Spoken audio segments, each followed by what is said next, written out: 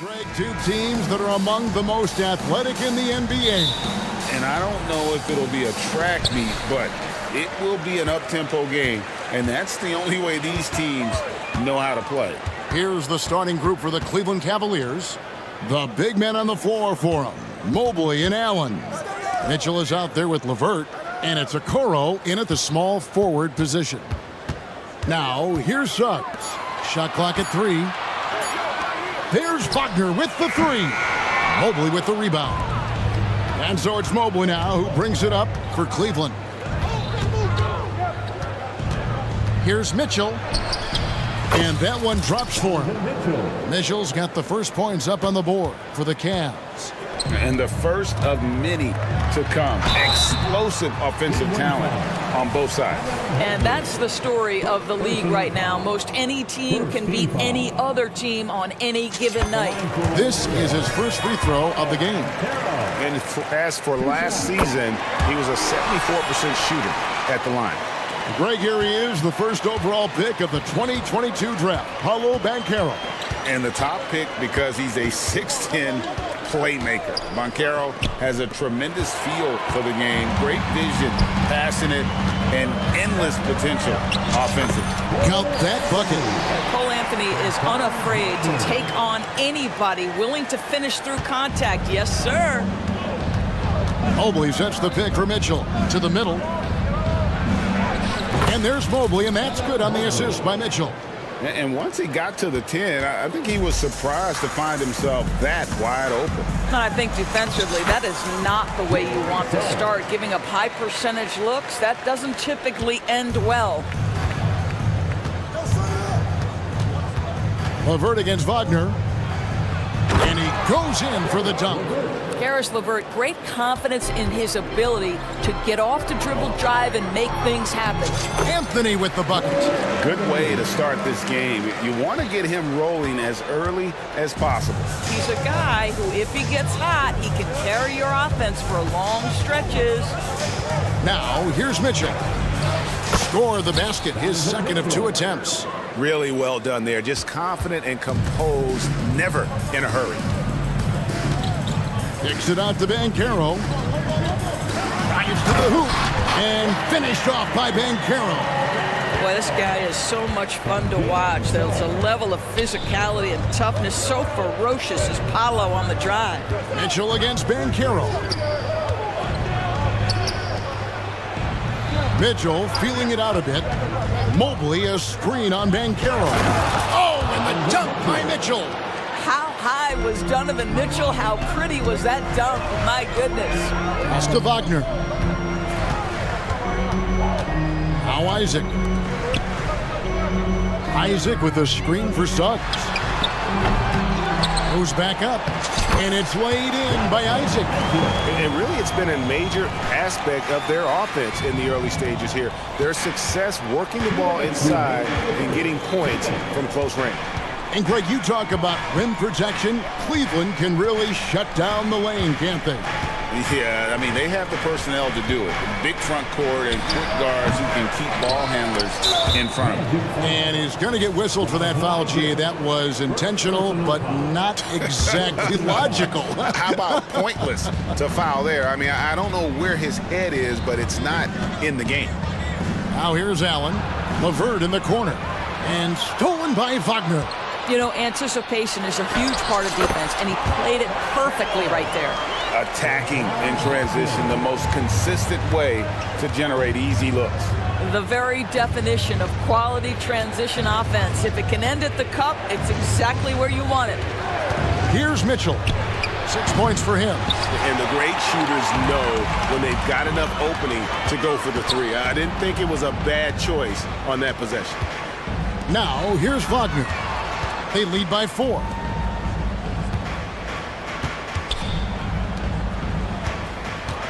Here's Suggs. Good. Suggs has got his second bucket. Absolutely nothing wrong with the defense. Excellent contest. Jalen Suggs just puts it right in your eye. Mitchell passes to LeVert for 3. And Donovan Mitchell gets the 3. And he's not going to miss that sort of an opportunity from deep.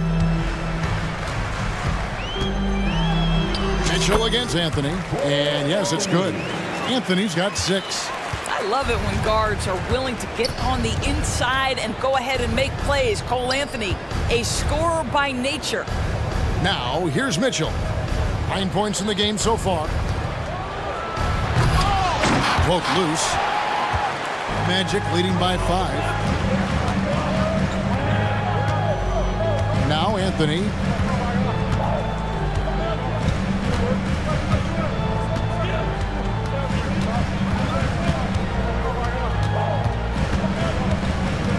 Inside, here's Wagner. That one falls, coming off Anthony's feet. You love it when a point guard is eager to reward open men. And Cole Anthony delivering the ball. The basket's coming early and often in the first quarter. Magic lead by 7. And don't go away. We'll be back with the action for the start of the second quarter in just a moment. And thanks again for tuning in. If you're just joining us, we've played through 1 quarter of action so far. And a chance for just a second to check out the scoring breakdown for the Magic. They've been so aggressive, going strong at the defense, looking to score off of that penetration. Another strength for them today, guys. Mid-range shooting. Normally the defense wants to give you that shot. Let's see if they adjust at all. On the floor for Cleveland, getting going here in the second. In at the forward positions, Okoro and Mobley. Karis LeVert is out there with Donovan Mitchell. And it's Allen in at the 5. Hits it from three-point range. Isaac's got the lead up to 8 now for the Magic. Boy, Jonathan Isaac, if he can consistently make shots, he has got such incredible potential. Mitchell kicks to LeVert. Suggs with the ball. He's picked up by LeVert for the finish. And Suggs throws it down. Well, quick thinking there from Suggs. Looking impressive defensively to get that steal. So timeout called here, the first for Cleveland. Garland, he's checked in for Cleveland. The Cavaliers trail by 10. And Doris, we know Suggs, the 5th pick in the 2021 draft, struggled with his shot early. But it seems like he's found other ways to help. Kevin, you have to do everything you can to mask a weakness that you have. So strengths for Suggs, he's got the ability to guard both guard positions. He rebounds his position well, and he pushes tempo. So while that perimeter game develops, contribute in other ways. Outside Garland. Yes, that goes in. Garland's got 4 points in the quarter. Boy, how about the nimbleness to overcome the defense inside. Darius Garland makes his opportunities. And finished off by Banchero. Well, check out that assist. That's a pair of teammates that are clearly on the same page. Garland left side. Back to LeVert, and out of bounds as the Magic will gain possession. A moment now to hear from our sideline reporter, Hall of Famer David Aldridge. David. Thanks very much, Kevin. We have seen officials cracking down in recent years on traveling violations. The sense from the league was with the freedom of movement rule changes, it was becoming almost impossible to defend if ball handlers get away with, let's call it, extra footwork. It's been an adjustment for the players, but they're talented enough to make that adjustment. Kevin? Yeah, they are. You're right. A high skill level indeed. DA, thank you. And now the first timeout called here for the Magic. Doris, we're in the age of podcasts and social media, and we hear more than ever from the players, even right after game. Kevin, I think that's probably the only danger, right, when emotions are running high. But I actually love the new age of league media. The reason being, the players can now be in charge of their own narrative. They have content, and they know how valuable that is. On the clock, Suggs with the steal. And here's Banchero. He's got 8, and finished off by Banchero. Well, at that size, with that handle, Paolo Banchero, very tough to handle off the dribble drive. Mobley sets the pick for Garland. From outside, off the mark. On offense, here are the Magic. They're on a 12-4 run. Now that one from Isaac. This is encouraging to see Jonathan Isaac finish with contact. He obviously will fill out that frame and add some weight, but the balance really impressive. Garland kicks to Allen. Levert against Wagner. Levert the pass to Allen. 6 to shoot. Mobley against Banchero. Offensive rebound. And it's Allen slamming it down. You know what? That's all about hustle and a nose for the basketball. Tremendous job on the offensive glass by Jared Allen. Anthony kicks to Isaac. Suggs with the ball. He's got 6. And there's the call on Evan Mobley. That's foul number 2 for him.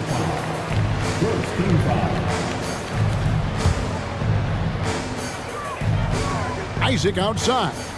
Some nice ball movement by the Magic. Here's Banchero. I'll tell you this, Evan Mobley is changing as many shots as anyone right now.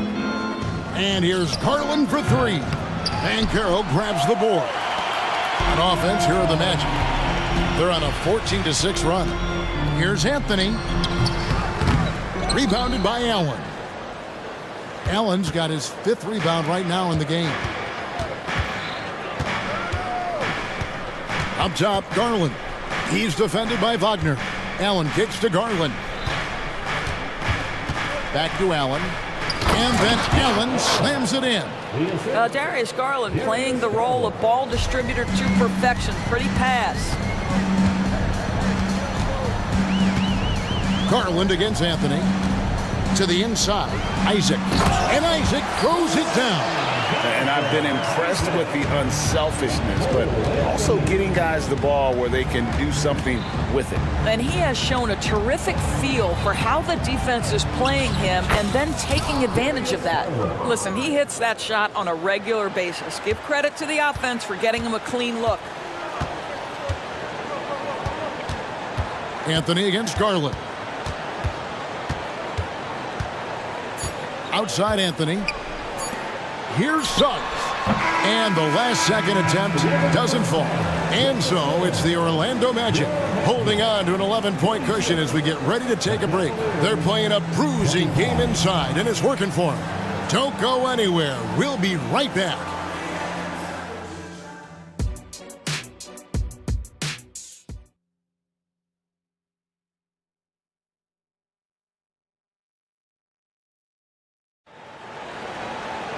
And as we dive into the second half, we'll find out if the next 2 quarters are any different from the first 2. So far, it has been a runaway. Donovan Mitchell really making a difference here. He's done a fantastic job of finding open space to operate within the first few quarters. Well, one of the things every player is after is efficiency at the offensive end. And boy, this young guy has done just that. Gary Harris is out there with Fultz. Then there's Carter. And it's Joe Ingles. And it's Houston in at the power forward position. That's who's out there for Orlando. Let's remember, Wendell Carter Jr. goes about 6'10", 270. Good luck trying to stop him without fouling. And you know, Doris, the Magic have struggled offensively in the past few seasons. You are right, Kevin. The numbers on that end haven't been pretty. But let's remember, they've got some of the best young talent in the league. The more experience they get, the better they become. The future is bright. Here's Houston. Solid play in the low block, and that one's good. And the Magic lead by 11. Well, Markelle Fultz continues to develop his floor awareness. Passes like that will create all kinds of chemistry. The shot by Mitchell, no good. And when you are as good a shooter as he is, you have to have the confidence to take that shot. It might not always fall. And for most guys, I think you only want to take that shot if you hit a few in a row. That is absolutely a heat check. Stolen by Carter. And there's Fultz on the assist from Ingles. Fultz has got his first bucket in this one. I'll tell you, Joe Ingles is proving that as a passer, he is a special player.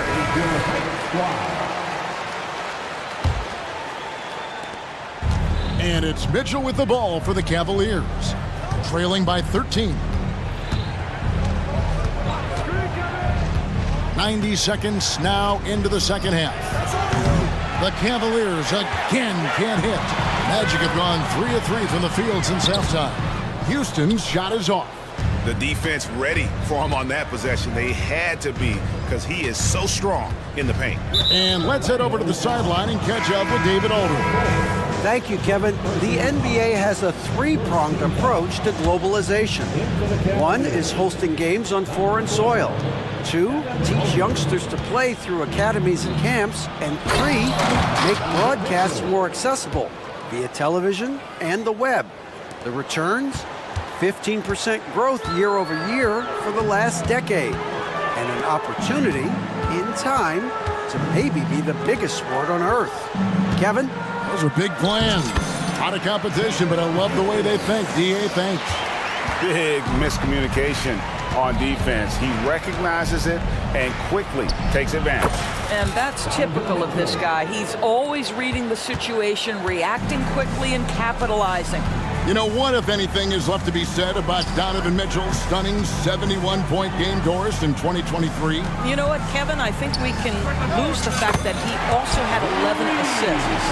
And to couple those two achievements, 71 points with 11 dimes, amplifies the scoring because it proves that he wasn't hunting shots. What an extraordinary overall performance. Boy, right from the opening tip, guys, Mitchell was focused and locked in, and he is doing damage offensively. Harris passes to Houston. Deflects the pass. Stolen by Mitchell. There's the pass to Morris. Good, and it's Mitchell picking up the assist. Morris has got it back down to a single-digit deficit for Cleveland. Vaults the pass to Harris. Lays it up off the glass. Harris has got 5. Gentlemen, how about the body control by Gary Harris? Nice finish through contact. Mitchell against Harris. And now we've got the intentional foul. Really no idea why you're fouling in a situation like that. You know, maybe there's some bad blood between those two. So a new group on the floor for Orlando. And Cleveland making a change here. Garland's checked in. In the third quarter with just over 3.5 minutes off the clock. Basket counts.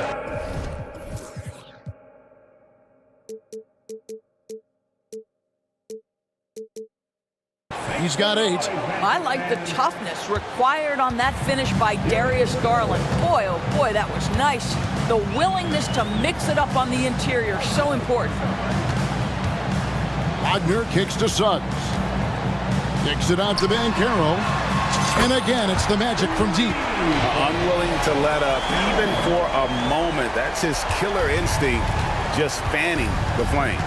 One thing I enjoy is watching players who don't pay attention to the score. You lock in on the moment and play the right way. Oh, that's a major league throwdown. Keeps a tight grip on that rim, too, after the finish. Magic leading by 10. Anthony right side. And that one's good, Wagner. And it's 7 points for Franz Wagner. The agility by Wagner right there slips past the defensive resistance, right on the interior. Nicely done. Garland with the bucket. Well, as usual, this guy cooking on the offensive end, but right now the other guys on his team have got to step forward. Anthony kicks to Wagner. Banchero passes to Isaac. Wagner has screen on LeVert. Back to Wagner. And he floats in for the easy 2. Credit the assist on that one. What you can't do is speed up Franz Wagner. This guy sees what's available in pick and rolls and takes the right shot. Garland with the bucket. I'll tell you, you allow him to get to a spot and it's over, right? Defense unable to even challenge the shot. Here's Anthony. And no luck with that time on the buzzer beater. Shots continuing to fall as we conclude the third quarter. Both teams putting up. And let's go back to a terrific pass that we're calling tonight our State Farm assist of the game. And he sliced the D wide open with his feet. They had no chance to prevent that basket. Well, that's what a great pass will do, right? You love the unselfish play. The fourth quarter has arrived. So good to have you with us. And so in the game for the Cavaliers, at the guard spots, we'll see Garland and LeVert. Marcus Morris is out there with Allen, and it's Okoro in at the three. Now you see the decision-making of Paulo Banchero is so impressive. Comes into the league with that skill and really elevating it. Pass to Morris. Down low, LeVert, and he gets the basket. Officials blowing the whistle, so a chance at the line for one more. You love how each side has risen to the challenge throughout this one. I'll tell you, we have seen great execution from both teams. Neither one giving an inch here. One word, Doris, that comes to mind to describe this Cleveland team.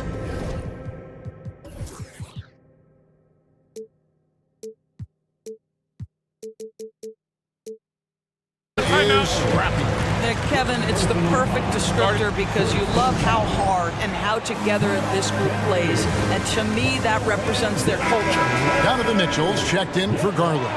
And with an update from the sidelines, let's check in with David Aldridge.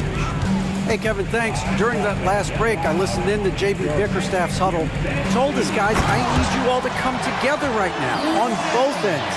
This game is not over. You need to go out there and take control now. See how it looks coming out of the timeout, guys. Thank you, David. Shots good by Mitchell. Well, consistency and efficiency is where we've seen the greatest improvement from Donovan Mitchell. How comfortable is he off the bounce? Wagner, a screen on Mitchell. Back to Anthony. Here's Wagner, and finish off by Wagner.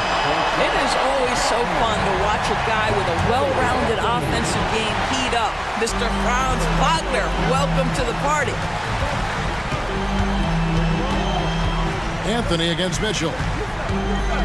Back to Anthony. Banchero, a screen on Mitchell. Anthony drives in. Clock at 6.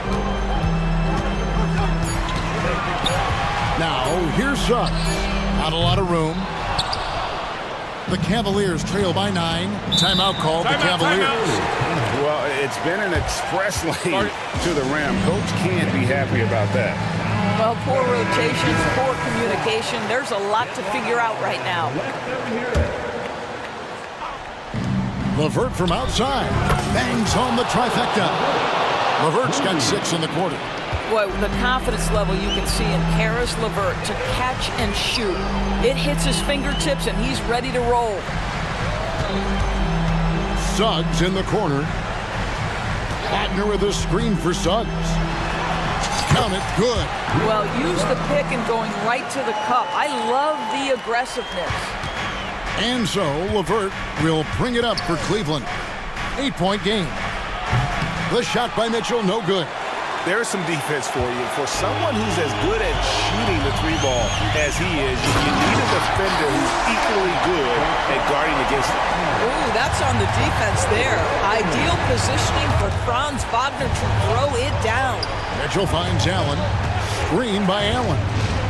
To the paint. And that one clearly a foul. Gets the whistle and 2 shots coming up. It's on Jalen Suggs. Yeah, good job to take it right at the net. And to look at how the offensive approach has been going here so far for the Magic. And they're playing beautiful basketball right now, racking up the assists by playing so unselfishly, just finding the open man. I also like how they've played in the painted area. They've made an effort to work on the inside and convert those chances. And he comes up with the deuce. Well, the defense wants to keep the ball out of that area. Why? Because if it gets in there, most players are going to finish. The try. Oh! Yes. This is where Donovan Mitchell is nearly impossible to stop. With that aggressive defense, he still finds a way to score it. Anthony up on top. To the left wing. Here's Suggs. And Suggs throws it down. I tell you, watch out when Jalen Suggs gets downhill. The athleticism is on display. Mitchell dishes to Morris. Fouled in the act of shooting. Gets the bucket anyway, so a three-point play chance for him. Amazing individual performance, but you'd like to see more guys start to get involved. I don't know if he can do it alone. Orlando leading by 8. Now, here's Suggs. Passes it to Wagner. Here's Suggs. The shake. And it's Wagner getting it to go. And that's 17 points for Franz Wagner. The deep three from Mitchell. Misses the three. Orlando's gotten fewer than half of their three-pointers to go down tonight. They're 4 for 9. And now as the clock ticks down, this is going to end up as a solid victory here for the Magic. One area that stands out that we've seen tonight from them, their aggressiveness in getting steals, something I know that you really value yourself. I think it sparked their offense. It deflates the opposition. And when you have the type of effort we saw tonight, it's pretty hard to overcome that defensive pressure down the stretch. And you know, when you look at the huge impact he had, just a monster game for Franz Wagner. You look at the energy he brought on both ends of the floor, and it's easy to see why he was a difference maker. 24 seconds left in the fourth quarter. Down low. Allen kicks to Mitchell. 5 on the clock. Over Anthony, and it's sent back by Isaac. You can see the long wingspan of Jonathan Isaac coming into play twice on the pipes.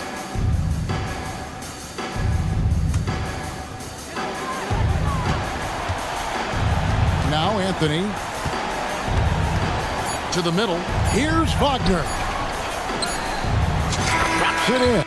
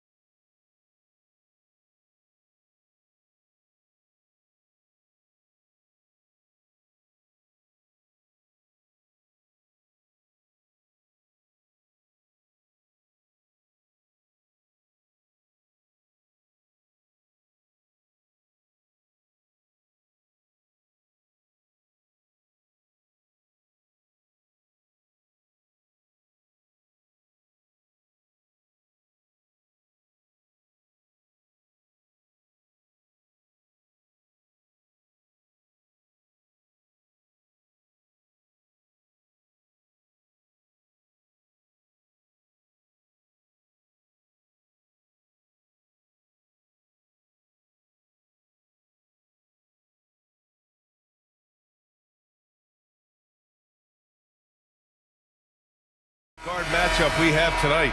Smitty, I know you're a big fan of games like this. I am. Guard play is so incredible right now in the NBA.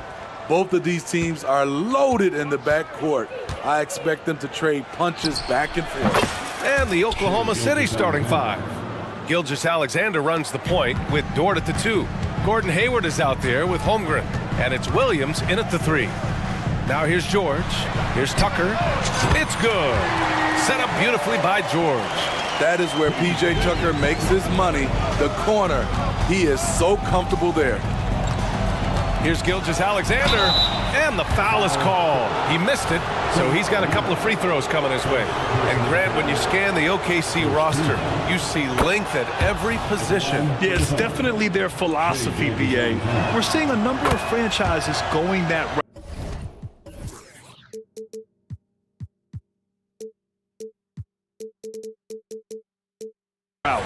What I would say about the Thunder, though, many of their guys still have some strength to add. He's living there tonight, a tough guy to guard without fouling. And the bonus, he's going to knock him down. All he needed was a little separation.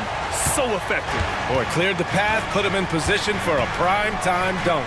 That's a big-time move and a big-time finish. Yeah, the guard instincts of Gilgeous-Alexander. I mean, fantastic work dishing the rock to uncover teammates. Dort with a steal. Gilgeous-Alexander against George. Hayward outside. Pass to Williams. Gilgeous-Alexander surveying the D. Buries it down low. Gilgeous-Alexander's got 6 points. So confident when finishing. Shai Gilgeous-Alexander just attacking them inside. George finds Harden. And then Harden with the jam. What? Wait. Hey, dunks are always for the big boys. Emphatic move by the point guard. Forget just laying it in. He wanted to make a statement. Here's Gilgeous-Alexander. Paul George pulls down the board. The Clippers have gone 3 of 3 so far from the floor. Here's Tucker. Count the bucket. Coming off a perfectly placed pass. He's got 5. Nice recognition there by Paul George. Just getting the ball to the open man. Here's Hayward. He's in his comfort zone. 2 for 2 to start this one. I mean, what do you expect when you give him the clear look? That's just too easy. And early on, if you're him, you just want to see the ball go through the net and get into some kind of rhythm.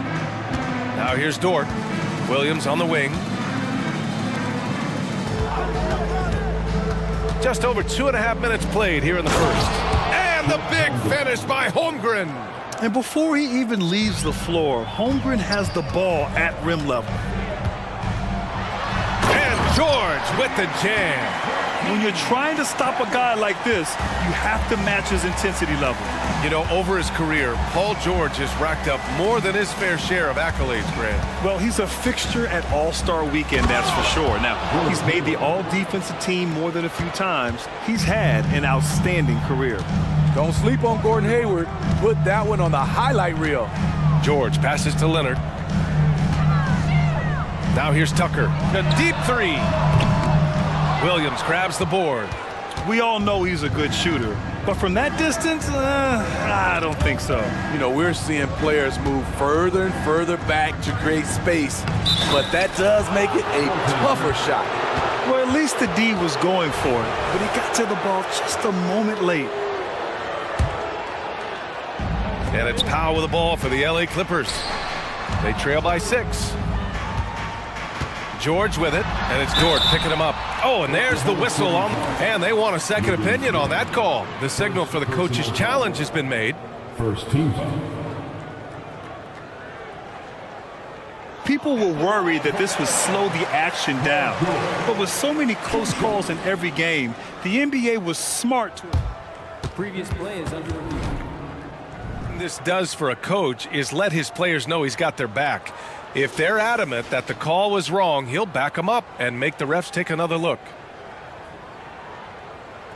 After the review, the ruling on the floor is overturned. So they see clear evidence of a bad call, and they're going to overturn it. Probably the right decision. And give credit to the officials for recognizing the mistake and correcting it. Nobody likes to say they got it wrong, but they fixed it in a hurry.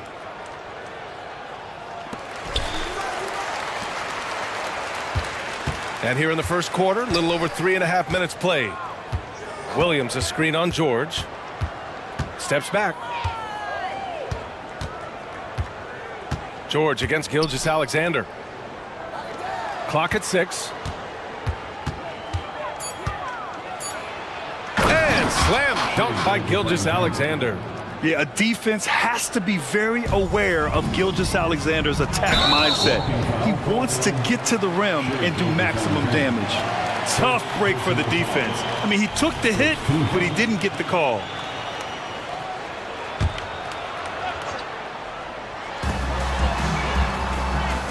Powell finds Harden. And he drives in. Oh, and makes it with the kiss. What a make. The beard, never afraid of contact. And here's Gilgeous-Alexander. Give him 8 points now. Williams from long range. That one's good. And so Gilgeous-Alexander with the assist. Gilgeous-Alexander's got 4 assists in the game. There's a screen. George passes to Leonard. George against Gilgeous-Alexander. Shot clock at 6. Leonard against Holmgren. Let's go with a 3. And that one's good. Harden for 3. Harden's got 7 points in the game. Now, you know Harden wants to utterly own the arc. He just won't let threes go unanswered. Gilgeous-Alexander attacking. And slam dunk by Gilgeous-Alexander.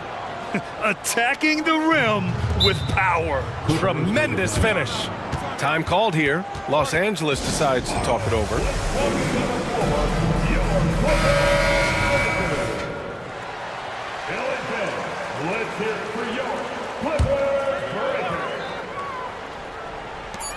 Here's Harden. That misses. Would have counted had it gone. And so it's Oklahoma City up by a healthy 8 points at the end of the period. Their key to consistency has been the...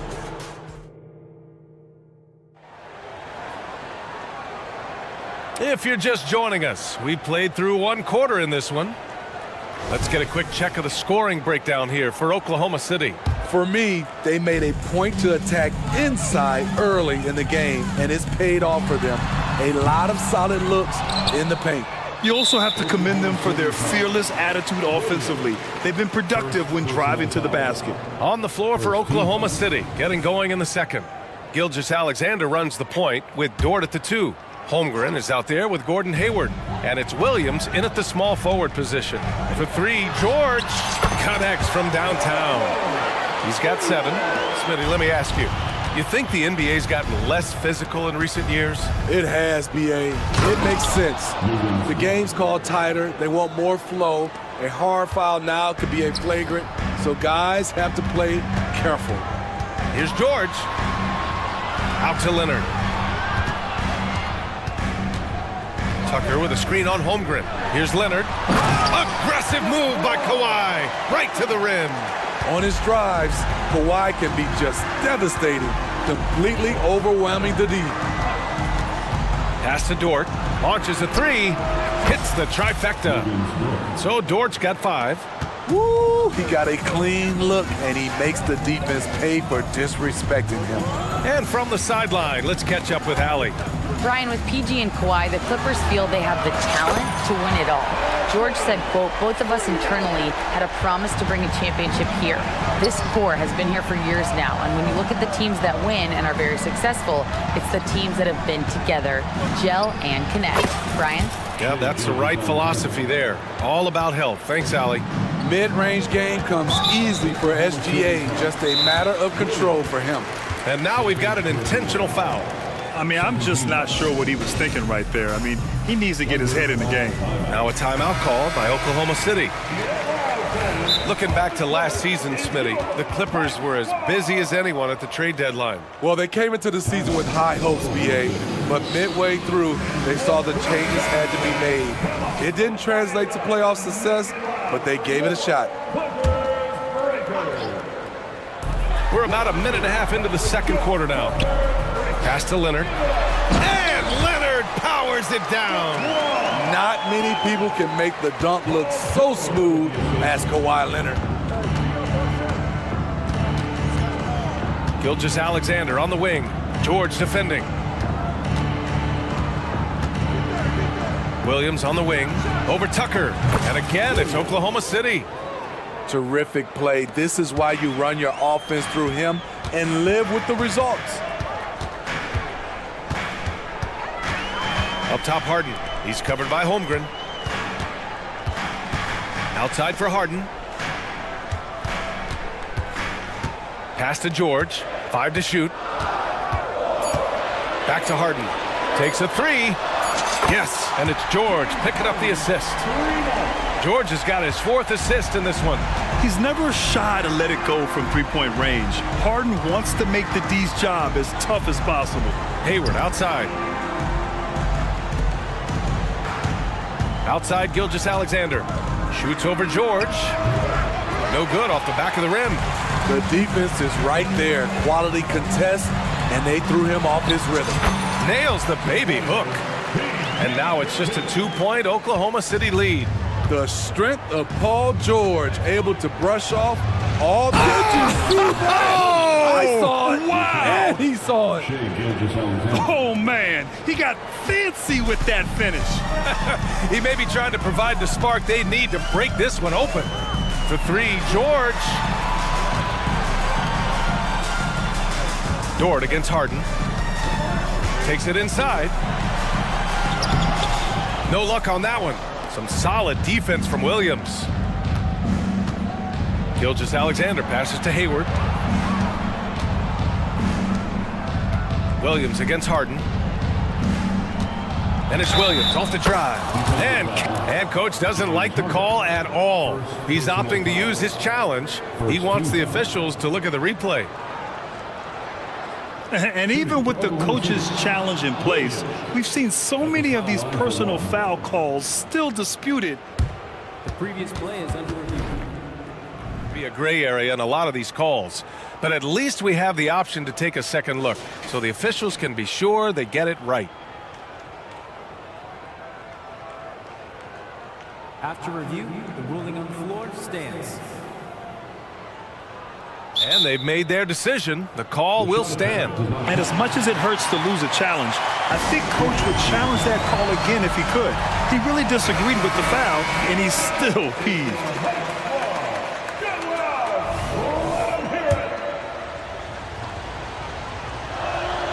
Hey, you look at some of the young star power on OKC.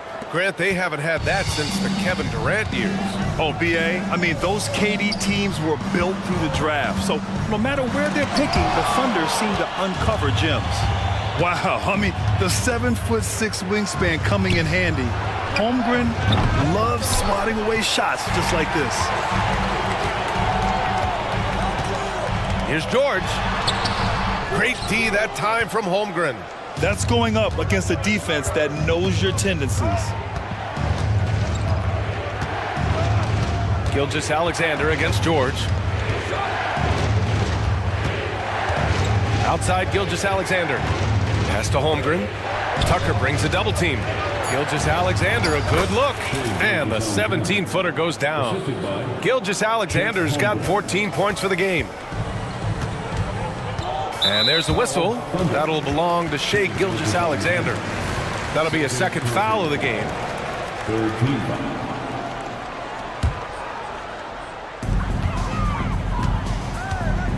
Harden against Dort. George for 3. It's all about the effort level from Dort on defense. He puts in the work to lock down shooters. It's a 4-second differential between the shot clock and game clock. The kick out to Williams. A chance to extend the lead to double digits, but it's no good. George passes to Harden. Here's Tucker. It's good. Set up beautifully by George. George has got his 5th assist in this one. Here's Gilgeous-Alexander. Oh, it would have counted had it fallen, but it is offline. That'll do it for the first half. Thunder out in front. They're up by 6. And we'll be right back after halftime to get the third quarter underway.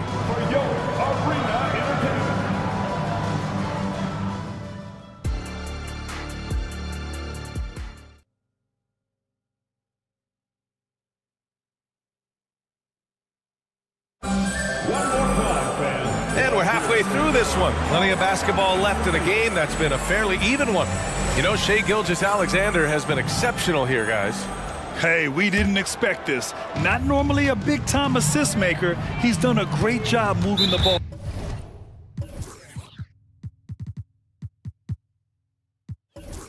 And some of it's just a mindset. He came into this game with a very unselfish approach, and his teammates have benefited from it.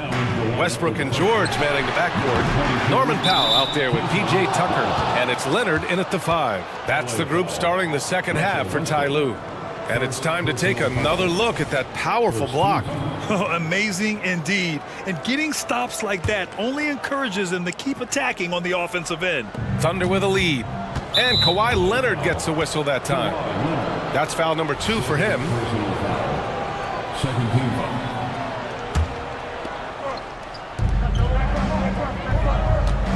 Holmgren with a screen on Tucker. Williams passes to Holmgren. And the big finish by Holmgren. And you know, as a roller, Holmgren shows great hands, and he makes nice adjustments moving downhill. Powell outside. Pass to Leonard. Nice balance from Kawhi Leonard there.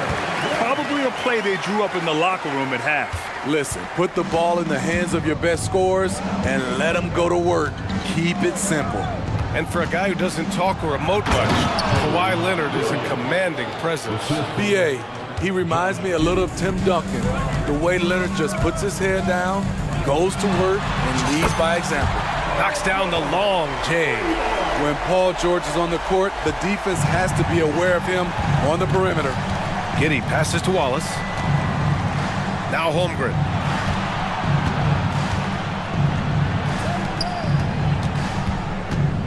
Here's Giddey. The shot's good. Giddey's got his first points of the game. And so it's Westbrook who will bring it up for the Clippers.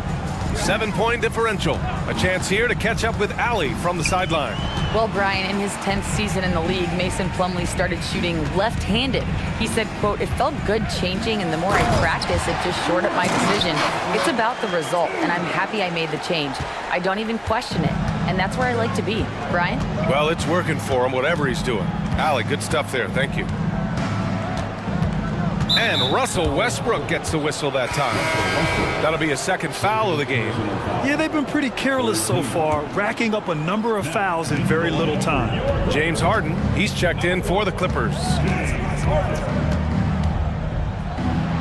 Giddey against Powell. Giddey passes to Wallace. Clock at 4. Here's Holmgren. Again, Oklahoma City. Yeah, there's the sweet shooting touch from Holmgren. He can knock it down from just about anywhere. The crossover. Ooh, and Leonard throws it down. A little undersized at the 4, but he can get off the ground. Oklahoma City's gone 3 of 5 from the perimeter in this game. Dort finds Giddey.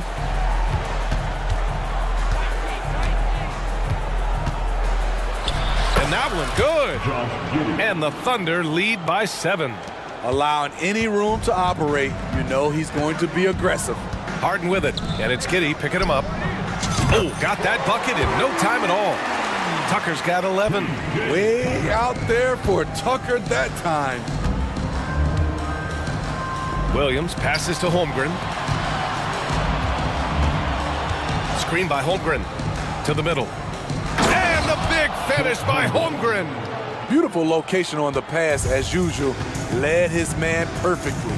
Well, if you're the Clippers, are you out looking for the next young star, Greg? Possibly, BA. I mean, 5 of their top 6 scorers last year were over 30 years old. So they may need more production from your young guns to be a consistent contender. Now a timeout call by Oklahoma City.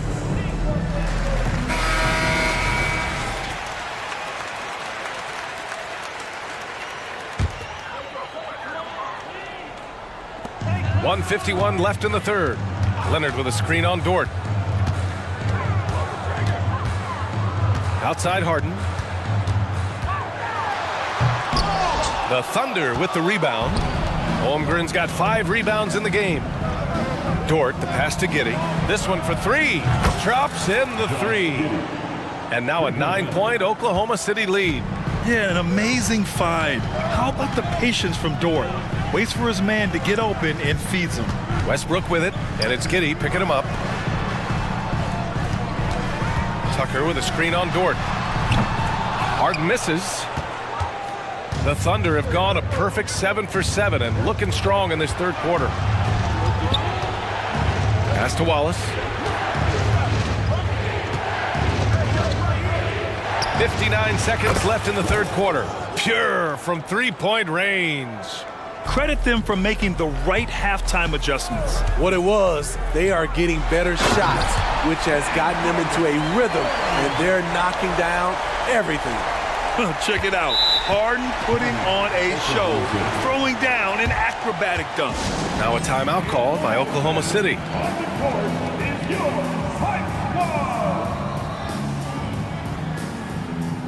So for the Clippers, man comes in for Powell, and it's Paul George in for Westbrook.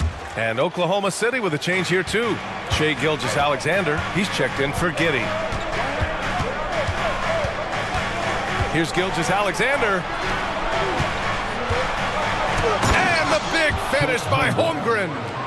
They're simply not missing. Unreal. Good shooting can be contagious. You see the confidence running through this team right now. Tucker, the pass to George. Tucker with a screen on Williams. Here's George. And George with the jam. An elite player in this league. Paul George is going off tonight. Something we've seen PG do a lot. And the foul called on Paul George. That's his first foul. Personal foul. 14th foul. Here's Gilgeous-Alexander. 14 points for him.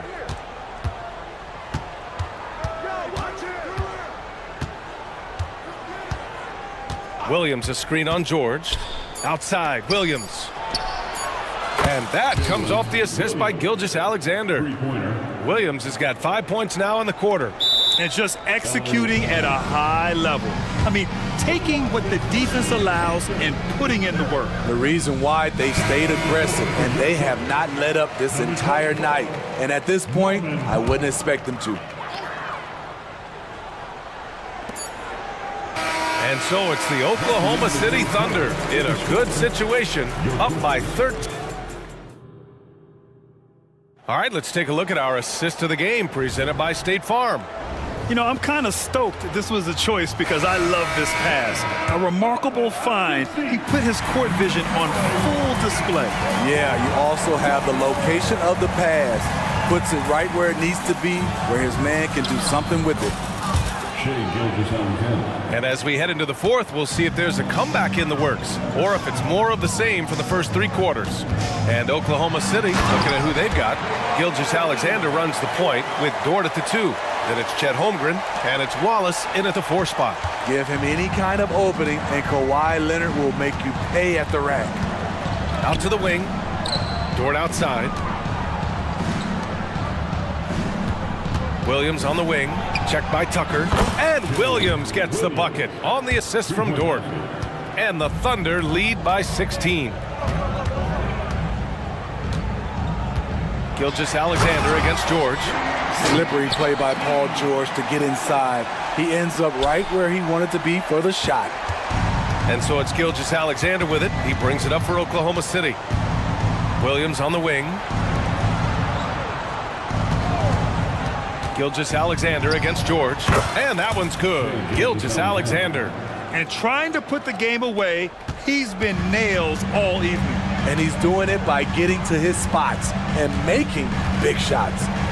George passes to Harden. Kicks it to George. Pass to Tucker.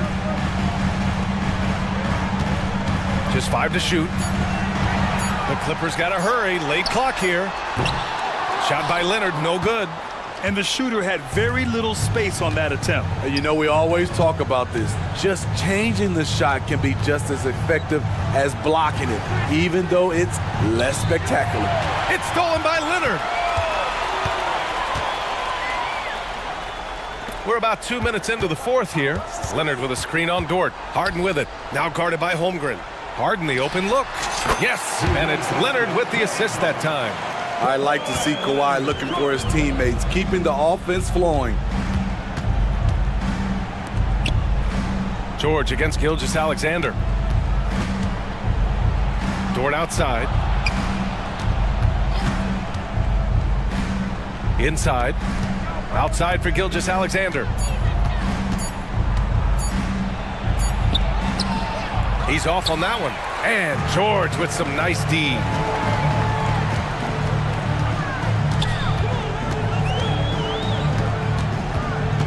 Harden scanning the floor. And Harden with the slam. And you know, you can't underestimate Harden's ability to blow by defenders. It opens things up for him on the offensive side.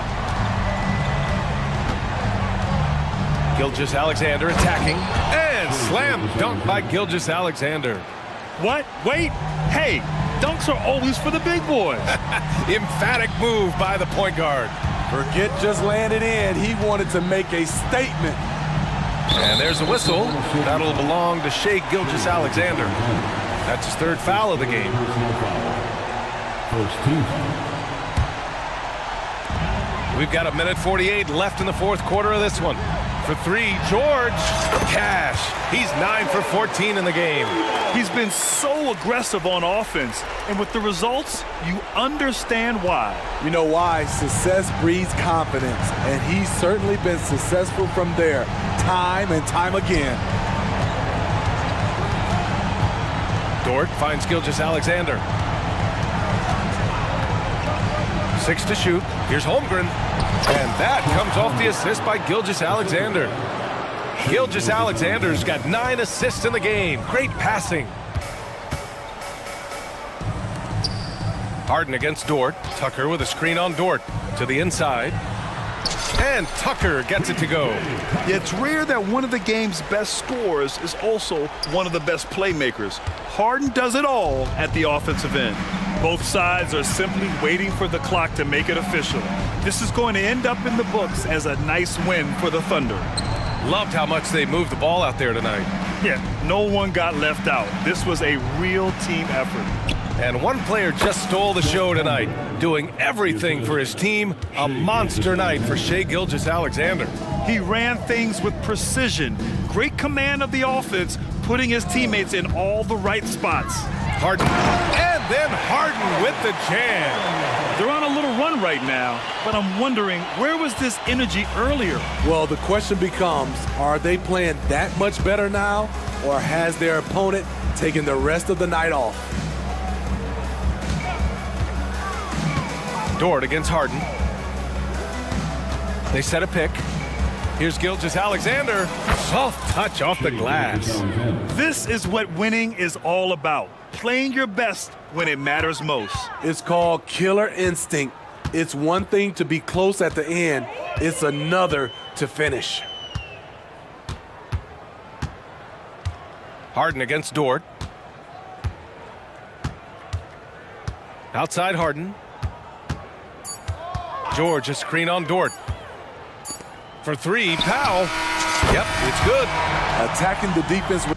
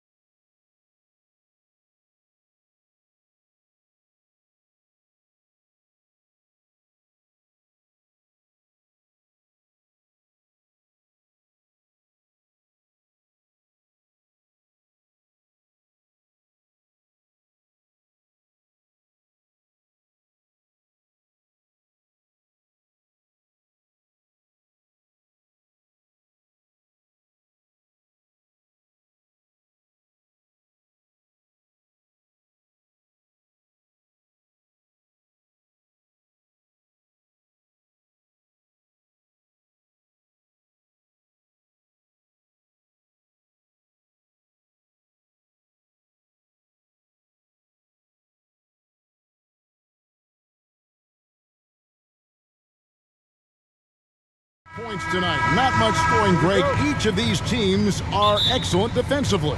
Tell us why. Well, defense starts with effort, and all of these guys really compete. They take pride in that defensively, and boy, you love to see it. So a look at our starters for the Knicks. They've got Achua, Jalen Brunson out there with Hart. Then it's Randall, and it's Anunoby in at the 3, the small forward. And can't do much else. The strength of Anunoby comes in handy on those challenging finishes. For 3, Mitchell. That's in, and he found his range with that one. Now 1 for 2. You can't just stop when there's a pick set up. Gotta fight over it as a defender. That's one that the coaches will watch tomorrow with that player. You hate to see him give up in that situation. Now Mitchell, after Jalen Brunson missed it on that last 3-pointer. Allen with the screen for Mitchell. They get it back. Allen kicks to Mitchell. And he uses the glass on the layup. Mitchell's got 5. And bursting through inside. So difficult to contain when Mitchell's on the attack. Randall outside. A shot's good on the assist by Brunson. When he's hitting that shot, this offense becomes scary. Even more difficult to defend. Yeah, no question. He is connecting from those kind of spots on the floor. It is just a huge boost for what they can do offensively. We know they like having Brunson out there, Greg, a player they can run the entire offense through. No doubt. And he can be trusted on to take the keys and just run things effectively. He keeps mistakes to a minimum, and he's a solid creator for his teammates. And here is Mitchell. After Jalen Brunson getting his shot to go from deep. Shot clock at 6. LeVert the pass to Allen. That one doesn't drop. New York's gone 2 or 3 from deep so far in this game. From deep, Brunson misses that one. He's made 1 and missed 2 this game so far. Here's Mitchell. And a lot of contact on that one, so he'll shoot 2 here. And people still talk about Mitchell being undersized. I think he's proven his athleticism more than makes up for that. Good on both. Well, a great player on a great role at the charity stripe. The D has got to be careful about being too aggressive on him and sending him back for freebies. Now here's Brunson. Stolen by Okoro. Now Cleveland moving it up. Launches a 3. Mitchell against Hart.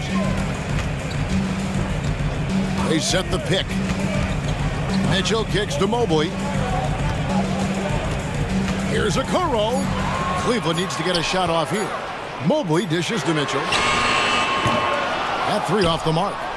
Well, it isn't for a lack of effort when it comes to getting up to 3-pointers, but not much to show for it. He's going to lose the green light here very early in this game if this keeps up.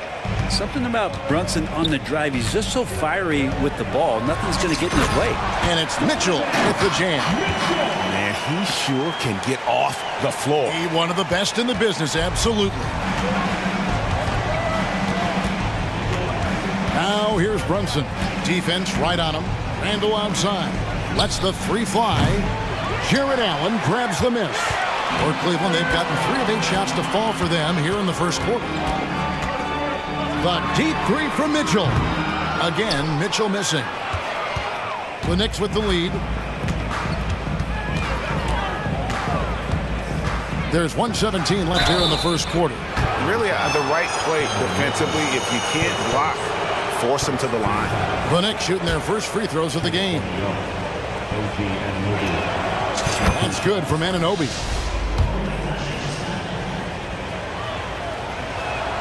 And that one goes in. 2 from the line that time. Cleveland's gone a meager 1 of 6 from 3-point land since we got started tonight. Mobley, a screen on Anunoby. Anunoby against LeVert.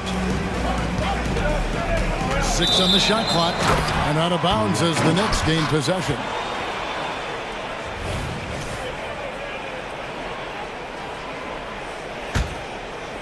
Here's Brunson.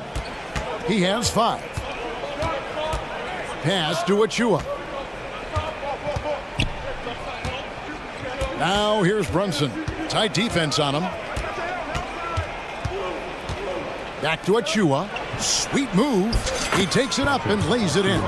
And vision, such a key part of Brunson's game as the point. The Cavaliers trail by 5. Allen, a screen on Anunoby. And that one's good. Mitchell's got 11 points. Yeah, here's a list of things I don't want to do, and right at the top is guard that guy. Stolen by Okoro. A steal. Passes to Brunson. With the drive. Here's Achua. Good on the triple. He's got 5. It just feels like every year Brunson has sharpened his skills as a passer and playmaker, knowing that at his position, he's got to move it around. Drops in the tray. Both teams running perimeter-oriented plays that are working. Well, both of them looking towards the three-point line. I like to see that, especially when the results are made buckets. Offense, the order of the day as the first quarter comes to a close. New York ahead, up 6. It's the NBA.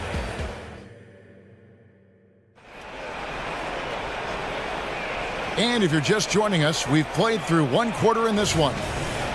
And guys, let's get your take on the scoring breakdown so far for the Knicks. Absolutely dialed in from beyond the arc so far in this one. The defense is surrendering the long-range shot here early on. And they've sort of assumed control of this game with their pressure defensively. They've been into the ball handler. They've done a great job of swarming. So they're creating some turnovers that they're capitalizing on. In at the forward positions, Okoro and Mobley. At the guard spots, we'll see Garland and LeVert. And it's Allen in at the center position. That's the group for Cleveland going right now here in the second. Hard finds Randall. Goes up on the wing. And again, it's New York. Doesn't get much easier than that. Hart was licking his chops when he saw his man wide open. Garland against DiVincenzo. Yep, that one goes in there. And we're starting the second quarter, about a minute gone. Here's Brunson. That's another one for him, his 5th in just 7 shots. As much as you like Jalen Brunson, he believes in himself more than you do. Confidence translated. Mobley. And Mobley throws it down. Yeah, he just punched the ticket on that one. That'll get the job done. Powerful two-hand jam. You know, Greg, it's nice to have a big man like Mobley out on the floor with all the things he can do. And Kevin, you gotta love his skill set for a 7-footer. Really diverse in terms of what he brings to the table. And then you hear so much praise for his attitude and his feel for the game. What a valuable player to have on your team. Really left alone that time. Randall's got the lead up to 11 now for New York. Well, Randall keeping you honest here. Not a knockdown shooter from that range, but is showing more and more that he's capable of doing just so. Got a piece of it. Now Brunson. He's got 12. Good for another bucket. He's made half a dozen now, 6 for 8 on the night. And mixing it up down low, Brunson, not the tallest guy on the floor, but he can finish around the basket. So timeout called here, the first for Cleveland. The Knicks making a switch here. Wirtz is checked in. It's Garland with the ball for the Cleveland Cavaliers. Trailing by 13. Banked in off the glass. Garland's got 4 points now in the quarter. And D. Garland on the attack there. A nice job on the drive. LeVert against Burks. Shoots the 3. Good on the three-point shot. And the Knicks lead by 14. Unwilling to let up even for a moment. That's his killer instinct, just fanning the flame. Yeah, he's the guy that you want to go to right now, trying to put this one away. So here's Burks.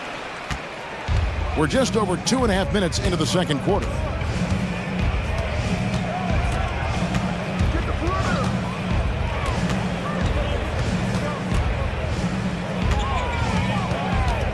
You know, Brent, I've got to ask, now that the age of college basketball dynasties is more or less over, do you miss it? Yeah, I don't know so much if I've ever thought about it, Kevin, as dynasties, just so much as powerhouse teams that every year you see we're competing at the highest level in the NCAA tournament. So, not really. I love the open competition, and I love that players have a choice now to where it is that they can control where they're going to make the biggest contributions collegiately. Inside, Allen. And Allen slams it in. Assessing that possession right there, Garland waiting for the opening to find the man. And he drives in, and Darius Garland picks up the foul. That's foul number 2 for him. You know what? Tried to step in and cut him off, but just didn't get there quick enough. 1:49 left here in the second. Now, here's Burks.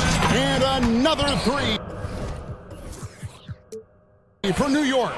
Just playing with poise and confidence, and they continue to put points on the board. Yeah, just really pouring it on right now, trying to take away the opposition's motivation to keep competing in this one. And just over 3.5 minutes played here in the second quarter. And while we've got a moment, let's send it over to our terrific reporter, David Aldridge. David? Thank you, Kevin. You know, Jalen Brunson, for the NBA at least, is small in stature, but his tremendous footwork enables him to operate inside and out. He says, I've tried to make my game for what I had as versatile as possible. I've got to be crafty. I'm not jumping out of the gym. I'm not racing down the floor in 2 seconds, but I'm going to keep you off balance. Kevin? Oh, I love his game. David, I know you do as well. Hey, thank you. Timeout called the Cavaliers. Donovan Mitchell's checked in for Garland.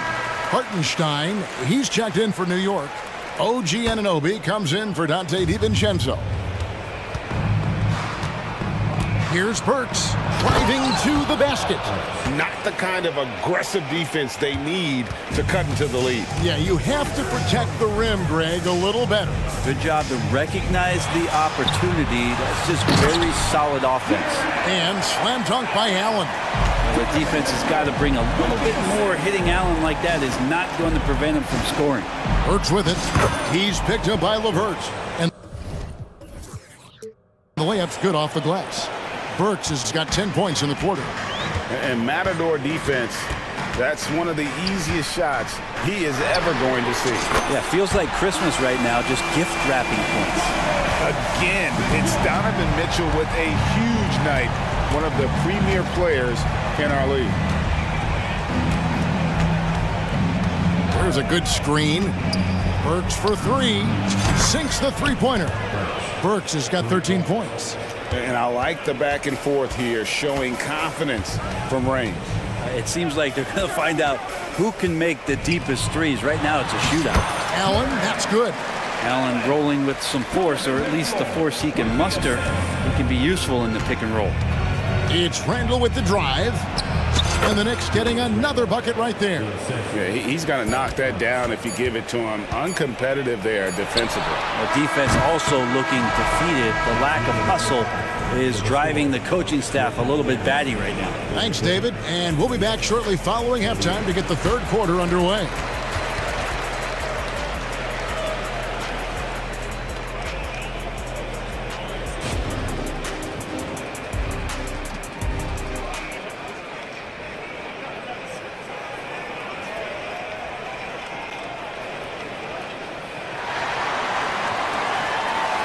Well, we've got a second half of basketball for you. We think it's going to be pretty good. A big comeback, though, is needed for this game to be competitive, and it probably has to happen quickly.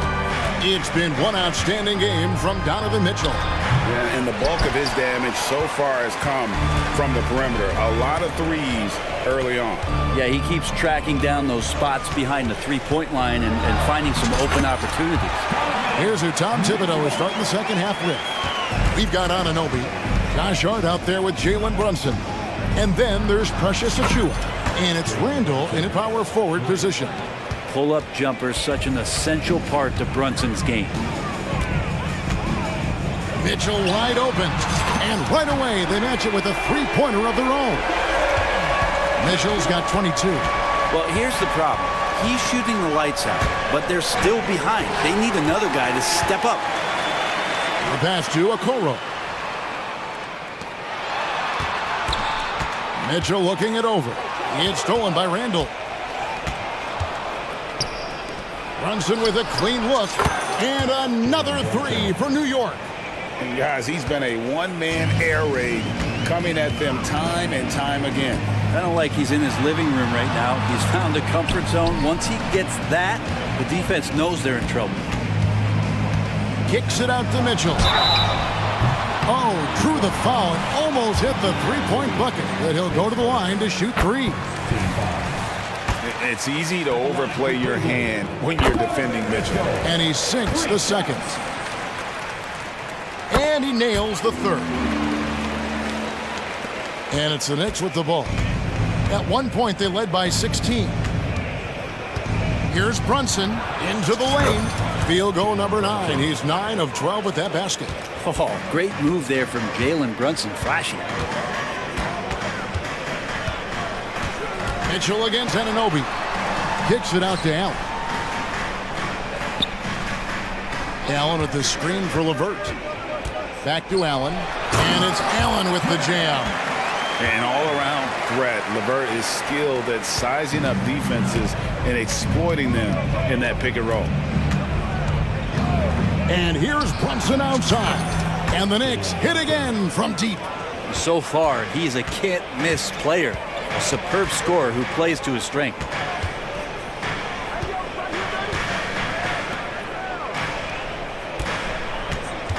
Anunoby against Mitchell.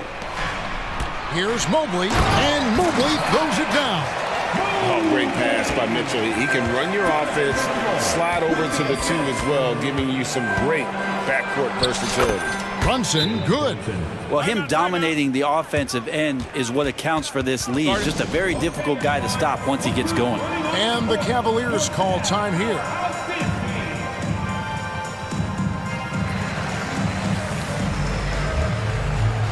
And the Cavaliers with some changes. Morris is checked in for Allen. Max Strus comes in for Isaac Okoro. And it's Garland in for Donovan Mitchell. And a new group in for the Knicks. Hartenstein's checked in for Achua. Bogdanovich comes in for Julius Randle. Dante DiVincenzo. He's checked in for Josh Hart. And it's Burks in for Jalen Brunson. The defense looked a little bit confused on that play as Garland moved nicely. On its way from Burks for 2. Evan Mobley with the rebound.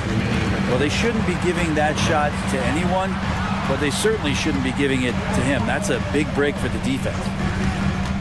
The 3 from Garland. Good for another bucket. He's made half a dozen now. 6 for 8 on the night. Well, Garland, a volume shooter right now from deep. He's capable of getting hot. On the wing, Anunoby. Covered by Mobley. Shot clock at 6. Back to Anunoby. Puts up a 3. And again, New York with the triple. Nice answer.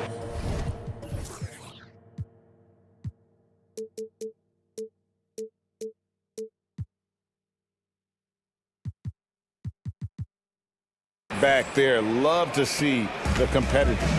Yeah, both teams finding ways to the three-point line and trying to take advantage from distance.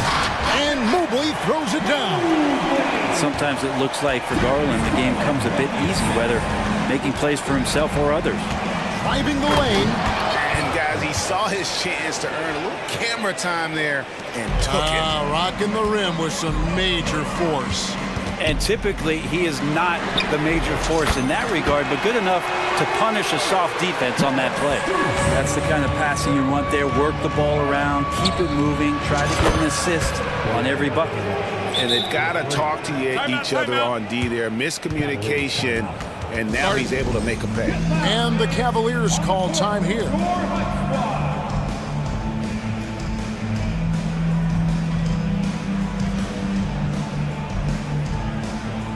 For the Cavaliers, Allen's checked in for Marcus Morris. And it's Okoro in for Max Strus. And New York with a change here, too. Hart's checked in. It'll go, and the New York lead is cut down now to just 11 on the bucket from Garland. Now, Garland started the game at 6'1", but the way he's playing now, he's got to be feeling 7 feet tall. Bogdanovich wide open. And again, New York with the triple. That's a shot he's going to bury, especially when left open. 4 seconds separating the shot and game clocks. Allen. It's rebounded by Hartenstein. Oh, no excuse for a guy of his caliber. You've got to finish that slam. Got to be a little embarrassed by that one. Bogdanovich passes to Hartenstein. Works for 3. And again, New York with the triple. How about the range on that jump shot? I love seeing this guy when he's in form. There's Garland, and that shot was up in time, but doesn't go in. Gritty defender, Hart making those skills known on that possession. And as we end the third quarter, a double. And a quick look now at the State Farm assist of the game. And he may not be known as a pass-first guy playing out of the two-guard spot, but he shows here that he can dole out an assist or two when he needs to. Even though the position is called shooting guard, passing part of your responsibilities in today's game. And 1 quarter to go in a game that to this point has not been an evenly fought contest. The Cavaliers trail by 17, and there are 2 big men out there, Mobley and Allen. Donovan Mitchell is out there with Karis LeVert. And it's Okoro in at the 3 spot. That's the 5 for Cleveland right now. Playing from behind right here. Not easy, but he is answering the bell. Yeah, doing anything he can right now to get his team to cut into this lead and give them a chance. And here's Mitchell from the arc. Another 3 for Cleveland. A creative score. Mitchell uses that versatility and shot-making ability to keep the defenders guessing. Brunson finds Randall. And then Randall slams it in. And you talk about the entire package that you've seen from Randall. This is what puts it all together. What a move. Mitchell passes to Mobley. And Mobley throws it down. A power flush with a long hang on the rim at the end of that. That could be a catalyst for him. It really could. Here's DiVincenzo. And that one, good. Well, impressive for DiVincenzo to not just get the shot off, but he also made it. What do you guys think so far about the offensive approach for the Knicks?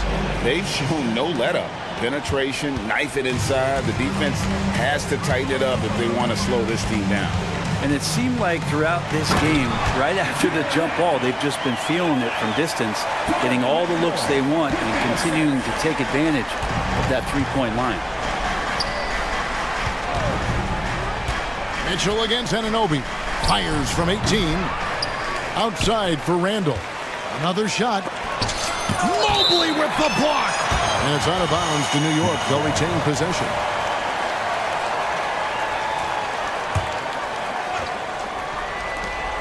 And we've made our way through just over a minute and a half in this fourth quarter. Free throw drops for Mitchell.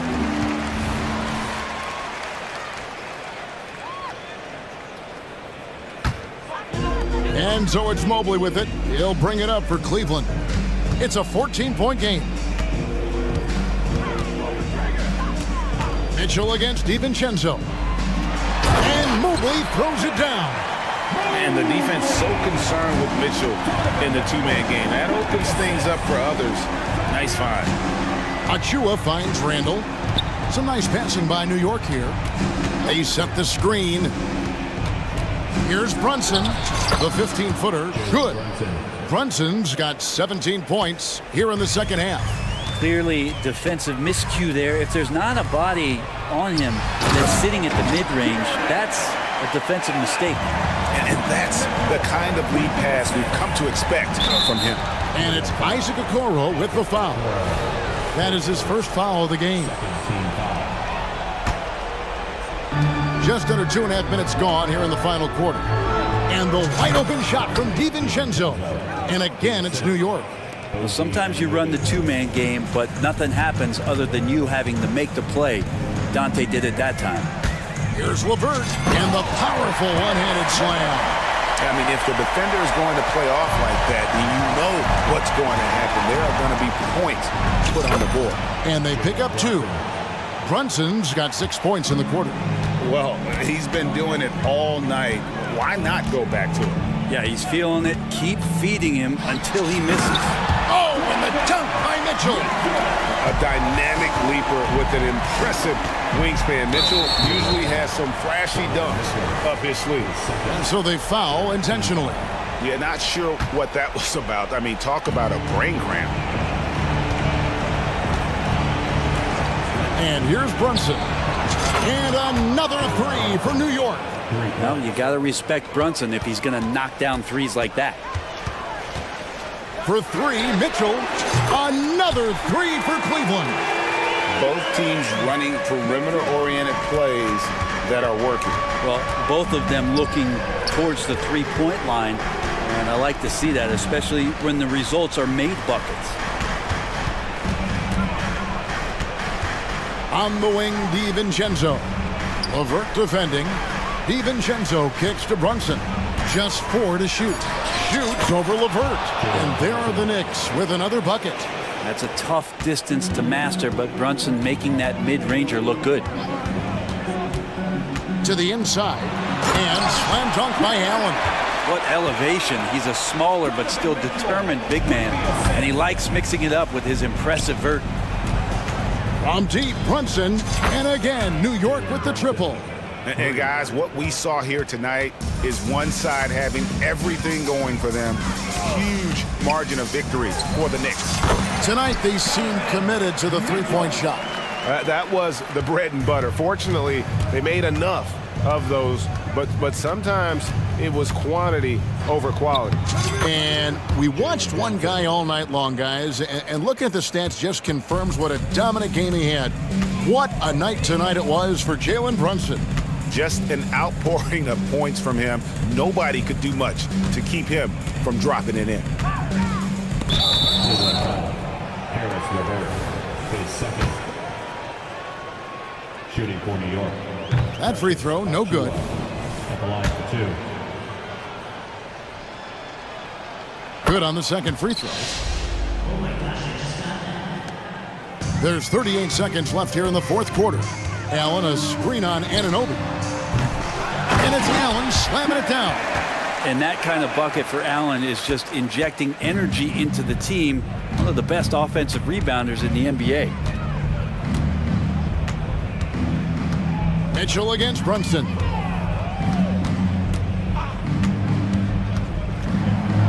Up and in on the layup. Brunson's got 45 points. And once they smelled blood in the water, you could see the killer instinct take over. Yeah, up until that point, a competitive game, but once they broke through that barrier, it was all them. Complete control. Here's LeVert, and he takes that one up and powers it through. Okoro showing his ability to find an open teammate. New York calls timeout. They're ahead by 14. 1 second left in the fourth. Guys, what's your take? And a surprising timeout here with the game in the bag.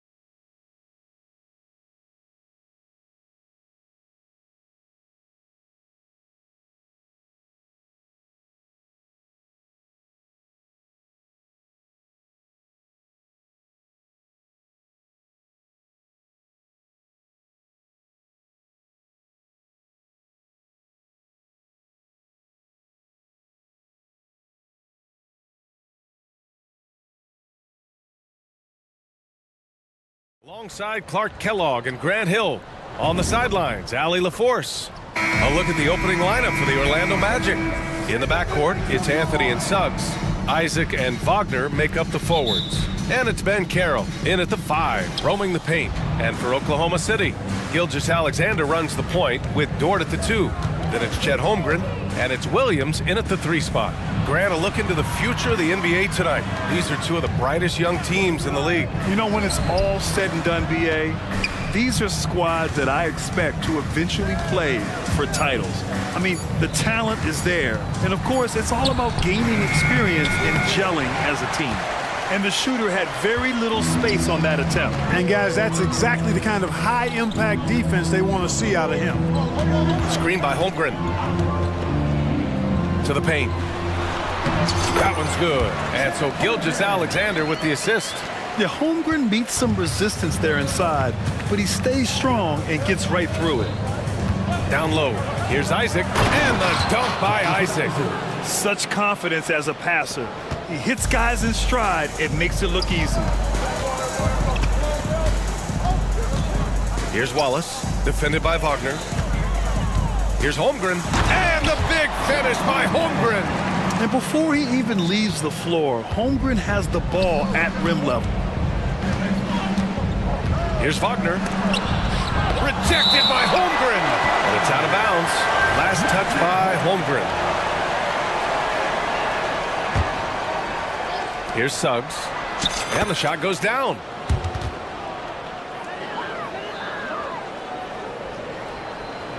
About a minute and a half through the first quarter. And here's Gilgeous-Alexander. He'll bring it up for the Thunder. Well, so much length and versatility on this Magic roster club. And, you know, those are two things every team would like to have, Brian. The first step of a rebuild is accumulating talent. They've got some of that. Now it's about coalescing that talent into a winning group. And, you know, Isaac is a high percentage shooter, takes good shots and makes a good percentage of them. And he's very skilled at getting position to throw it down on you. Starting to find his rhythm. He's cooking, and he knows it. And you know what? They're going to keep using him. I mean, he'll be the centerpiece of their offense today. You can bank on that. Now here's Anthony. That one goes in. Isaac's got 6. A capable floor general. I love watching Anthony set up his teammates.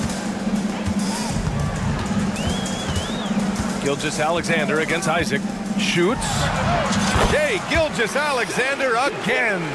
Watch out now. When this guy gets into a rhythm, it is something to behold. Anthony, the pass to Ben Carroll. Here's Isaac. Lays it in without an inch of room around him. Give him 8. Takes a lot to shake Isaac. I mean, he's excellent at getting his shot up and over the defense inside. Here's Gilgeous-Alexander, and slam dunk by Gilgeous-Alexander. I tell you, a little extra pressure on D when you're up against a point guard who can elevate. It doesn't make it easy, does it? And you know, guys, showing how dynamic a weapon he is for this offense, they feed off of that energy and ability to make plays. It gets them going. And here's Gilgeous-Alexander. He'll bring it up for the Thunder. Pass to Wallace. A minute 37 left in the opening quarter. BA, the one-hand dunk just looks so fluid. Yeah, absolutely. Even smooth when he's powering it home like that. Part of what makes him unique, guys, that combination of power and power. Isaac's shot is off. For Oklahoma City, they've gone a perfect 7 for 7. Holmgren, the pass to Williams. Outside Gilgeous-Alexander. From downtown, and play stops. A whistle there on what looks like an illegal screen. Well, the league has put an emphasis to crack down on illegal screens. Yeah, you know, he might have gotten away with that a few years ago, but not anymore. No way. Now you've got to be stationary on those screens. No extra hips or elbows, or they'll call it. That's been the story of their offense so far, getting a number of looks from point-blank range. Gilgeous-Alexander passes to Dort. Orlando foul. First personal foul. First team foul. And here are the Thunder now. Outside Gilgeous-Alexander. From deep, Holmgren. That one's good. And so Gilgeous-Alexander with the assist. Holmgren's got 7. A superb three-point threat. When Holmgren is knocking down triples, he's hard to contain. I know it's early, but you have to wonder if these offenses can keep this up. High-octane action for sure. Crowd-pleasing already. 6-second difference between the shot clock and game clock. Holmgren, the pass to Wallace. And there's another one for the Thunder. 15 seconds left in the first quarter. Now here's Anthony. Defense is right there. To the inside. And it's Isaac with the basket on the assist by Anthony. He's got 16. And, you know, Isaac is a versatile player now. He scores in a lot of ways. Timeout, Can't allow him to get too comfortable. And the Thunder call time here.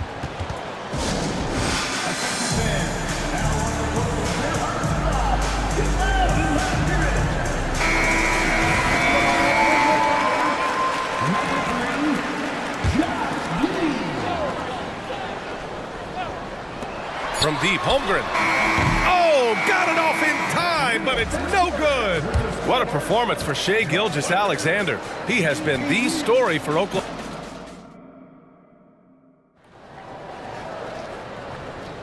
And some good action in the books as we get back to a game that's been pretty close so far here. And a moment now to quickly take a look at the offensive approach for the Thunder. I really like how they're knifing inside with confidence, exploiting any openings they see in the defense, taking advantage.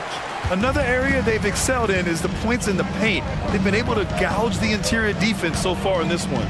Gilgeous-Alexander runs the point with Dort at the 2. Chet Holmgren out there with Josh Giddey. And it's Williams in at the 3 slot. That's the group for Oklahoma City getting going in the second. And in a game this close, they're going to challenge the call. Coach does not agree with it, and he wants him to take another look at the monitor. Aha, so clever with the up fake. People were worried that this would slow the action down. But with so many close calls in every game, the NBA was smart to adopt this challenge policy in 2019. You know, one thing this does for a coach. The ruling on the floor is confirmed. And make the refs take another look. And they've made their decision. The call will stand. And as much as it hurts to lose a challenge, I think Coach would challenge that call again if he could. He really disagreed with the foul, and he's still peeved. And he knocks down the first one. So, Grant, if you were a GM and you could choose one young player to build around, who would it be? Wow, that's a great question. I mean, B.A., I think you have to go with Victor Wembanyama. I know he's a young fella. He just got drafted. But the upside is so huge for this young man. His talent, his skill, his size. He is the next iteration of Kevin Durant, in my opinion. And I would go with him. He's got a lot of runway in front of him, a lot of years to get better, get stronger, and to win championships. And the future Suggs has is certainly promising, an effective combo guard who can really get it going at times. Gilgeous-Alexander passes to Williams. Outside Gilgeous-Alexander. Down to 5 on the shot clock. And so they foul intentionally. I mean, I'm just not sure what he was thinking right there. I mean, he needs to get his head in the game. Yeah, completely a brain fade. I don't know where that came from. Just lost sense of time and the situation. And the D can't allow Gilgeous-Alexander to get this positioning, because once he does, he makes you pay. Pass to Isaac. Ben Carroll the screen. To the middle. Back to Anthony. And here's Wagner. Gilgeous-Alexander defending. Ben Carroll passes to Wagner. Back to Ben Carroll. So it'll be 2 free throws. He was fouled in the act of shooting. It's going to go on Chet Holmgren. And talk about a star from day one, Clark. Paolo Banchero. You know, B.A., I love this kid's game. He's got great confidence, terrific body. He's relentless, plays with a lot of energy, and offensively, there's not much he can't do. I mean, he rebounds, he competes on defense. Boy, I like a lot about this young man's game. Holmgren, the pass to Gilgeous-Alexander. Isaac with the steal. Williams against Anthony. Picked by Isaac. Wagner for three. It's rebounded by Oklahoma City. Now Gilgeous-Alexander. 10 points for him. And he commits the intentional foul. Second personal foul. 13 foul. And the Thunder in possession here. In the second quarter, they've given up just 3 points. And it's good. 2 points. Wallace has got 6. It's so nice to see a young star creating for another guy. Holmgren making good use of the pick and roll. And up the court come the Thunder on the break. Wallace's shot is good. You know, no time wasted getting that ball up the floor for the uncontested finish. Here's Suggs. Going inside, bearing his second of 3 attempts. Tell you what, I love when Suggs attacks the defense like this because he's so hard to guard when he's aggressively looking to get to the rim. Gilgeous-Alexander surveying the D. Holmgren with a screen on Isaac. Here's Gilgeous-Alexander. It's rebounded by Wagner. Hey, sometimes the best looks don't equate to points. Here's Suggs. Dort defending. To the paint. Here's Banchero. Whoa! Emphatic finish from Banchero. Boy, good vision that time from Suggs on this play. Finding the most ready shooter and fed him nicely. He's been playing great unselfish basketball. Really putting the rock in the hands of the right shooters. He is delivering a lot of room service times tonight. One sweet one after another. Baseline jumper. That one's good. And so Gilgeous-Alexander with the assist. Gilgeous-Alexander's got his 5th assist in this one. Here's Suggs. Dort defending. Inside. Here's Isaac. And the dunk by Isaac. Impressive one-hand slam right there, B.A. Man, as long as he's confident about it, I'm good with it. Maybe use 2 hands next time. He knows where he is. Somebody you can count on. He is an extremely reliable finisher. Out of bounds. It'll be Orlando's ball. I'm not sure whose fault that was, guys, but they need to get on the same page here. And the Magic making a change here. Harris is checked in. And so Banchero will bring it up for Orlando. Trailing by 4. And so they choose to intentionally foul. First personal foul. 13 foul. Here's Suggs. Dort defending. Chalk up 2 there. Suggs has got a really good concentration from Suggs there. Pretty good body control, too. timeout called. The Thunder.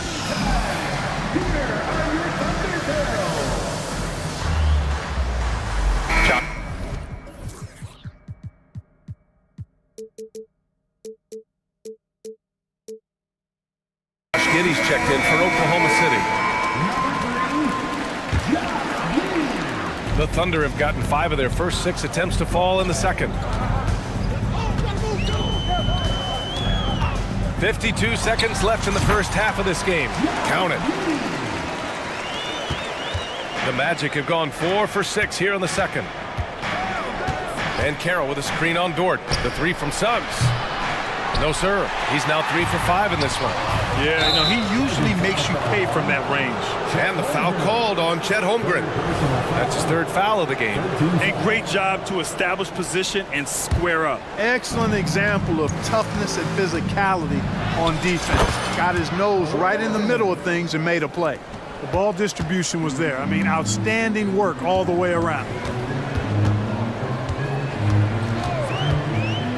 26 seconds left to play in the first half of basketball.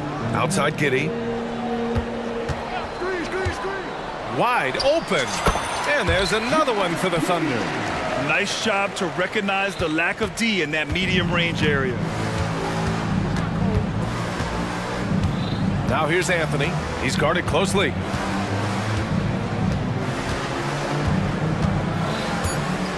To the middle. Here's Wagner. The three from Suggs. No good. Misses at the buzzer. And the first half comes to a conclusion in a game that's been very close so far. It's the Thunder. They lead by 4. And join us right back here after the break for the start of the second half.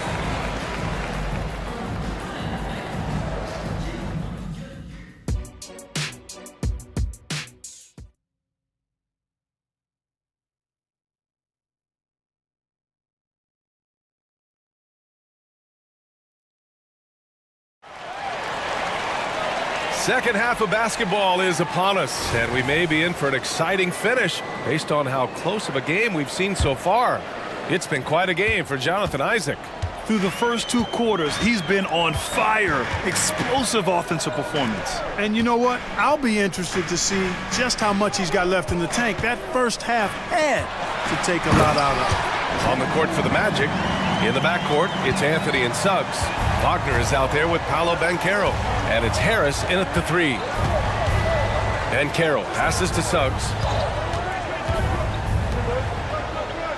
Wagner against Giddey.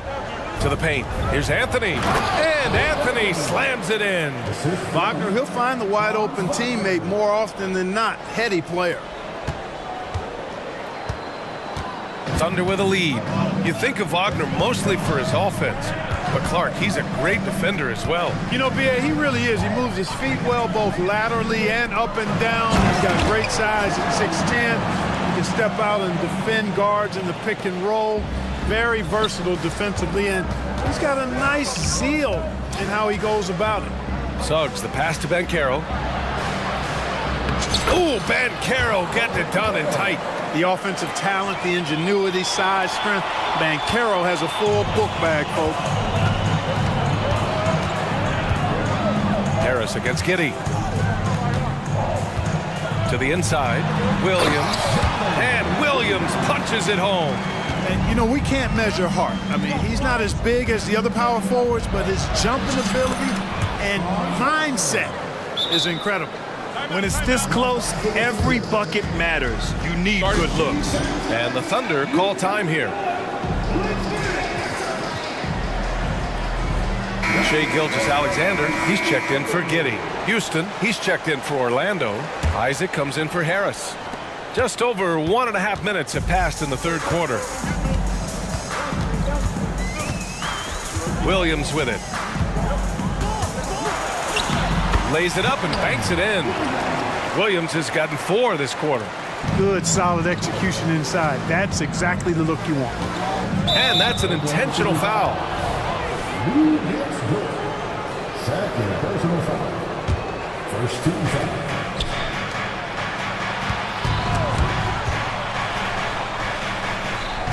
Here's Suggs. Dort defending. Pass to Houston from the arc. Knocks down the triple. Houston's gotten himself going with a triple. His first basket of the game. Defensively, there was a lack of aggressiveness, and it really made it easy for him to knock that shot down. And Gilgeous-Alexander, here we go. Dort with it. He's picked up by Banchero. And the Magic pushing it up now. Here's the teardrop, and he lays it in. Houston's got 5 now. And for a big man, Banchero does a lot well, especially moving without the ball. He's got excellent court awareness. He takes it in. Count the basket and the foul. They'll pin that one on Jonathan Isaac. Oh, what tremendous focus to absorb the contact and find a way there to finish. I like to call that stick-to-itiveness, getting everything he possibly could out of that play. The skills of SGA, they're so unique. His ball handling, shooting, length. Not a lot of guys like Shai in the league. Such a wide open look. Now it's a 6-point Oklahoma City lead.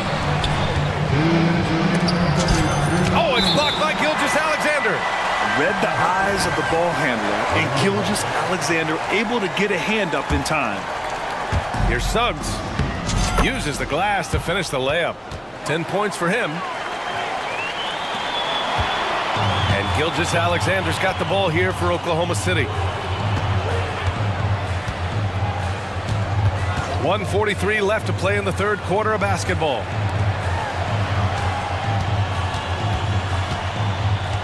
Holmgren with a screen on Isaac. 6 on the shot clock. And so he draws the foul, headed to the line to shoot a pair. I like whenever Holmgren uses his length to his advantage. Great at forcing the D to foul him inside. That free throw good from Holmgren. Wagner's checked in for Orlando. Both free throws good from Holmgren. Two-part equation. You have to be aggressive enough to get to the line, then talented enough to sink them. Pass to Wagner. Here's Suggs. Down low. And Wagner gets it to go on the assist from Suggs. Suggs has got 4 assists in the game. From deep, Gilgeous-Alexander. He gets it. He's 7 for 8 and really going at him out there. I'll tell you, that jumper from Gilgeous-Alexander is smooth and under control. Banchero against Holmgren. Back to Anthony. Banchero the screen. Anthony, the pass to Banchero. Tried to come right back with a 3 of his own, but it's no good. The Thunder have gone a perfect 7 for 7 and looking strong in this third quarter. Wagner against Holmgren. Outside Gilgeous-Alexander. The kick out to Williams. Fires the 3, and that comes off the assist by Gilgeous-Alexander. Williams has got 7 points in the game. They're making it look easy out there, just having fun. Yeah, offensively, they've just been rolling. Impossible to stop. Oh, yeah, that'll do it. Wow, an emphatic two-handed slam. I tell you what, if he's got a few more of those in him, this lead will really start shrinking. Here's Gilgeous-Alexander. Gilgeous-Alexander takes off. All it takes is a sliver of daylight, and Gilgeous-Alexander will exploit it. Timeout called. The Magic. Chet Holmgren with a strong contribution so far in this one. They need to rethink their approach defensively. He's shown no signs of stopping.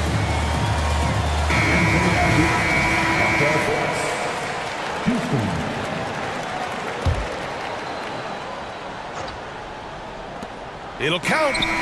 He got it up in time, but it would not fall for him. And so it's Oklahoma City. Fourth quarter action is upon us. Thanks as always for joining us. Magic shooting 69%. I think they're even surprising themselves out there.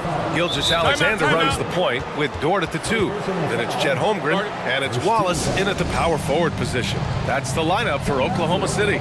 Now a timeout called by Oklahoma City. Gives us a chance to catch up with Allie LaForce.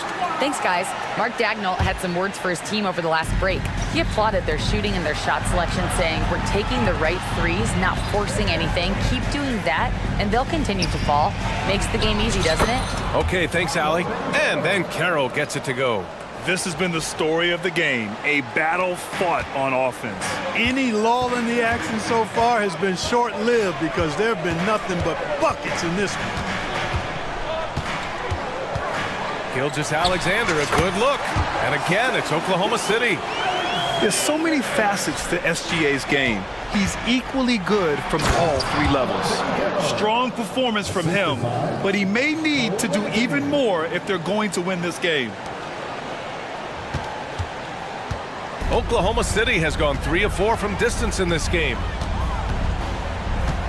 Pass to Holmgren. And the big finish by Holmgren. And we're seeing the full potential of Holmgren. Any questions about whether he's NBA ready are being answered right here tonight. And Carroll with a screen on Dort. Suggs, the pass to Anthony. Wagner, left side. Wallace pulls it in. And it's Thunder's ball. 10-point lead. This is their biggest of the game. And here's Gilgeous-Alexander. Up top, Holmgren. Back to Gilgeous-Alexander. 5 on the clock. Pulls up on the wing. And it's Oklahoma City scoring again. And this is what makes SGA an all-star caliber talent. His ability to take over games. He's doing his best to carry him, fellas, but he can only do so much. things would be different for them if he was getting a little more help. The Thunder have gone a perfect 3 for 3 here in the fourth. Here's Gilgeous-Alexander, and slam dunk by Gilgeous-Alexander. Defenders just clearing out, and Gilgeous-Alexander came in with a purpose. And Carroll passes to Wagner, and he dunks it down. I just love the strong finish there inside. Man, he's got that dunker's mindset, doesn't he? Always ready to pounce. An absolutely tremendous athlete, able to go up and finish over the biggest of defenders. And the call will be against Jonathan Isaac. That'll be a second foul of the game. First team foul. Just over 2.5 minutes played now. Final quarter of regulation. Gilgeous-Alexander against Ben Carroll. Taking it inside, SGA. And staring at a sizable deficit, the defense has to tighten up. And if it doesn't, this is only going to get uglier. I mean, that's no way to defend a player of his caliber. Want to score in the NBA? Picks can really force the D to make tough choices. And it's Dort with the ball for Oklahoma City. 1:52 left in the game. Williams against Isaac. Shot clock at 5. Gilgeous-Alexander into the lane. Holmgren controls the rebound and the putback. And the Thunder lead by 12. And this is what coach wants to see from Holmgren. Outworking the defense to get a second chance look. Buries it from 3. Boy, he's playing out of his head, nailing everything. And the defense is scrambling to try to stop him right now, and so far, no go. Holmgren finds Gilgeous-Alexander.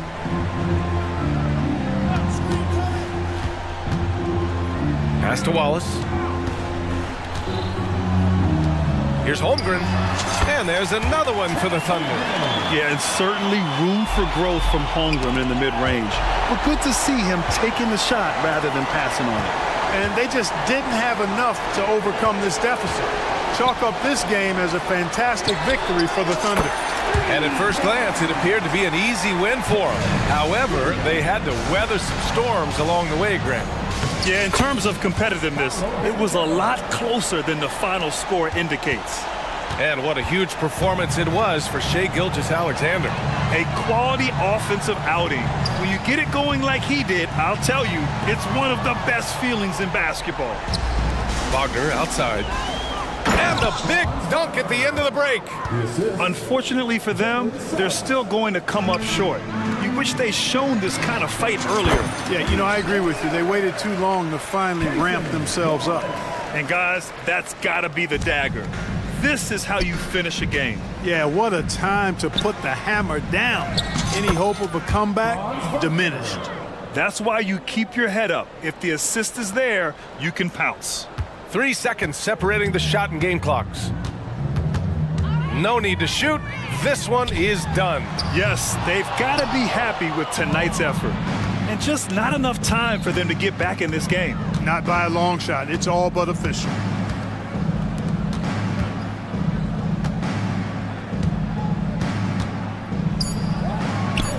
Nifty move. And the layup is up and in.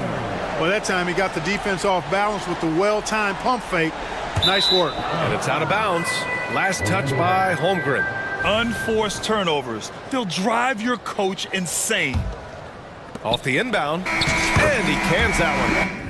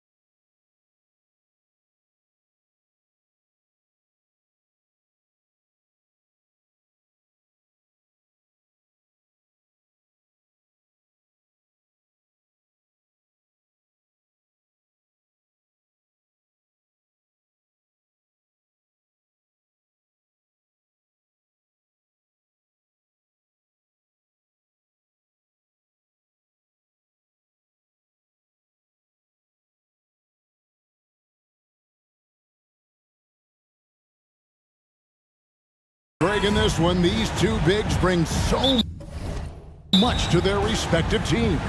Yeah, and remember when people thought centers were going extinct? Look around the league. There's so much talent at that position, including the two guys we get to watch here tonight. Here are the starters for Los Angeles. Kawhi Leonard is out there with P.J. Tucker. Then there's Norman Powell. Then it's Harden, and it's George in at the 2. Brunson the pass to Bogdanovich.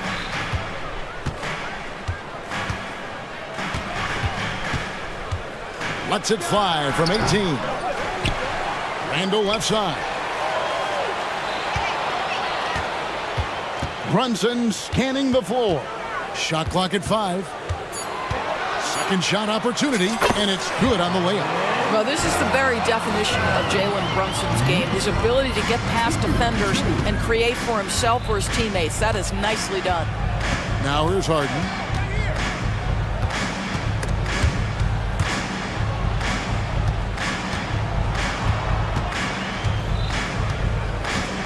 And there's the drive and the jam by Harden. Well, with that frame and that power, James Harden leaves no doubt. Hey, Doris, you grew up in New York. The pressure of playing in the big city, is that a real thing? Oh, absolutely, Kevin. If you're playing in the media capital of the world, everything is magnified.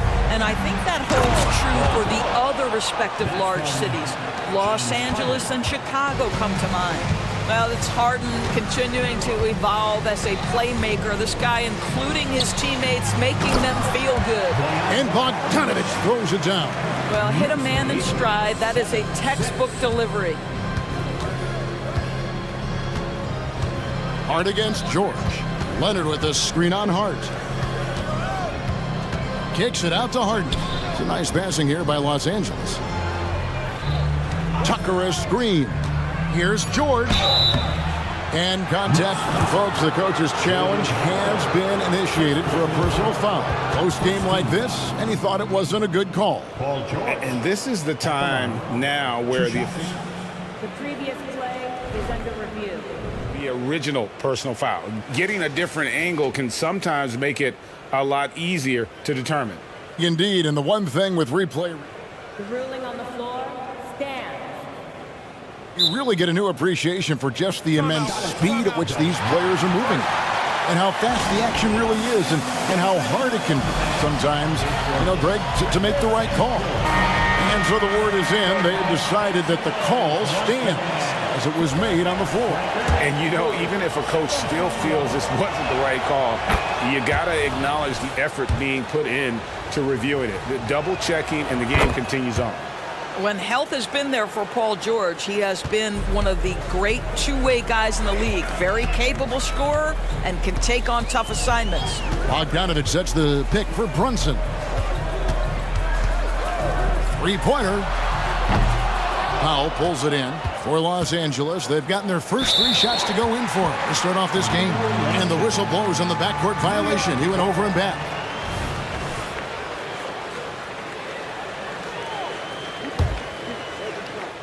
Here in the first, just under 2.5 minutes played so far. Brunson kicks to Hart.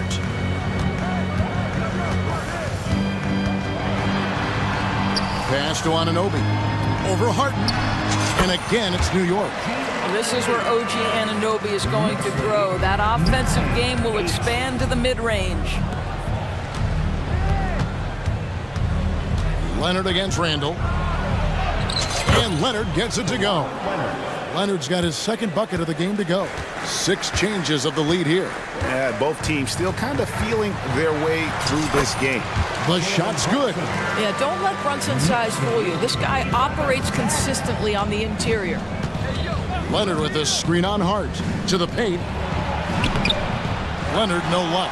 Boy, in that close, he's almost automatic. Boy, that's pretty good defense. Wow. Brunson, good. And he likes to get in a rhythm early. Nice triple. And it's Harden with the ball for the Los Angeles Clippers. 4-point game. George against Hart. And it's Paul George with the finish. How about the flashy display from Paul George? Complete mastery when it comes to the handle. Wasted no time on that one. Bogdanovich has got 5 points so far. Pretty dime there, the kind of ball movement coaches love to see. Now flying high and throwing it down with the one-hand. One of his favorite moves right there, guys. Brunson. Leonard with the steal. And that's an intentional foul. Yeah, not sure what that was about. I mean, talk about a brain cramp. Second team foul. Foul for 3. Well, really good effort on defense from Jalen Brunson, really making it hard on his man to try to score. Oh, how about the deft touch right there, guys? He just guided that ball back up and in. Just a fingertip touch on the ball. The 3. And another 3 for New York.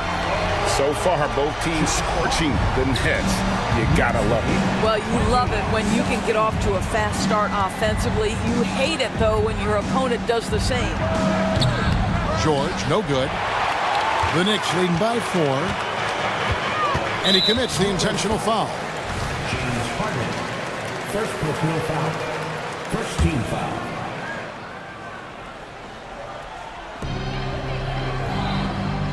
Randall with a screen for Brunson. And there are the Knicks with another bucket. Boy, whenever this team has needed a bucket, Jalen Brunson has been there right now in complete command of this ball game. Here's George. Got it for his 4th field goal of the game on just 5 shots. I mean, the number of points they've scored in the paint already here is eye-opening. It's Hart on the wing. Just 3 on the clock. Whistle blows. Basket is good.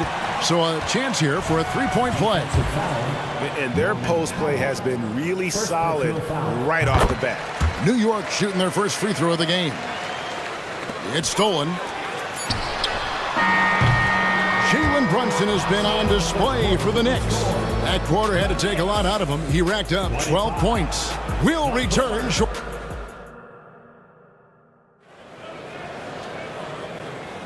And for those of you just tuning in, the second quarter of action is where we're at right now. And a look now at how the offensive approach has been going here so far for New York. We've got a bunch of this game yet to be played, but they're shooting it well from the three-point line. That's got to be a welcome sight.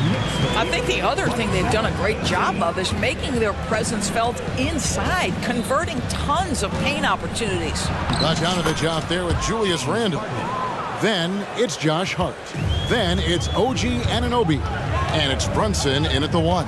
That's the 5 for New York right now. It's Randle with the drive. Randle has got excellent handle, so you have to respect him off the dribble drive. You know, Doris, something to admire about Julius Randle is the joy, the pure joy he takes in this game. Well, joy obviously comes when we're successful at something. And Julius Randle has become consistently successful at NBA basketball. He's worked hard to make that perimeter game as dangerous as his dribble drive game. And that kind of balance leads to great success. And we've played through the first minute here in the second. Shot clock at 2. The shot by George, no good. The Knicks leading by 9. Here's Hart. Played in with a nice touch off the glass. Hart's got 8 points. Big miscommunication on defense. He recognizes it and quickly takes advantage. And that's typical of this guy. He's always reading the situation, reacting quickly, and capitalizing. Brunson with it. George picks him up. Here's Randle, and he's fouled pretty hard on that shot, but he's got the chance to pick up the points at the line. The 2023 season, DB, had a bitter end for the Clippers in the first round of the playoffs. Now, Kevin, it is always difficult when the primary storyline for your team in a season is the injuries and the unavailability of your players. That is what cost the Clippers in the end. And, Greg, when things go crazy, coaches are often the first to go. But how often does that improve things? Sometimes it goes the opposite direction, Kevin. But the simple fact is it's usually easier to change the coach than it is to turn over the roster. And an intentional foul right there. Second personal foul. Second team foul. Quarter number 2, we're about 2 minutes in. Three-pointer. Well, James Harden is strong, and he's got a good feel, and a guy who knows how to score is going to know how to get his hands on a shot.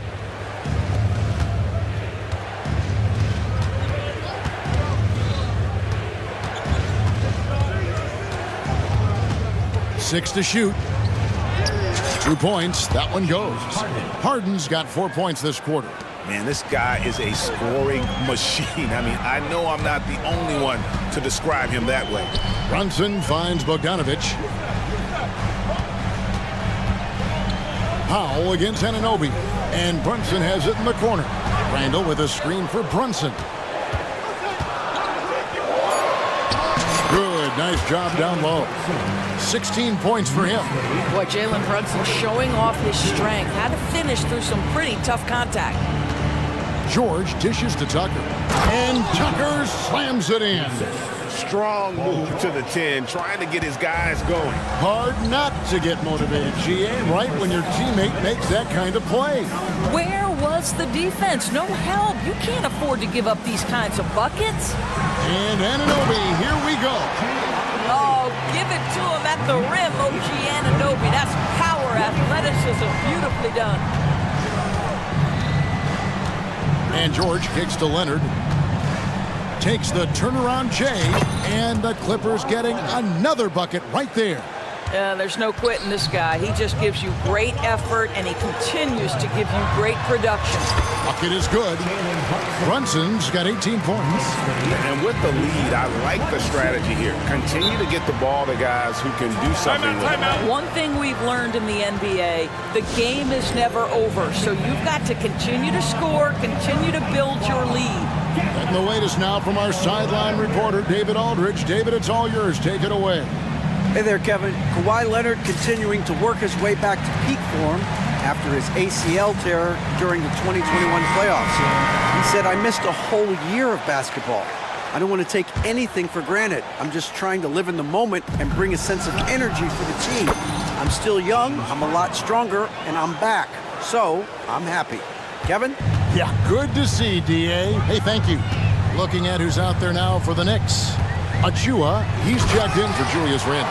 Dante DiVincenzo comes in for Bogdanovich. And it's Burks in for Jalen Brunson. Well, terrific quickness. The burst of Alec Burks looking strong inside. Swiped it away. Anunoby with it. Westbrook picks him up. On the wing, DiVincenzo. Going inside.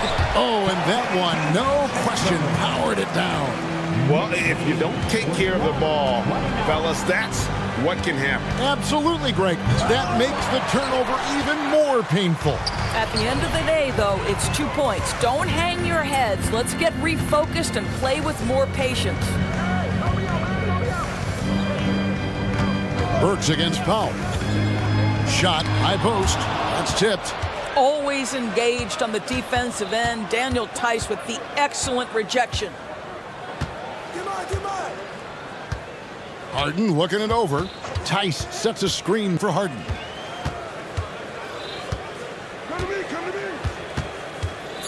Pass to Coffee. It's good. The assist that time from Harden. Harden's got 5 assists in the game. And so it's New York going into the break with a 10-point lead. And they've done a phenomenal job down low. So many of their points coming right at the rim. We'll take a quick break and then back to the action here.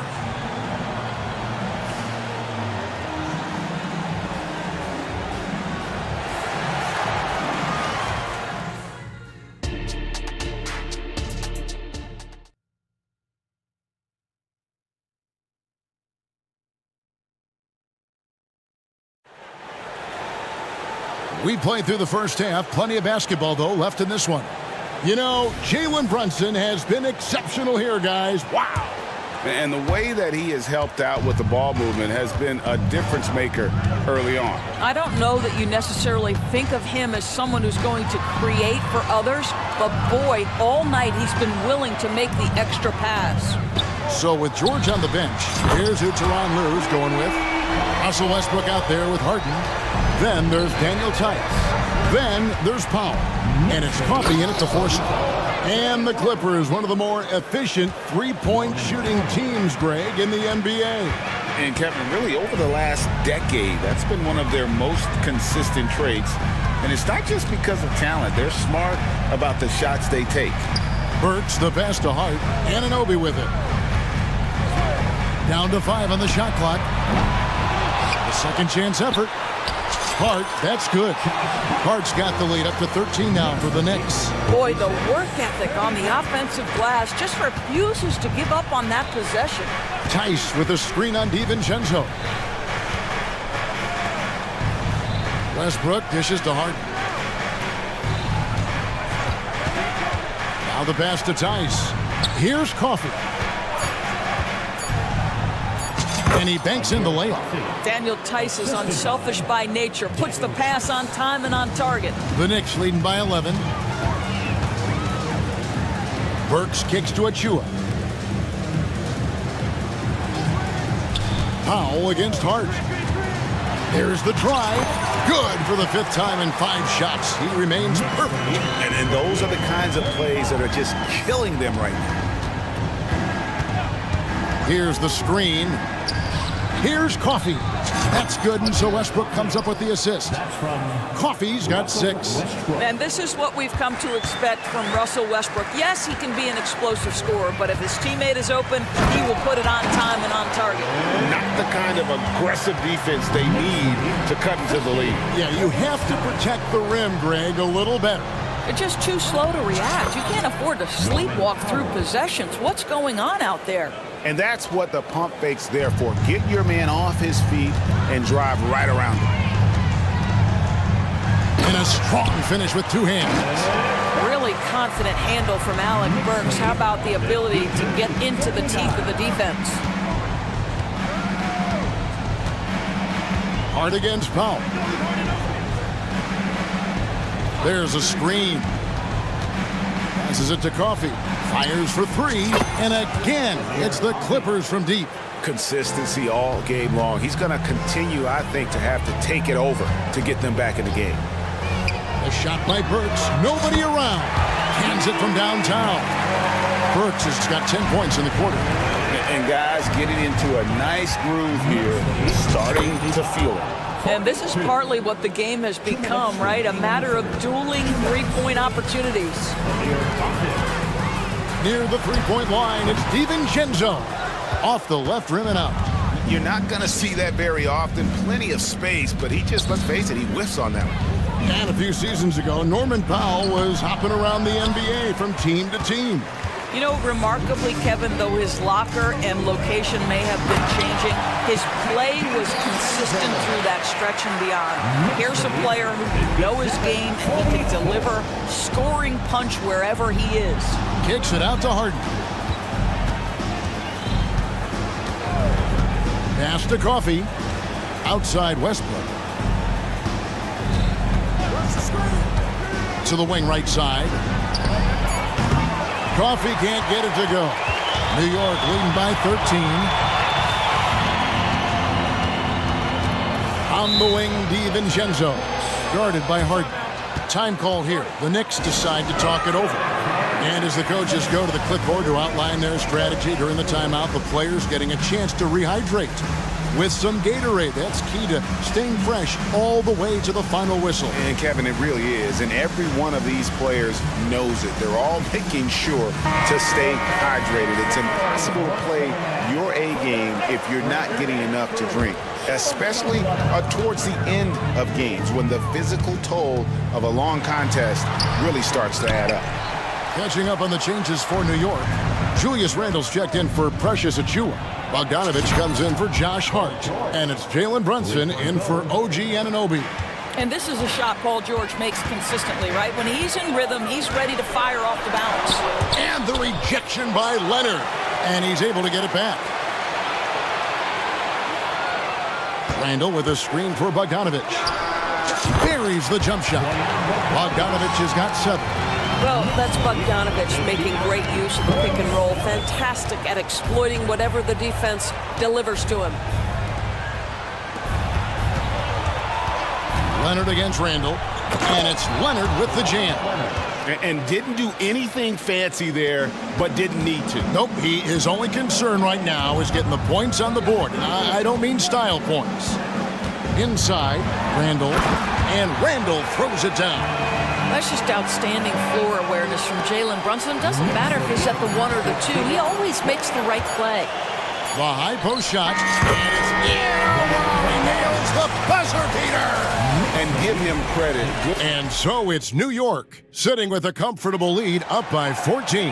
And their ability to get points in the paint has made all the difference in this one. And we'll be right back after this. And there have been two very different performances from these teams today as we get going in quarter number 4. Bogdanovich out there with Alec Burks. Then it's Jalen Brunson. Then it's Julius Randle. And it's DiVincenzo in at the 2 guard. So that's who's on the floor for the Knicks. Leonard against Brunson. And the foul called on Kawhi Leonard. That's his first foul. A different look for New York. OG Anunoby comes in for Burks. And it's Josh Hart in for Dante DiVincenzo. The Clippers also making some changes. Powell comes in for Amir Coffey.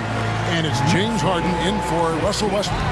Well, how about the court awareness from Bogdanovich showing off his ability to find the open man, Kevin? And George with this stuff. Just so fast. I mean, it's like trying to stop a train when he's coming in for the slam. Randall outside. And Randall throws it down. Wow, excellent explosion off his feet by Julius Randle. Clippers trail by 14. George passes to Harden. He takes it in, and the jam by Harden. That should give him a nice little jolt. Yeah, it has to. They need a jolt, GA. Well, sometimes it's about taking it into your own hands. That kind of individual play could spark his group. Here's Brunson, and the rejection by Leonard. Oh, Kawhi Leonard, the claw says, not here, not now. In the corner, George with it. Lets it go from deep. Count that as his 7th field goal, 9 tries. He's shooting 78%. Just doing what he can. He's competing, and he's converting. And he has really kept them in this one. The high effort level. Now the rest of the team has got to step up.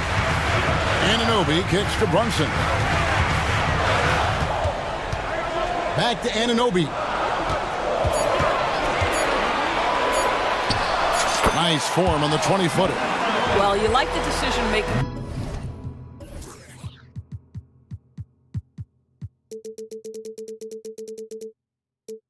OG Anunoby right there, picking quality shots, gets into his jump shooting motion. Well done.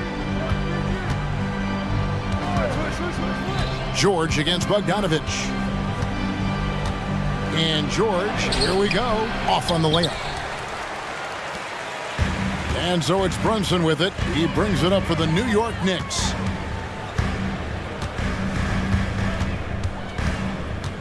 Got a piece of it, and the ball travels out of bounds. It was last touched by Harden.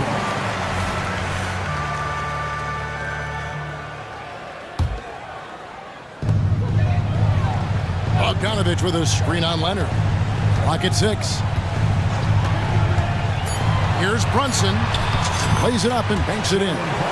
Brunson's got 4 points this quarter. And that's just cold-blooded right there. He's taking no prisoners. Well, when it's closing time, he's trying to lock the door. He's been going all night. The 3 from George falls right in. He is 8 for 11 with that shot. You've got to be in Paul George's shooting space in order to make him uncomfortable. You give him anything easy, look out. Here's Brunson. Good on the shot. Brunson's got 24 points. And his stroke has been dead on from the outside. I mean, inside, outside, it just doesn't matter. Well, if you're just tuning in, welcome. We've got about 3.5 minutes gone here in the 4th quarter. And the shot goes down. And let's get your take, guys, on the hustle stats for the Knicks. All game long, they've had active hands and really out in the passing lanes. And that aggression on defense has resulted in a ton of steals. The other thing for this team today, they have a bunch of second chance points. They're turning misses into makes. Yeah, that's a great setup. Screen the defender off and let him elevate. Oh, right. And wasn't the timing ideal? My goodness. The D with no chance to react. The execution was simply flawless. That, ladies and gentlemen, is how you run that play. I'll tell you, that vertical ability he has puts him in select company in NBA power forwards. May not have great size, but boy, he plays bigger than it.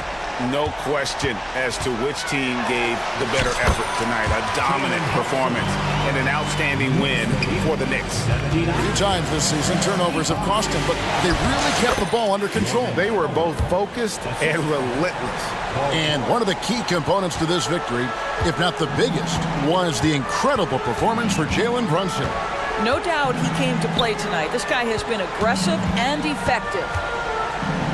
Randall finds Anunoby. And that'll be 2 free throws coming up. Officials on the call with the foul.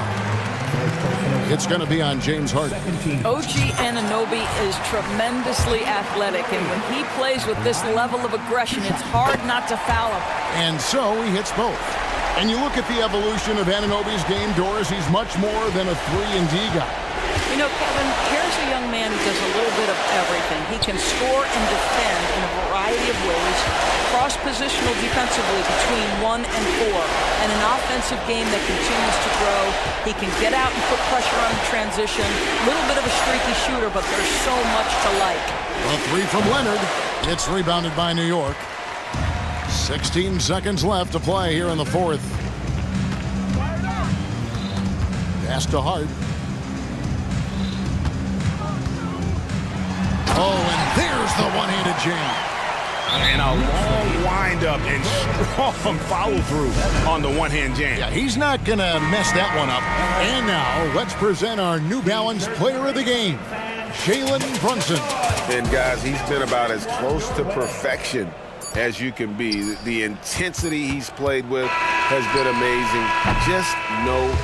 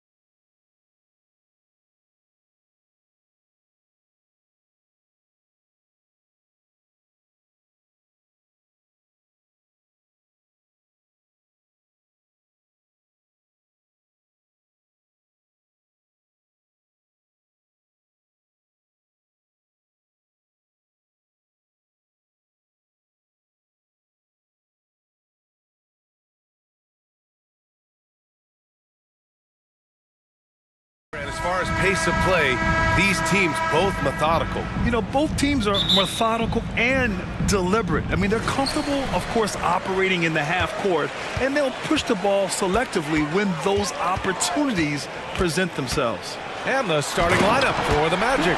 At the 2 and the 3, it's Suggs and Wagner. Banchero out there with Jonathan Isaac. And it's Anthony in at the point guard position. And it's Wagner off the drive. And a foul called on the way up. So he'll take 2 from the free throw line. I like that. I mean, some physical play inside. He's not about to give up any easy baskets. And so he makes both from the line. And what you love about the Cavs, on most nights, they take really good shots, Grant. They do, B.A. I mean, I love the way they work the ball into the painted area. And even their guards are constantly penetrating, getting into the paint, creating for themselves and their teammates. Now here's Mitchell. Shot clock at 6. Pass to Morris. Morris sets a screen from deep. Mitchell. Perfect night so far. 2 for 2. And that's a backbreaker for the defense. Mitchell just crushing their hopes, draining it before the shot clock expired. Just knifing his way to the rim. He looked practically unstoppable on that play. And they go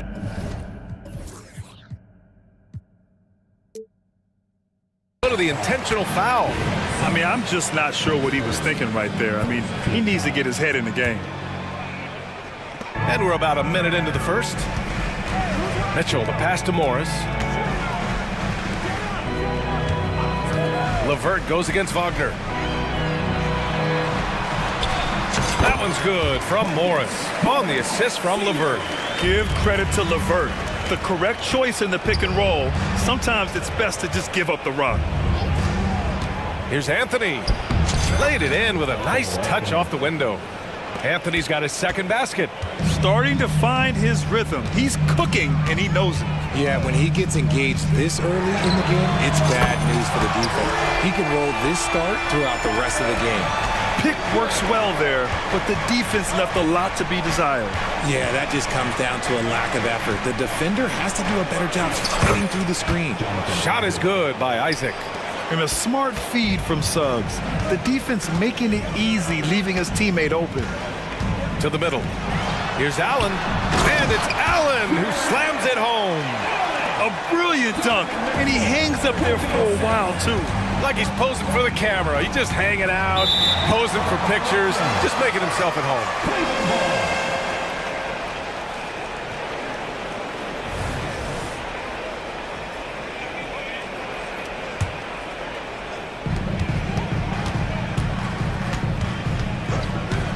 Pass to Morris. LeVert outside. Wagner against Morris. Here's LeVert. And he got the whistle on the way up. So he'll be headed to the line for a pair.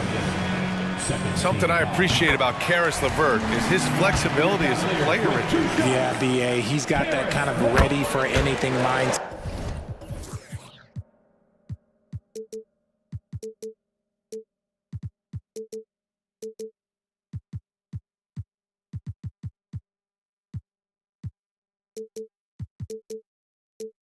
That whenever he's needed, he is ready. And let me just say this, it's a little bit rarer than you think in this league.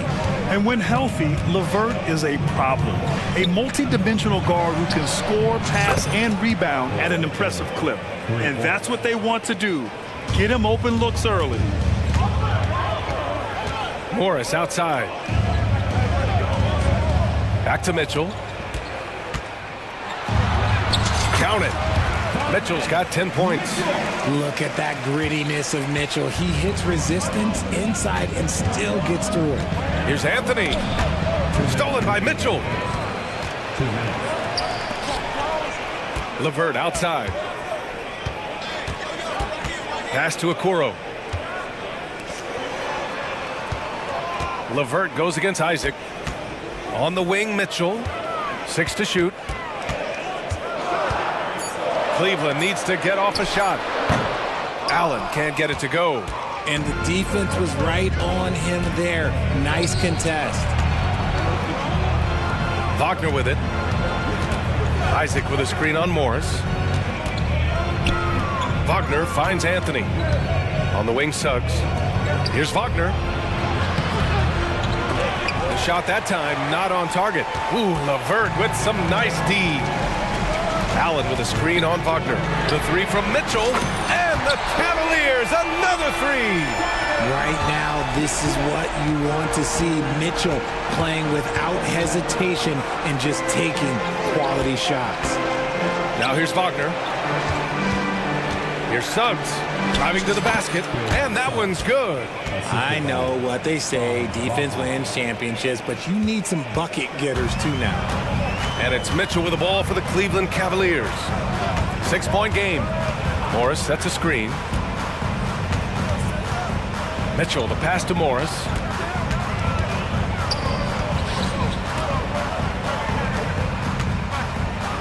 Here's Allen. And that one hits the back iron. Great contest by the defense, and he's unable to hit that tough fadeaway. 6 seconds separating the shot and game clocks. Picked by Isaac. And Banchero with the bucket. And the assist by Isaac. They have Banchero covered inside, but he stays cool and gets his shot through. Allen a screen. Mitchell, the pass to Allen. Now Morris. And the Cavaliers, another three. A quality pass, setting up a quality shot. It's just textbook basketball. Now a timeout called by Orlando.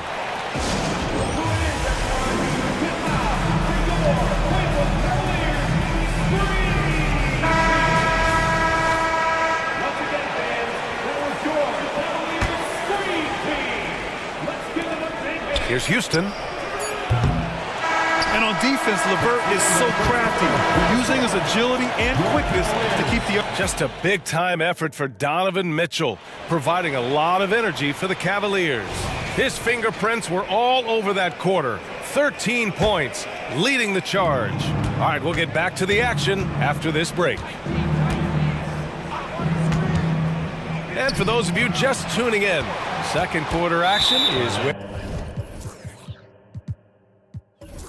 There we are. And a moment now to quickly take a look at the offensive approach for the Cavaliers. Well, so far, their long-range shooting has been the story, doing damage from deep.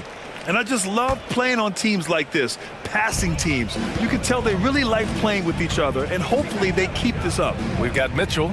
Isaac Okoro is out there with Marcus Morris. Then it's Jared Allen, and it's LeVert in a shooting guard. So that's who's on the floor for the Cavs. Clock at 6. Here's Allen, and the layup falls.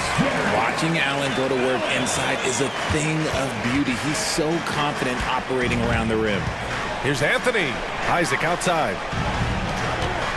Isaac with a screen on Morris. Wagner for three. After missing his first attempt, now 1 for 2. When he has enough space, he's more than comfortable letting it fly from outside. Here's Mitchell. There's the drive. Yeah, great length from Isaac.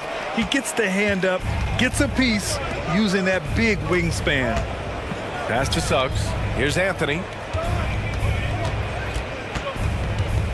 And, of course, you had a couple of great seasons with the Cavs. Richard, talk about the current state of that team. J.B. Bickerstaff has done a great job rebuilding, and he's a great coach. Smart trades, they've nailed the draft, and look, it helps when you get a new superstar in town named Donovan Mitchell. Taking a little contact there does not affect Mitchell's shot. Good concentration. It's Suggs with a drive, and that one drops for him. When guys are moving the ball, sharing it, it makes the game so much more fun, both as a player and as a fan. Allen outside. That one's good. Mitchell making the play. Allen's got 7 points. Not known as a quick shooter, but Allen shows what he's got there.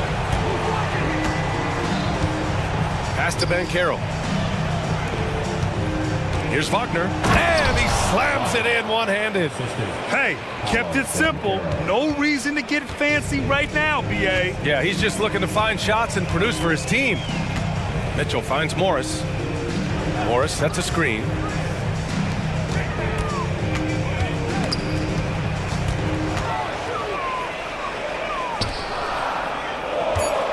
Allen with a screen on Isaac. Mitchell, the pass to Allen. And there's the shot clock violation. Couldn't get the shot off in time. And the Cavaliers making a change here. Garland's checked in. And the Cavaliers call time here.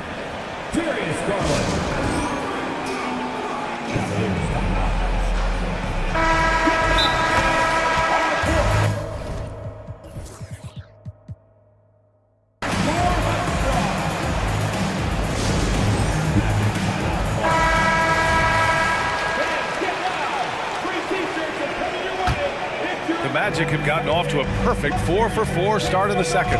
To the inside. And Wagner gets it to go on the assist by Anthony. 9 points in the game. Credit their discipline. They've been working for high percentage shots. Garland scanning the floor. Morris outside. Pass to LeVert. Drives to the hoop. Always a nice way to start. Makes his first one. Yeah, that's inexcusable. I mean, the defense must push LeVert farther away from the basket than that. When talking about Karis LeVert, he's someone that does whatever is asked of him, Grant. You know what, B.A.? You're right. Whether he's starting or coming off the bench, he's ready to contribute and help his team any way he can. Cleveland has gone a perfect 5 for 5 from deep tonight. Here's Garland. Ooh, and he took a hard foul on the shot. And they're not happy with the call here. Coach has given the signal. He's going to use his challenge. Probably a good idea in such a close contest. And even with the previous play is under review. personal foul calls still disputed even after the video review. There's no doubt there's going to be a gray area in a lot of these calls. But at least we have the ruling on the floor is confirmed. And they've made their decision. The call will stand. And as much as it hurts to lose a challenge, I think Coach would challenge that call again if he could. He really disagreed with the foul, and he's still heaved. Fultz, he's checked in for Orlando. First one falls for him. And Grant, you watch Darius Garland. It often looks like he's a step ahead out there. Well, he's got a great natural feel for the game, B.A. I mean, on the ball, he makes quick reads, and he'll create for himself and others. Off the ball, he always seems to be in the right spot and ready to fire. The Cavaliers leading. And just over 3.5 minutes played here in the second quarter. Okoro passes to Garland. Takes the three. Always a nice way to start. Makes his first one. The quick thinking of Garland in the pick and roll. His decision making is so impressive. And Carroll finds Wagner. And he can't answer back. The three-pointer offline. And so it's Allen who brings up the ball for Cleveland. Outside Garland. Morris, a screen on Isaac. Allen on the wing. It's another three for Cleveland. Look, if Allen is going to hit that shot, your whole defensive strategy has to change. Not sure why he committed the intentional foul. No purpose. I think everyone's a little confused, but weird plays happen. Pass to Wagner. Lets it go from deep. And that one falls. His fifth basket in 7 tries. This is just fun. These teams are trading threes back and forth. This is today's NBA. Hey, we see this kind of exchange more often than not. And the shot is good by Garland. Looking for a high percentage shot. Garland wants the best look he can get. Orlando trailing here. Now 8 seconds separating the two clocks. Here's Suggs driving in. And that one is hammered home. A dynamic finish, then decides to hang out a little for good measure. Yep, that's the exclamation point right there. Allen, the pass to Garland. 3 shots, 3 baskets. Great efficiency so far. Got it in close, and unless it's an open 3, that's the key to efficient offense.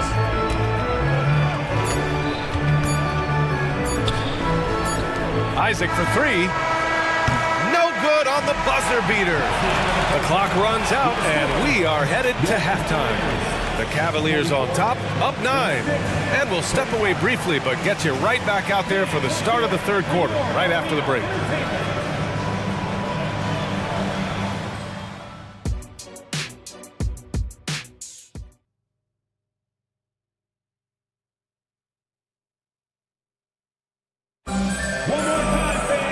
And happy you could join us. We've got 2 quarters left to go in regulation. What a game we're seeing from Donovan Mitchell.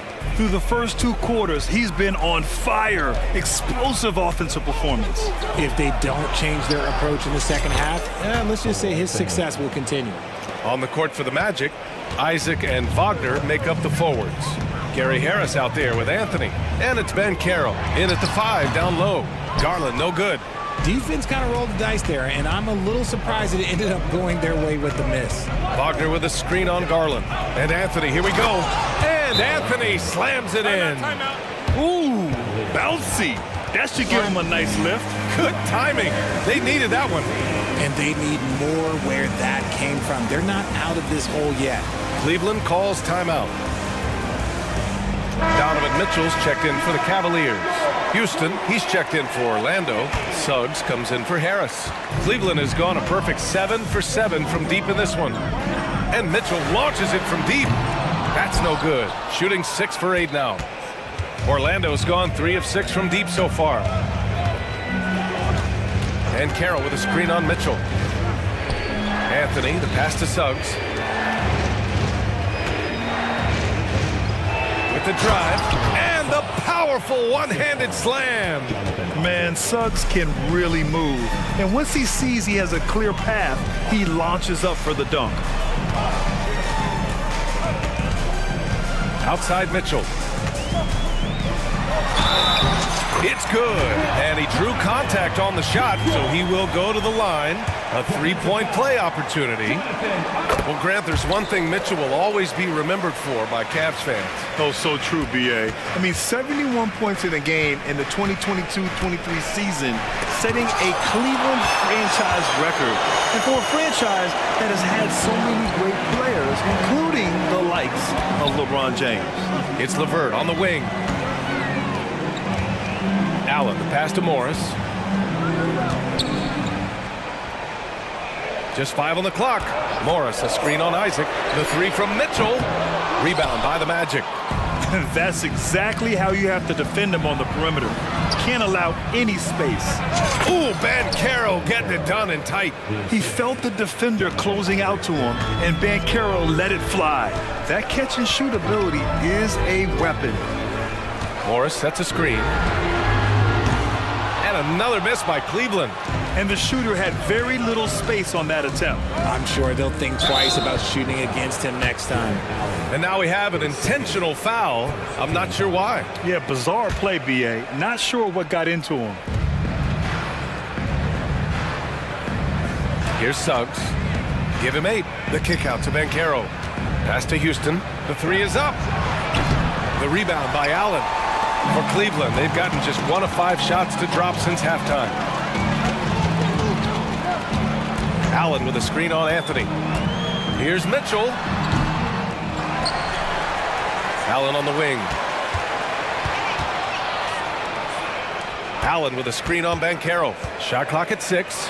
Morris finds LeVert. Shoots over Isaac. That one rolls around and rims out.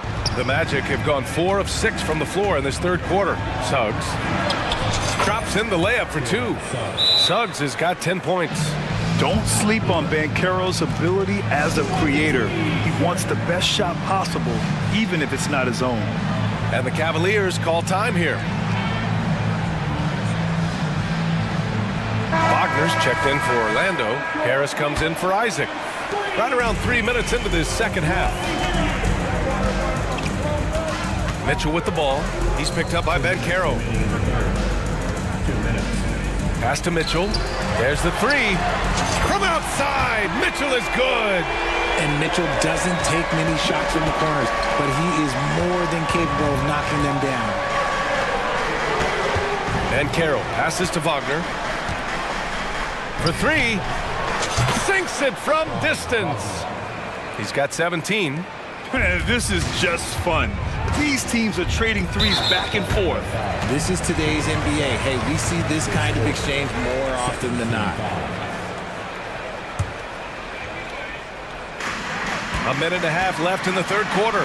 Grown man points from Donovan Mitchell. Mitchell is so efficient and crafty inside that paint. Sometimes you forget he's only 6'2".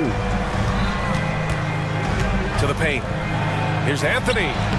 Takes the assist and lays it in. Nice setup. Anthony's got 6 in the quarter. Keeping pace here. That's an excellent move inside. LeVert goes against Wagner. The shot by LeVert, no good. Harris left side for the lead. Cavaliers with the rebound. Allen's got his 4th rebound in this one. Mitchell, the pass to Allen, and now they decide to foul intentionally. Well, the perfect frame for a modern defensive big man. Jared Allen at 6'9" with a 7'5" wingspan. Yeah, and he's able to move laterally and contest vertically. Not a lot of flash to his game, more than effective, though, and he is a linchpin for them inside. A pure 5. Jared Allen isn't trying to shoot a bunch of threes. He bangs down low, he rebounds, protects the paint. He is a rare breed. And the Cavaliers making a change here. Garland's checked in. Isaac, he's checked in for Orlando. Fultz comes in for Anthony. Breakdown for the defenders, and you can't ask for an easier bucket than that. Here's Garland. The shot goes down. Very quick possession right there. Garland's got 11 points. The efficiency of Garland is something this man believes that he can make every shot. Wagner, the pass to Isaac. Wagner with a screen on LeVert. LeVert goes against Wagner. Pass to Fultz. Just 5 to shoot. Count the basket. Rate of baskets assisted, it's a stat I really like. It tells the story of how well you are playing team offense.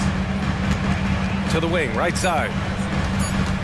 Garland for 3. The shot off that time. Just a big-time effort for Donovan Mitchell, providing a lot of energy for the Cleveland Cavaliers. And let's take this opportunity to show you our State Farm assist of the game. And just a selfless decision from your 2-guard, showing his ability to get his teammates good looks. We talk a lot about playing for one another. Right there with the pass, he's demonstrated what it means to do exactly this. 3 tense quarters behind us. 1 more to go. Thanks for being with us as we get ready for the 4th. And keeping us updated from the sideline, Allie LaForce. Hi, guys. Well, Jamal Mosley was just reviewing the plan with his team, and he was adamant that they need to tighten up their D. That lack of communication at that end has led to breakdowns, wide open shooters, and easy buckets. He sounded pretty frustrated, guys. Allie, thank you. Marcus Morris out there with Jared Allen. Then there's Mitchell. Then there's Okoro. And it's LeVert in at the 2. That's the 5 for Cleveland right now. And everything Banchero does is with aggression. And it's Mitchell with the ball for the Cleveland Cavaliers. LeVert outside. Wagner with a steal. Fast break, here we go. Ooh, powered down with both hands. You might not have expected him to go for the steal there, but boy, oh boy, did it ever work. The Cavs trailing. LeVert passes to Mitchell. Just over a minute played here in the 4th. And it's Allen who slams it home. Loading up to stop Mitchell can lead to big breakdowns defensively. Here's Wagner. Ooh, now 7 for 9 after that make. And this is just typical of him. Always making an impact at crucial moments in the game. And his team needs every bit of his production if they want to pull this one out. It is neck and neck here in the final period. The floater is so tough to defend against. Nothing defenders can really do but shake their heads. And an intentional foul right there.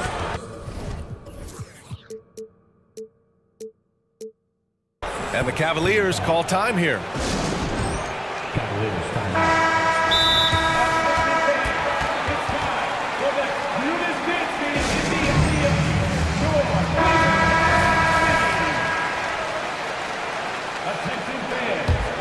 Orlando has gone 4 of 9 so far from the perimeter. Inside, here's Wagner. Oh, and a beautiful feed leads to a monster jam. Coming down the stretch, we'll see if someone can capture the lead and hold it. And that's been an issue. 5 lead exchanges tonight. Oh, Donovan Mitchell! He's got springs in those legs. Oh, he's had that move saved up for a minute. You could tell with that smile on his face, Mitchell making the most of that opportunity. Anthony, the pass to Suggs. Ooh, and they immediately answer back with a dunk on the other end.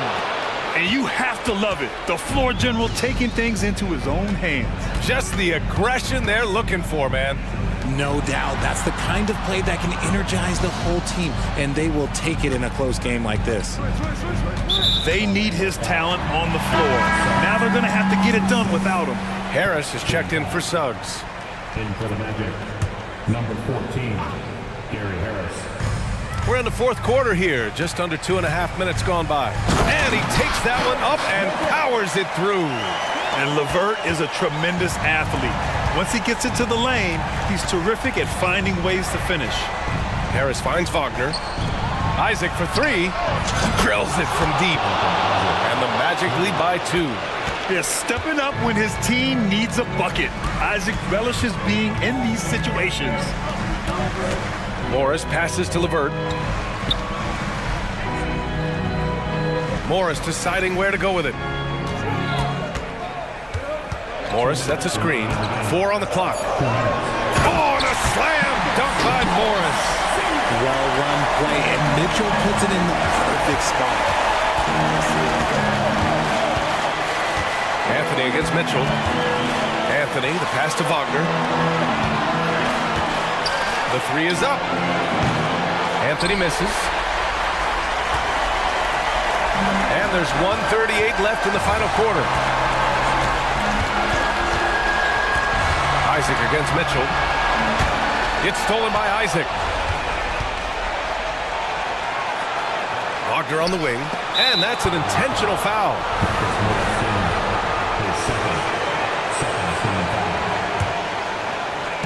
Cavaliers on D. The 3. Here's Anthony.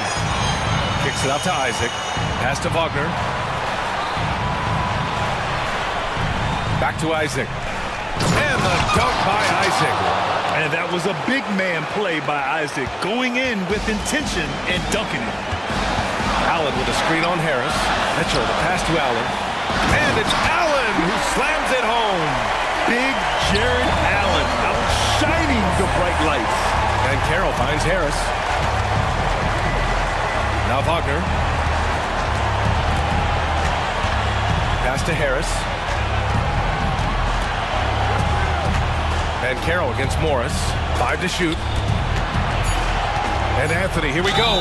And he was fouled. And with this game coming down to the wire, they're quick to use their coach's challenge. Asking for a review. This could be a big call. And even with the coach's challenge in place, even after the video review, there's no doubt there's going to be a gray area in a lot of these calls. But at least we have the option to take a second.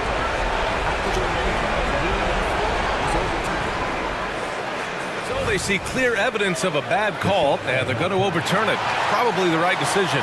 And give credit to the officials for recognizing the mistake and correcting it.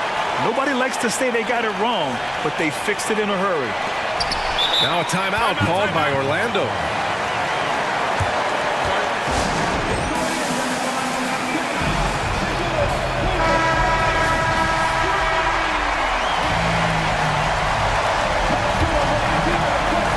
There's 39 seconds left to play in the fourth quarter.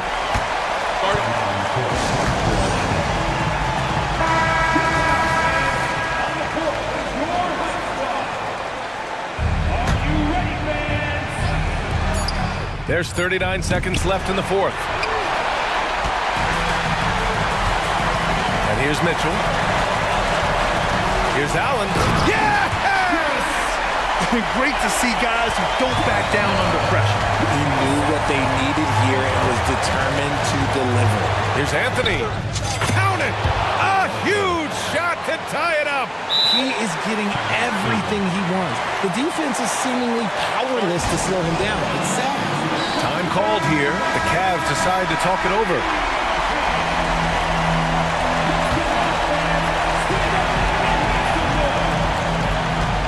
Seconds left in the game. Oh, Donovan Mitchell, huge bucket. That man is fearless. And it's Anthony with the ball for Orlando.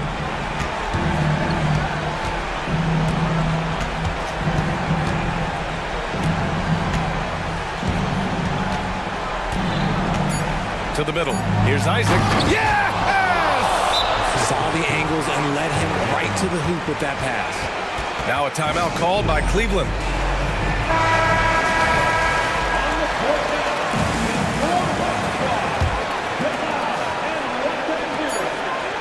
Here's Mitchell. And count the basket. He was fouled, and he's going to the line for one more. That free throw is good for Mitchell. Wow, doing all he can to give them the edge, pulling their lead out to 3 points. It's all about getting a three right here. We'll see what they draw up. Three-pointer is a must. Isaac with the steal. And so it's the Cavaliers who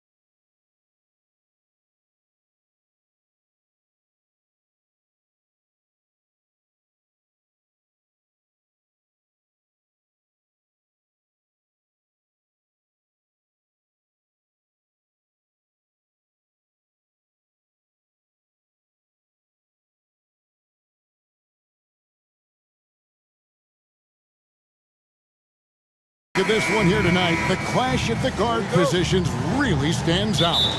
No question about it. Both teams rely heavily on their backcourts to get it done, and I'm interested to see which backcourt brings it tonight. Here are the starters for Los Angeles. Harden out there with Paul George. Then there's Norman Powell. Then there's Kawhi Leonard. And it's Tucker in at the 4. Williams, a screen on George. Gilgeous-Alexander passes to Williams. Gilgeous-Alexander with it. He's against Tucker. The shot's good from Gilgeous-Alexander. This is one of Gilgeous-Alexander's specialties. Good score off the dribble. And that's a foul called on Shai Gilgeous-Alexander. That is his first foul of the game. First team foul.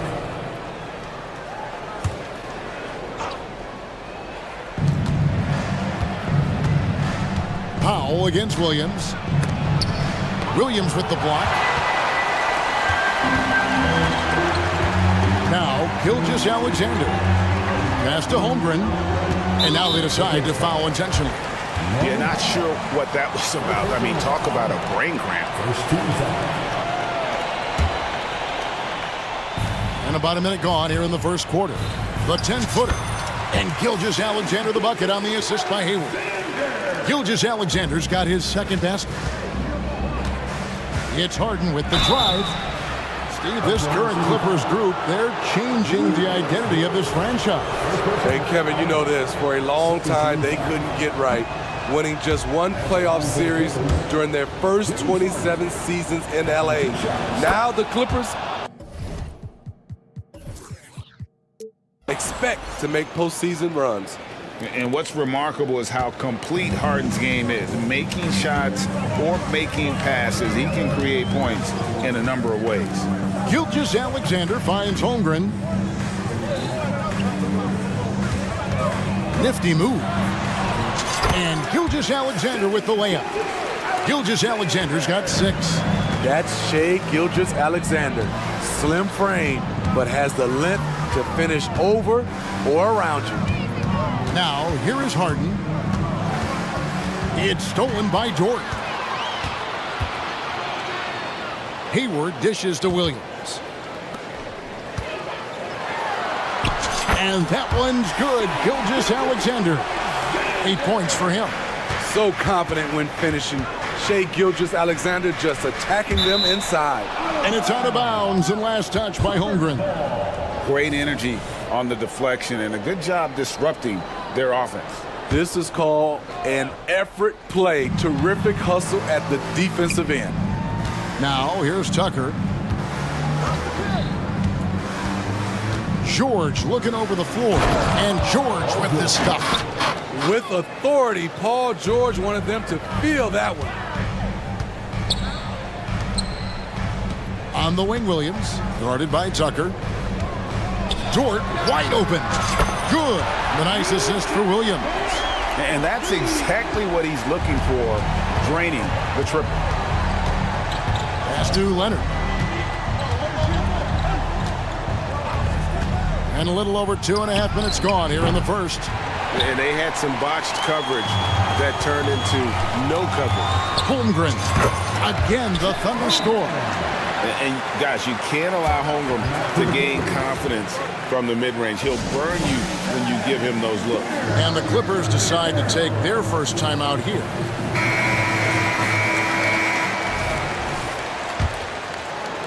Clippers trail by 7. Harden kicks to George. Right side, Williams. Some nice passing by Oklahoma City here. 2 minutes remaining in the first. 2 minutes. Gilgeous-Alexander finds Holmgren, and the Thunder another 3. And playing up tempo, pro-level ball can be hard for some guys, but Holmgren has easily made the transition. And the Clippers call time here.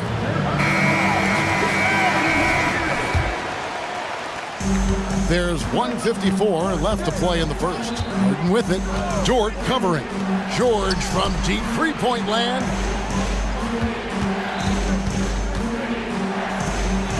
To halt the run, and the 3 ball is good. George has got 5. scary good from downtown. Watch out for PG-13. Injuries have hampered Paul George over the last few years, but when he's healthy, he's elite. Greg, he's still a go-to option offensively, who can guard the league's top wings. And as he's aged, he's really embraced a leadership role. Buries it from three-point range. Boy, that was quick.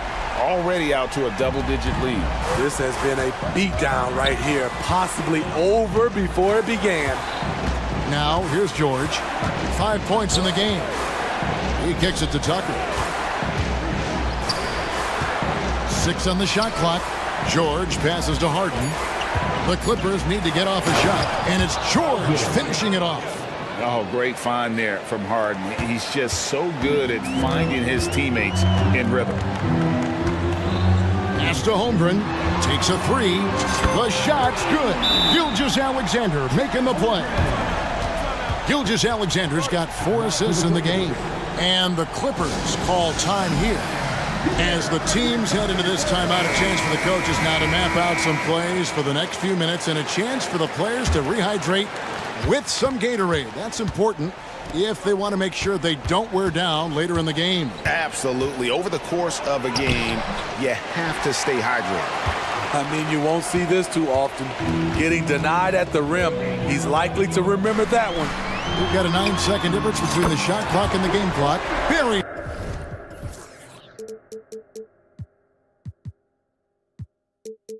The long-range jumper. And with that threat of the outside jumper, Holmgren generates space for this offense. George with the ball. Williams picks him up. And George kicks it to Tucker. Back to George.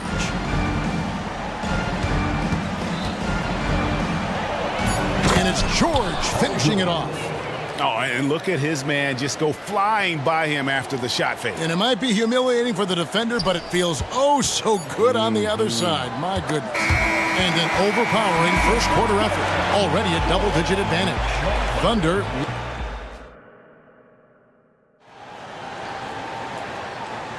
And if you're just tuning in, we've got a wide margin on the scoreboard, but plenty of time left for a comeback.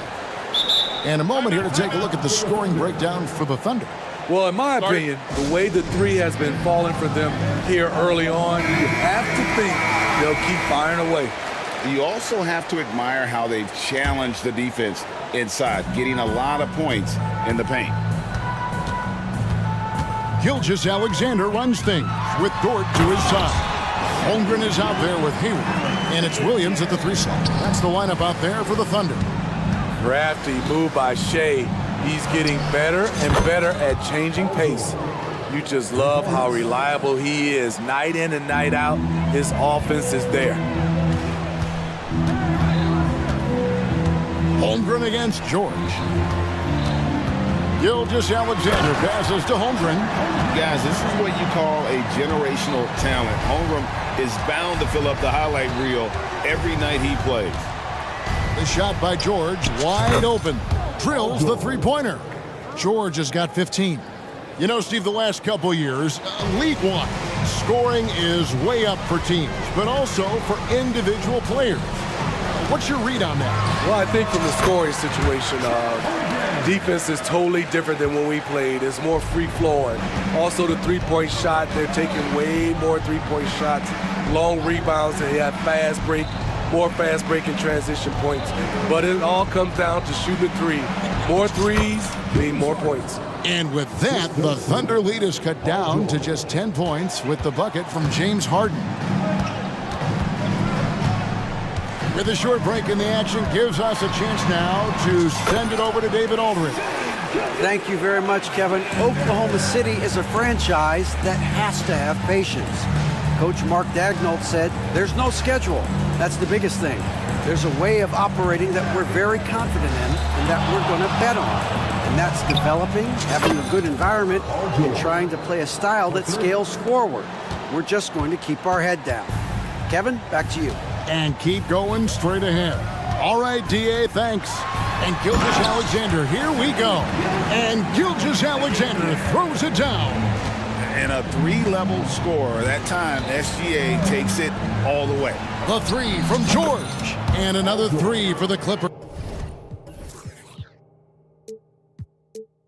And guys, he's been a one-man air raid coming at them time and time again.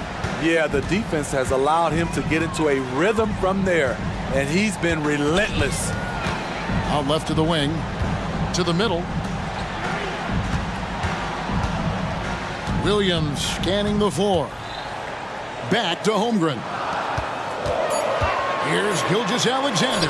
He just cannot miss. 8 up, 8 in. Flawless. Despite his slim frame, Shai Gilgeous-Alexander showing enough strength to take the hit and complete the play. Tucker dishes to George. From deep. He's still on. Now he is 9 of 10. Playing from behind right here. Not easy, but he is answering the bell. The reason why is not just scoring, it's the way he's doing it. Efficient. That's what you need at this point in the game. Matching baskets from the perimeter, an earmark of today's game. Hey, players love competition, and the fans love it as well. Kicks it to Harden. Back to George. Good. It's Harden with the assist that time. Harden's got 3 assists now in this one. You can see why this team trusts PG with the ball in his hands. He's capable of taking over on any given night. It's Williams with the drive. He's going to put that one in his scrapbook. Insane dunk. And now they're starting to rub it in. Build up a lead, and here we go. Baby, it is showtime. The three from George. And again, Los Angeles with the triple. I like what he's doing here. Terrific efficiency scoring the basketball. And there's the foul. It will go on P.J. Tucker. That is his first foul of the game. It's close, but, didn't get on balance quick enough. 58 seconds left now here in the second. George finds Holmgren. Hayward a screen on George. Back to Holmgren. Shoots over Powell, and there's Holmgren. That's good on the assist by George. The fans and this team just love how Holmgren plays the game, going on the attack with a ton of energy. Harden the pass to George. Back to Harden. The pass to George. Just 5 to shoot. Here's Tucker. And again, Los Angeles with the triple. Offensively, Tucker's role is a spot-up jump shooter. The Thunder leading by 6. And here is Gilgeous-Alexander. He's got 16.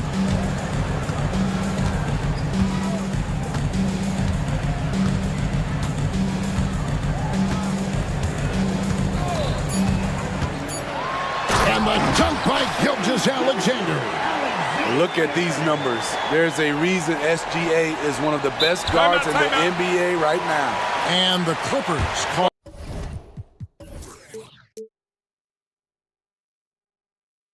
time here.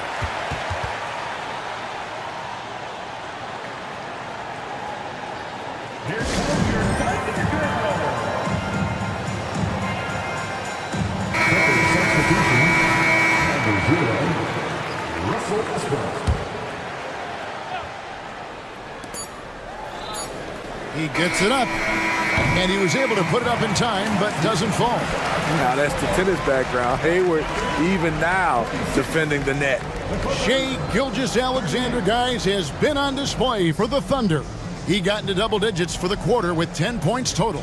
It's time now to go courtside as well. Thanks so much, David, and we'll step away briefly, but get you right back out here for the start of the third quarter after this break.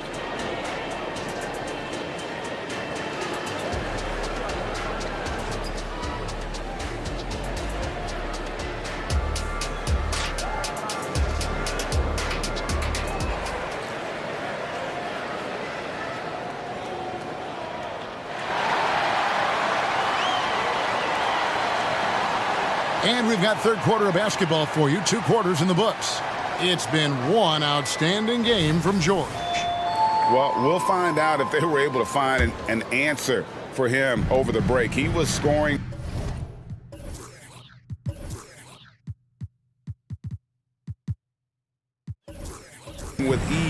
in that first half. I think both sides probably adjusted a few things.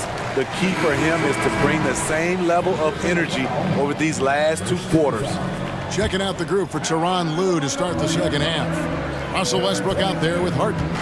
Then it's P.J. Tucker. Then there's Norman Powell. And it's Leonard in at the 5 down low. All the officials are all over that one. The Thunder shooting their first free throws of the game. Second team foul. And the first one drops.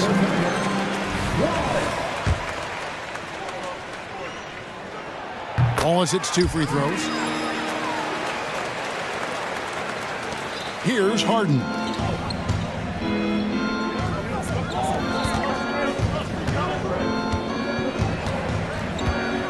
Driving inside. And Harden with the stuff. Crafty. Off the dribble. And the moment Harden gets an angle on you with his strength, it's over. The Thunder leading by 8. And out of bounds as Los Angeles gains possession. Leonard sets a screen for Harden. Leonard kicks it to Tucker. He feeds it to Harden. Holmgren with the steal. And for those of you turning in, we're about a minute into the second half. That one falls. I love that they're continuing to attack despite being up big. I'm impressed with their intensity tonight. They've came in focused and they've executed. Here's Harden and the jam by Harden. And Harden proving why he's an elite ball handler, absolutely cutting the D to pieces with his move. And the foul called on Russell Westbrook. That's his 3rd foul of the game. Yeah, clearly struggling here with the foul, still early. And just one more will put him over the limit. And the Clippers call time here.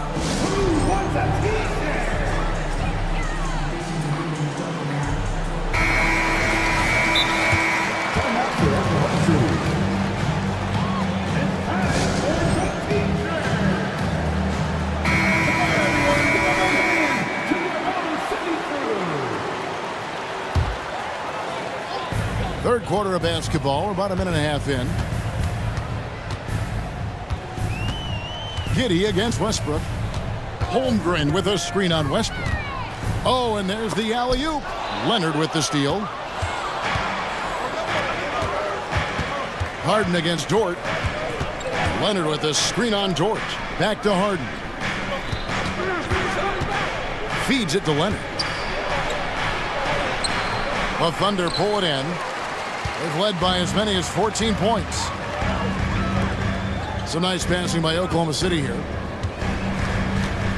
Here's Wallace, and Wallace slams it in. Just rubbing it in their faces with that dunk. He is never going to take his foot off the pedal. And the defense knows he's relentless. You have to try and match that intensity. Powell finds Westbrook.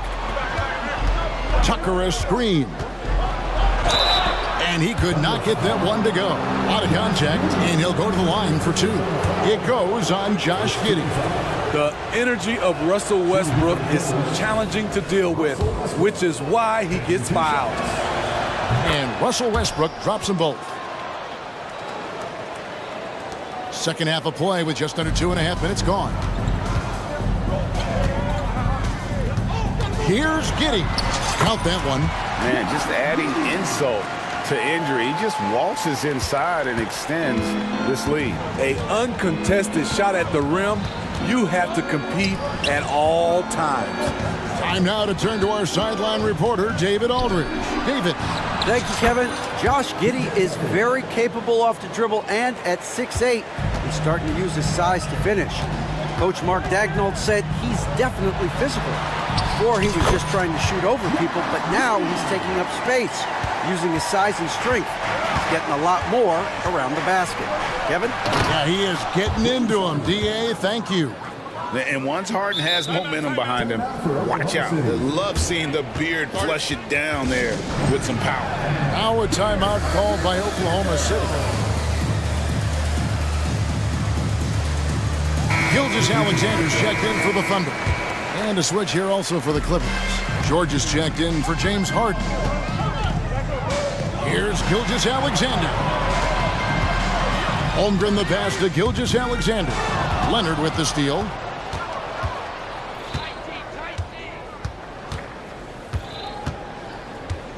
Passes it to Powell. Takes it inside. And 2 free throws coming up. Unable to get that one to go with all the contact. You know, Steve, you have to respect a guy like Norman Powell who embraces his role on this team. I definitely do, Kevin. Norman Powell isn't chasing the spotlight. He's working to support his team and really embraces his role on the floor. Norman Powell is a veteran in this league. He plays to his strengths and rarely tries to force things. Holmgren kicks to Dort. Here's Gilgeous-Alexander. Wallace right side. Shot clock at 6. It's a floater, and there's Gilgeous-Alexander. That's good on the assist by Wallace.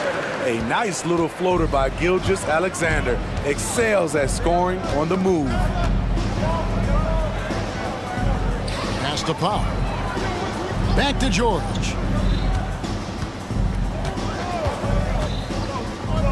It's Powell on the wing. He kicks to George. Fires the 3, and he's good on the 3-ball. George has got 32 points. And he's just living out beyond the arc right now. What a weapon to have on the floor. This is when they need it the most, so they're so close to evening this game up. Leonard against Gilgeous-Alexander. Down low, here's Williams, and it's Williams throwing it down. Oh, nice job there from Holmgren. His guys appreciate when they're open, he gets them the ball. George against Gilgeous-Alexander. George with the ball.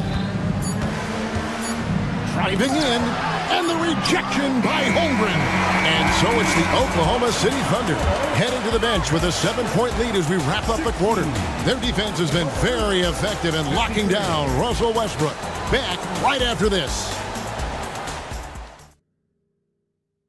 And while we can now, let's take a look at today's State Farm assist of the game.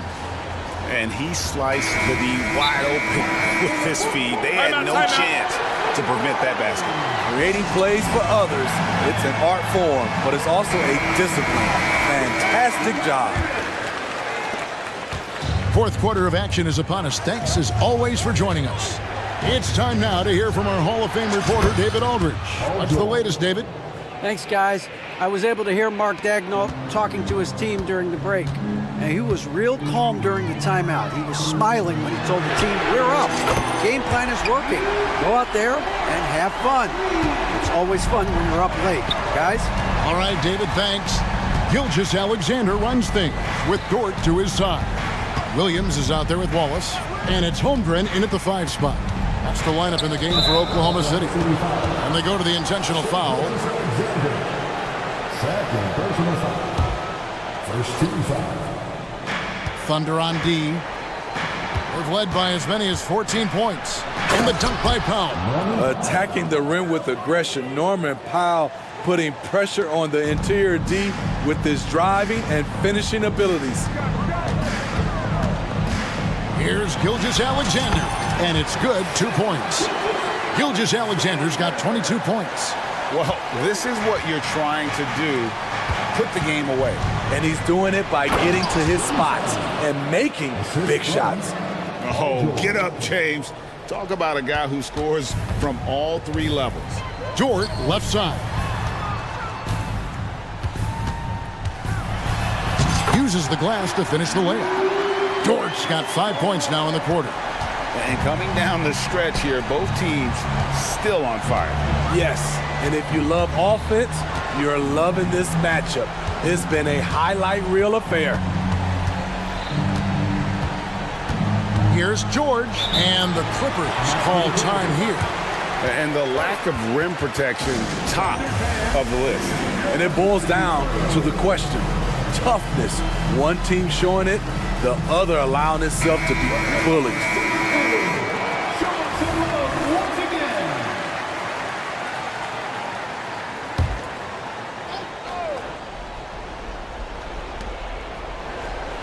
5 to shoot. Tucker a screen. Releases. And with that, the Thunder lead is cut down to 5 on the bucket from Paul George.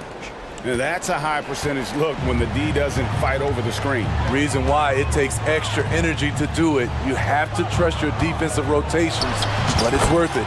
And that one's good. Alexander. He can do incredible things. He can also help you win by simply being reliable. Harden with it. Williams picks him up. Yep, that one goes. Harden's got 10 points here in the second half. And when Harden's this close, he looks to score. Love his mentality. Here's Wallace. And he drops it in from the low post. And the Thunder lead by 7. Poor interior defense. If you play him soft, he's going to kill you. George. And the layup falls. George has got 39. Paul George loves these situations. The bigger the moment, the more he wants to deliver. Gilgeous-Alexander surveying the D. Wallace with a screen on Leonard. Here's Gilgeous-Alexander. And there's another one for the Thunder. And you know what? Every player wants to have the experience of being in that kind of a zone. And George kicks it to Tucker. George dishes to Harden. George sets a screen for Harden. Outside, George. Back to Harden. The 3. It's rebounded by Oklahoma City. Low percentage shot from long range. Terrible decision, especially when you still have a chance to win this. Outside, Gilgeous-Alexander. Plenty of space. Again, Oklahoma City. And so George will bring it up for Los Angeles. 9-point game. And it's Harden slamming it down. And this is Harden's specialty. One of the best in the league at drawing contact, and yet still able to convert. And guys, let's get your take on the scoring breakdown for Oklahoma City. For me, consistent penetration the entire game, and that's given them a lot of options. And something else that stands out is how efficient they've been from the mid-range, making the most of their opportunities. And that one's good. Gilgeous-Alexander. And we'll just watch the clock wind down, guys, in what will turn out to be a win here for the Thunder. Their hard work on the glass paid off. I tell you what, they're both excellent rebounding teams, and it was a tough battle underneath all game. And I think ultimately that earned the W. And you know, looking back at all the contributions tonight, it was a really phenomenal all-around game for Shai Gilgeous-Alexander. You love to see this kind of leadership. Directing traffic, keeping everyone happy. He was the straw that stirred the drink. Inspired tonight. They fought hard and at crucial points just made the play.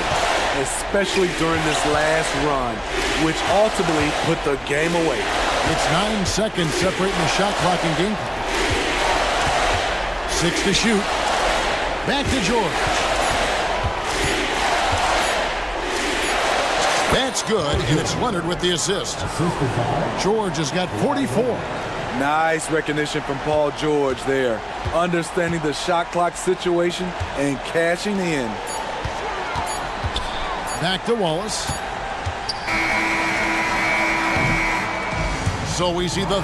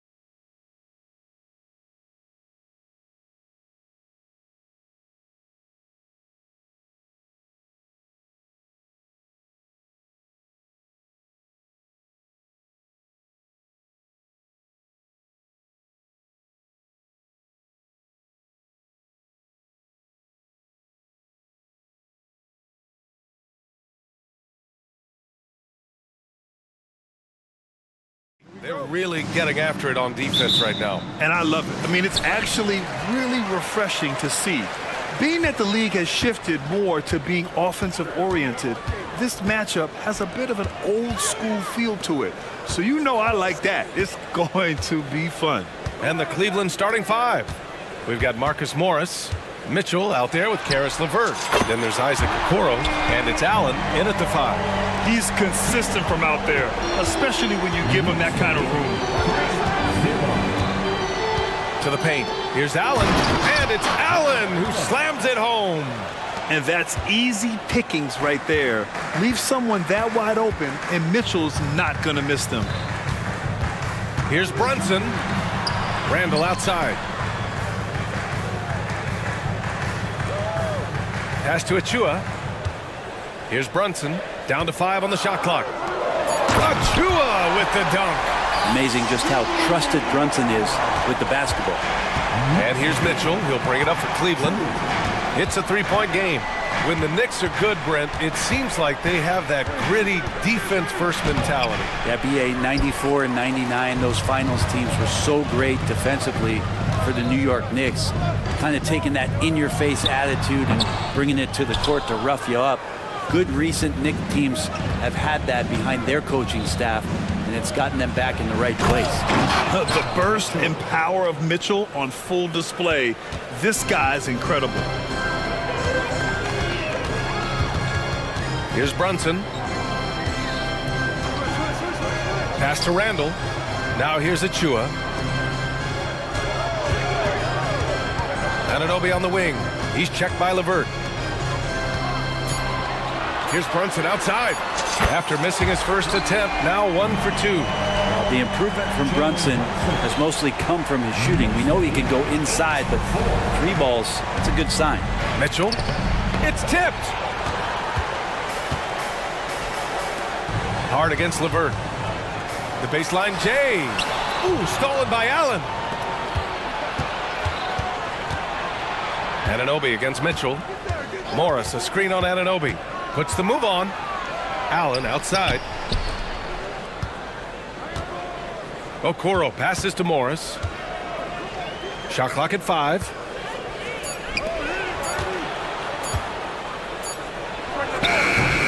Achua with a rebound. And even with the miss, that's a high percentage shot for him. Brunson passes to Randall. Back to Brunson.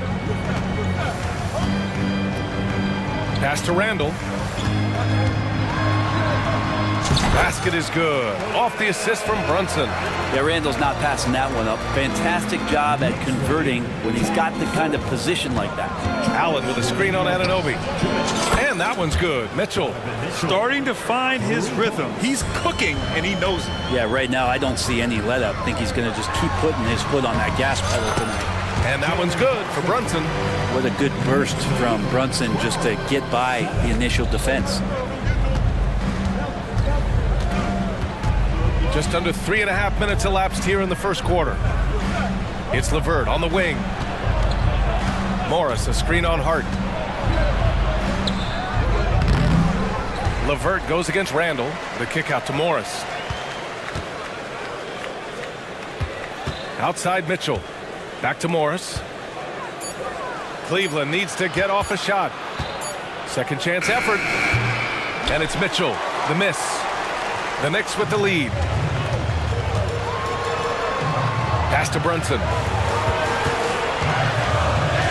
Now Randall. And it's Randall with the jam. Oh, that's nuts. Randall getting up there, turning a little bit, putting on a bit of a show here. Allen a screen. Mitchell, the pass to Allen. Achua with a steal. Fast break, New York. Hart, the open shot. And the Knicks getting another bucket right there.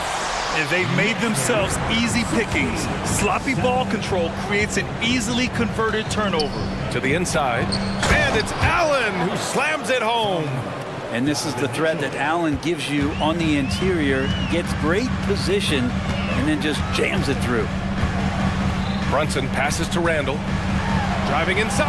And it's Randall with the jam.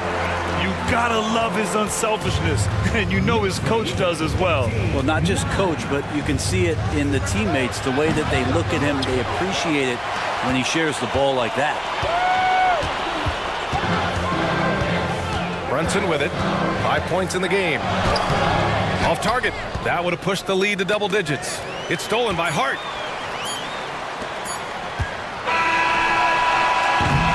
And that concludes the first quarter of play.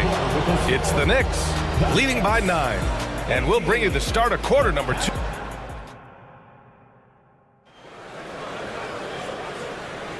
We welcome you back to second quarter action.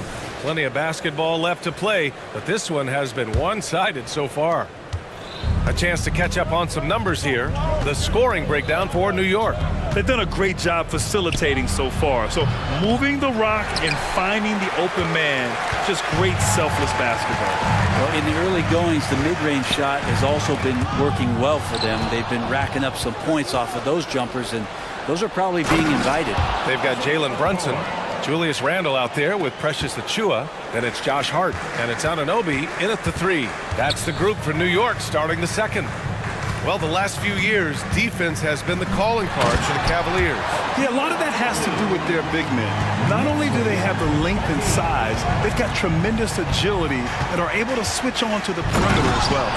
And just a lack of fight right now on the defensive end. Right? At least on that slam it was. That's one way to let a team back in the game. You have to credit the aggressiveness offensively, because that's when you make a play when you really need it. And so it's Garland who brings up the ball for the Cavaliers. They trail by 9. You don't want to stop the clock right there. I'm not quite sure what he was thinking. DiVincenzo, he's checked in for Anunoby. Garland, the pass to LeVert. Back to Garland. 4-3. It's LeVert on the wing. He's covered by Hart. Morris for 3. And the rebound goes to the Knicks. Left side, DiVincenzo. Achiuwa passes to Brunson. From outside the arc.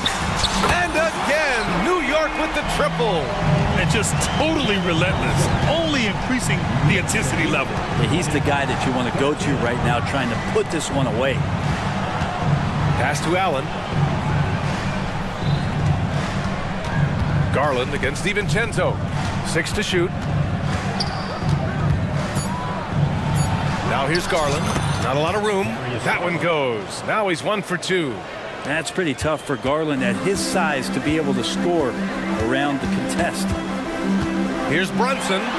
Brunson! So confident at the rim.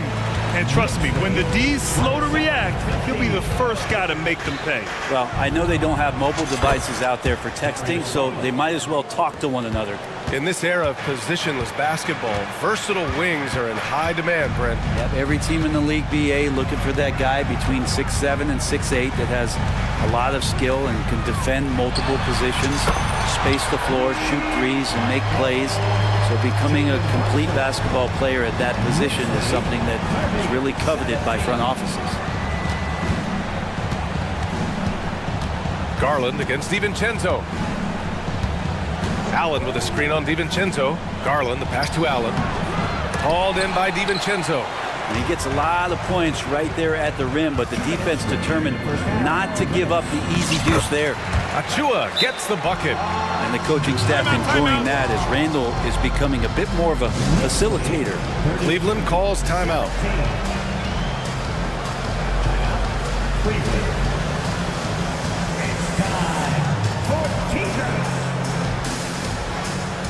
Bojan Bogdanovic checked in for New York.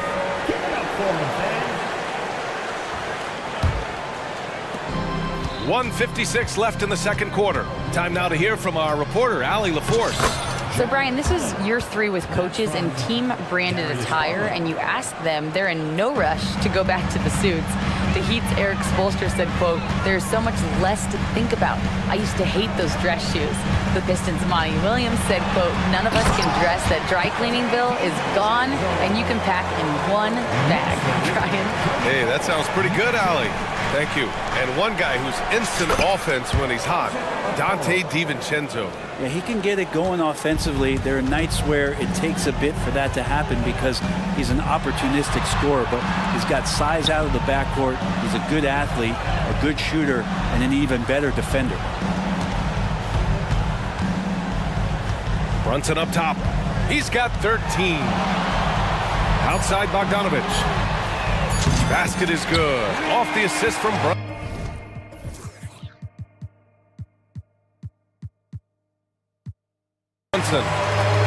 Brunson's got his 7th assist of the game with that last one. Garland, the pass to Morris. Garland feeling it out a bit. And from the field after that one, 3 for 4 now. Well, Garland's able to work around the defense that time. Pretty agile from the small guard. Outside Brunson. And he's going to the line. And they've stopped the action here. They're using their coach's challenge to see if they can get this foul overturned. People were worried that this would slow the action down. But with so many close calls in every game, the NBA was smart to adopt this challenge. The previous play is under review. Which is let his players know he's got their back. If they're adamant that the call was wrong, he'll back them up and make the refs take another look. After the review, the ruling on the floor is overturned. So they see clear evidence of a bad call, and they're going to overturn it. Probably the right decision. And give credit to the officials for recognizing the mistake and correcting it. Nobody likes to say they got it wrong, but they fixed it in a hurry. Pass to Garland. 7-second difference between the shot clock and the game clock. Back to Morris. Here's Okoro. Now Garland. He's covered by Hart. Garland, the pass to Okoro. Back to Garland. 5 on the clock. And he banks in the layup. Garland's got 8. And once more this half, they find a way to get great position inside. And there's the screen. Outside Hart. And so it's New York, now holding a 12-point lead at quarter's end. We hear teams talk about wanting to get the ball inside, but this is how you do it. And don't go far. We'll be right back.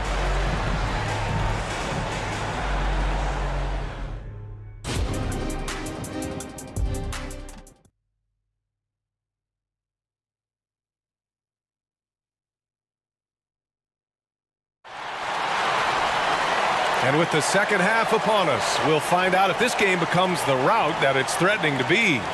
You look at Jalen Brunson. What a contribution. Hey, we didn't expect this. Not normally a big-time assist maker. He's done a great job moving the ball around. You can get into a passing rhythm, and so far all of his have been on point. On the court for the Cavaliers. Karis LeVert is out there with Mitchell. Then there's Okoro. Then there's Dean Wade. And it's Mobley in at the center position. Burks for 3. Gets the 3 to fall. Burks has gotten himself on the board with a 3 there. And he wastes no time coming out of the break. Mitchell deciding where to go with it. Pass to Wade. Here's the 3. The rebound by Burks. And I'm surprised that didn't go down. I mean, I'm sure he is too. Here's Hartenstein. Back to Burks. Hartenstein passes to Burks. Bogdanovic with it. Fires from deep. And again, New York with the triple. He's such a consistent shooter from range. Don't go handing Bogdanovic open shots. Throughout his career, Alec Burks has been a reliable scorer off the bench, Brent. Yeah, has proven himself, BA, as a bench guy that around the league front offices has identified as a guy that can come in and impact you immediately on the offensive end of the floor. This is a veteran presence in the locker room that a lot of teams are looking for. Mitchell against Burks. Here he goes, and down it goes. Jam that one home. Oh, not the defensive effort they need to cut into the lead. Boy, good call. You have to at least try to protect the rim. Good job to recognize the opportunity. That's just very solid offense. Hey, kept it simple. No reason to get fancy right now, BA. Yeah, he's just looking to find shots and produce for his team. Back to Burks.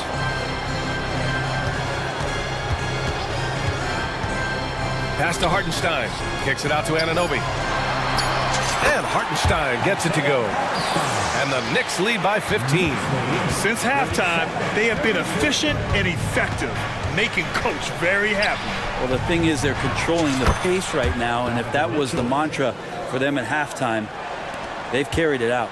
And the fans love it. And Mitchell certainly seems to be enjoying himself on the offensive end.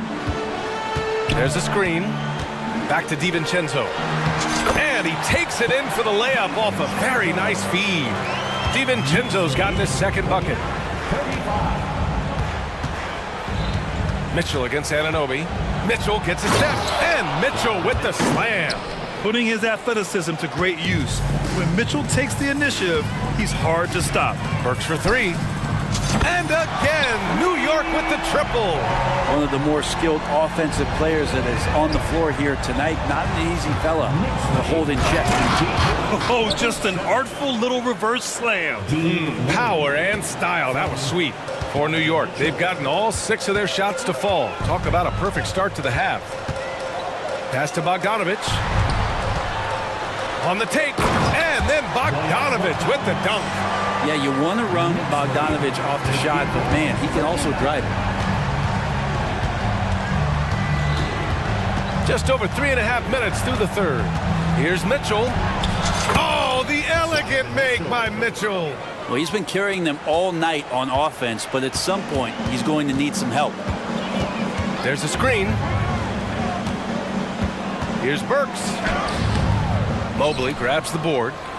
For Cleveland, they've gotten 7 of 8 shots to fall in the third quarter so far. Pass to Okoro. Mobley outside. Now Mitchell.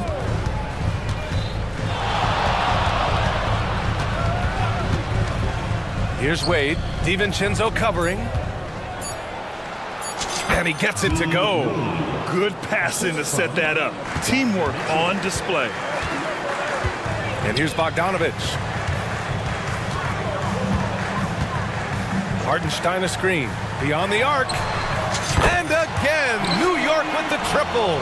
If you're searching for someone to stretch the defense, Bogdanovich, he might be your guy. Mitchell, the pass to Mobley. Outside for LeVert. 23 seconds left in the third quarter. Mobley, no good. Yeah, can't see why he missed that one there. The D's close, but like plenty of room. And he commits the intentional foul. Now a timeout called by Cleveland. First team foul. Cavaliers timeout. Here they are, fans. Put your hands together for your Knicks. Substitutions on the court. Timeout. Cleveland. Next out, fans. On the court is yours.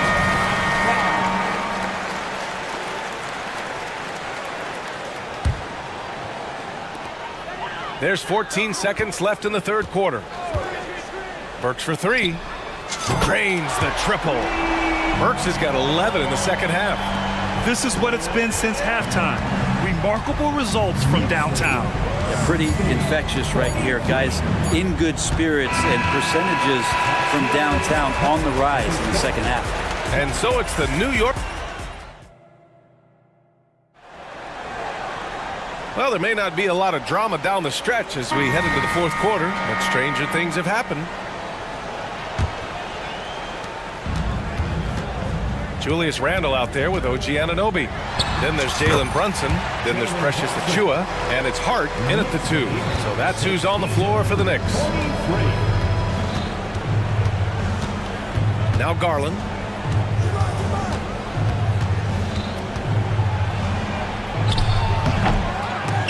The Knicks with the rebound. practically a block. Good, strong challenge. Yeah, altering the shot just as long as there's a miss, that kind of energy not wasted. And there it is for him. And the Knicks lead by 21. As much as you like Jalen Brunson, he believes in himself more than you do. Confidence translating. Garland finds Allen. And it's Allen who slams it home. I love his versatility around the rim. That time with the reverse jam. Mark that one. You know that's going to be replayed over and over again. It's worth it. And that's where Brunson gets a lot of his baskets. He just thrives in the mid-range. And the bucket is good. He's not the reason that they're trailing in this one. He's been on his game. It's a few of the other guys that need to pick it up. For New York, they've gone a perfect 3 for 3 here in the fourth.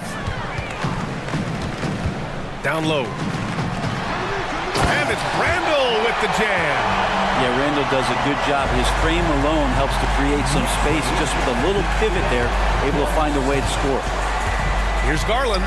And there are the Cavaliers with another bucket.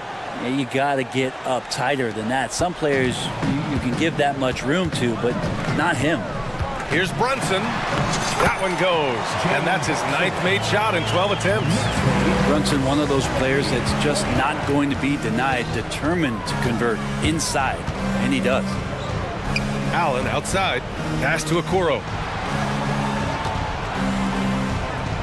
Garland against Anunoby.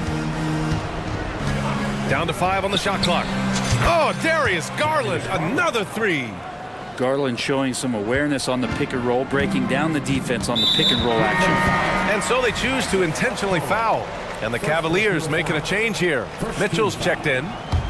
Cavaliers substitution, number 45. Outside Brunson. Lets it fly.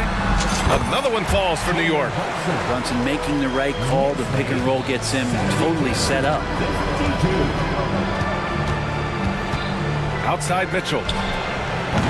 Hart pulls it in. And so it's Brunson with it. He brings it up for the Knicks. Oh, the teardrop falls in. Brunson's got 12 points now in the quarter. You don't need size to score in the lane. It's certainly helpful, but you can see Brunson there with that little teardrop. Who's going to stop that? Mitchell's shot is good. Well, this is a gravity game right now. Whatever he throws up must come down. He's having a great game. Achua into the lane. The rebound by Allen. The Cavaliers have gotten 5 of their 7 shots to fall in this final quarter. Into the lane. Mitchell. Oh, he pipes it. 9 for 14 and showing no let-up. Intelligent decision by Mitchell, using the pick and roll to break up the defense and get open. Randall outside. A minute 37 left to play in the fourth quarter. Achua passes to Brunson. Jacks up a 3. Donovan Mitchell with a board. Cleveland has gone 2 of 2 from outside so far in the fourth.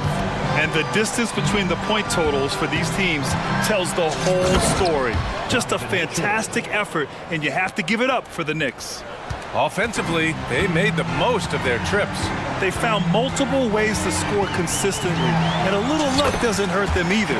They also got some nice bounces off the rim tonight, too. And when you look at the game, the one thing that helped fuel this team to victory was the efficiency for Jalen Brunson. Just does a great job of looking for space and then finding it. That's taking advantage of what the defense is giving. What you love about Mitchell, he plays with energy, explosiveness, and courage. No good on the second, so he hits 1 of 2. Not a perfect trip to the free throw line, but they'll take what they can get at this point. Nice deflection there. Really trying to disrupt their offensive flow. Yeah, appreciate the work right now on the defensive end. Here's the pick. Brunson passes to Hart. Back to Brunson. Hart with it. Checked by Mitchell. To the paint. And Hart with a basket on the assist by Brunson. And the Knicks lead by 18. Finishing the game strong.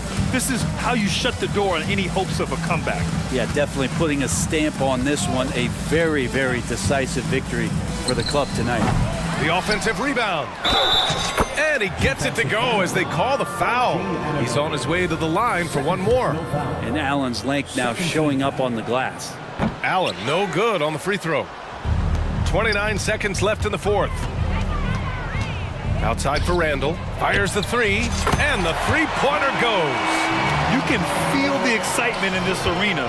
These guys have done one heck of a job. Yeah, huge motivation, always great for a young team, but veteran players also appreciate when fans come with that kind of energy and get into the spirit of the game.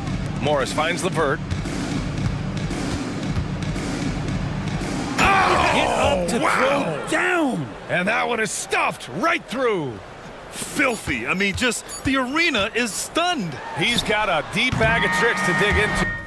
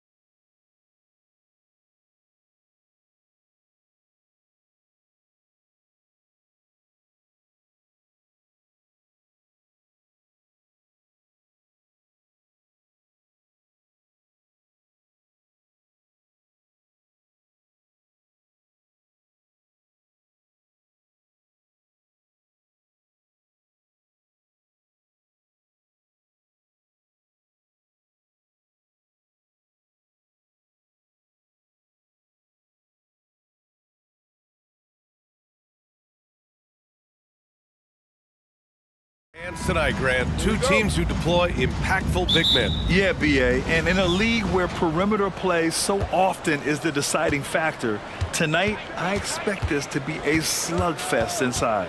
A look at the opening lineup for the Oklahoma City Thunder. Gilgeous-Alexander runs the point with Dort at the 2. Then it's Chet Holmgren, and it's Wallace in at the 4-man position. Isaac. And the layup is good off the glass. Jalen Suggs has proven early, if you're open, he's going to find you. Pretty pass. Gilgeous-Alexander against Isaac. Here's Williams. That one's good. And so Gilgeous-Alexander with the assist. Hey, take it right to the defense. Not a bad way to start this game. Here's Anthony. There's the drive, and it's good. Fought through contact, hit the shot, and will go to the line. Despite missing the playoffs in 2023, the future still looks bright for OKC doors. BA, I don't know how you could not be impressed with what they did. They're accomplished in the regular season well beyond what the expectation was. So many people dismissed them at the start. What a bright, young core they have. Here's Suggs. And he buries his first look. Boy, the agility of Jalen Suggs when he touches the painted area navigates his way to a nice finish. Here's Gilgeous-Alexander, and the layup is good. And setting the tempo with an assertive move. Like, where was the defense on that play? To me, that's a complete lack of communication on that side of the ball. These guys need to be talking to each other. Oh, nice one-handed jam there, BA. Hey, little exclamation point. And the call will be against Jonathan Isaac. That's his first foul.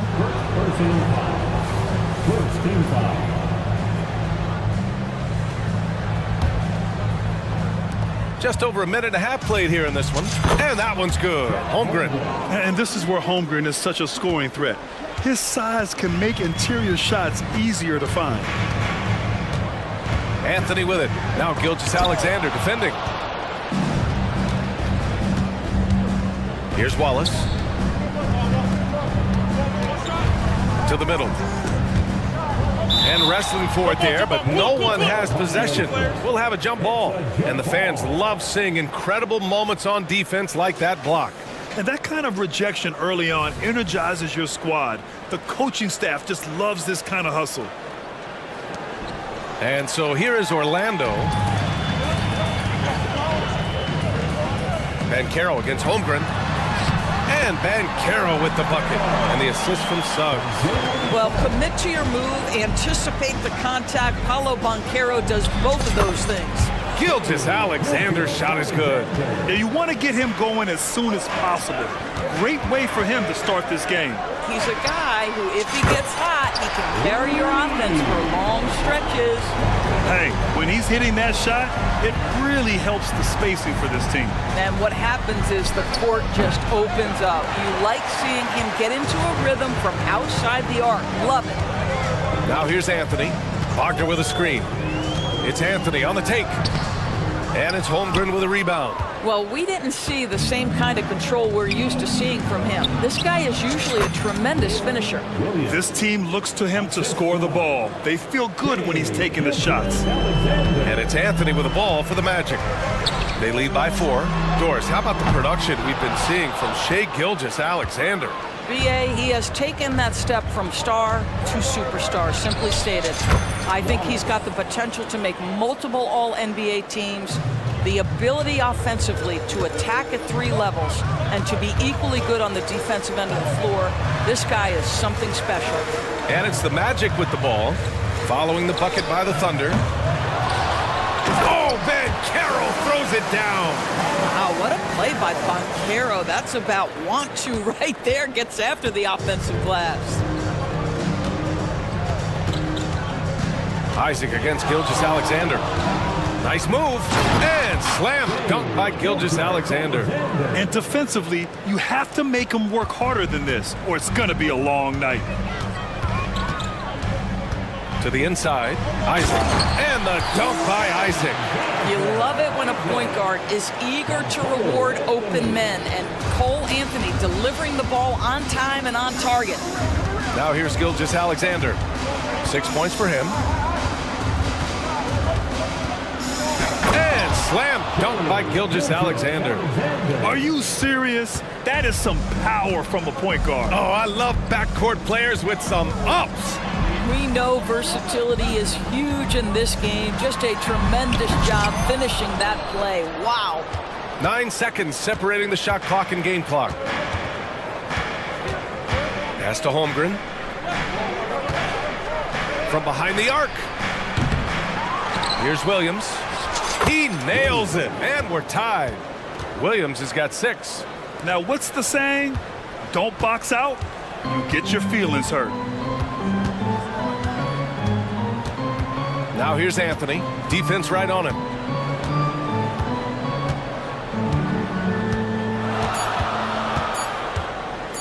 With 1 on the clock. And it's in! Oh! Nails the buzzer beater! Are you kidding? And credit him. At a high-scoring first quarter, both teams really filling it up. It's the Magic. They lead by 2. And the second quarter about to get started. We'll be back in a moment. And close game underway so far. We'll see if either of these teams can jump out ahead in the second quarter. All right, guys, what do you think about the offensive approach we've seen so far for Orlando? They've been really going at the defense in the painted area, and so far, the opposition really hasn't had an answer for them. And their assist total, also impressive early, creating with the pass and playing for teammates. Fultz and Suggs are the backcourt. Isaac and Wagner make up the forwards. And it's Ben Carroll in at the 5, roaming the paint. That's the group starting the second quarter for the Magic. And the officials whistle a foul on the shot. The bucket is good, and he'll go to the line. It's going to be Ben Carroll shooting. It's going to go on Shai Gilgeous-Alexander. Doris, we live in the era of advanced analytics. Numbers about everything. You think there's a stat that deserves more love? You are so right about the analytics. They can tell us what the high-value shots are, what kinds of players you...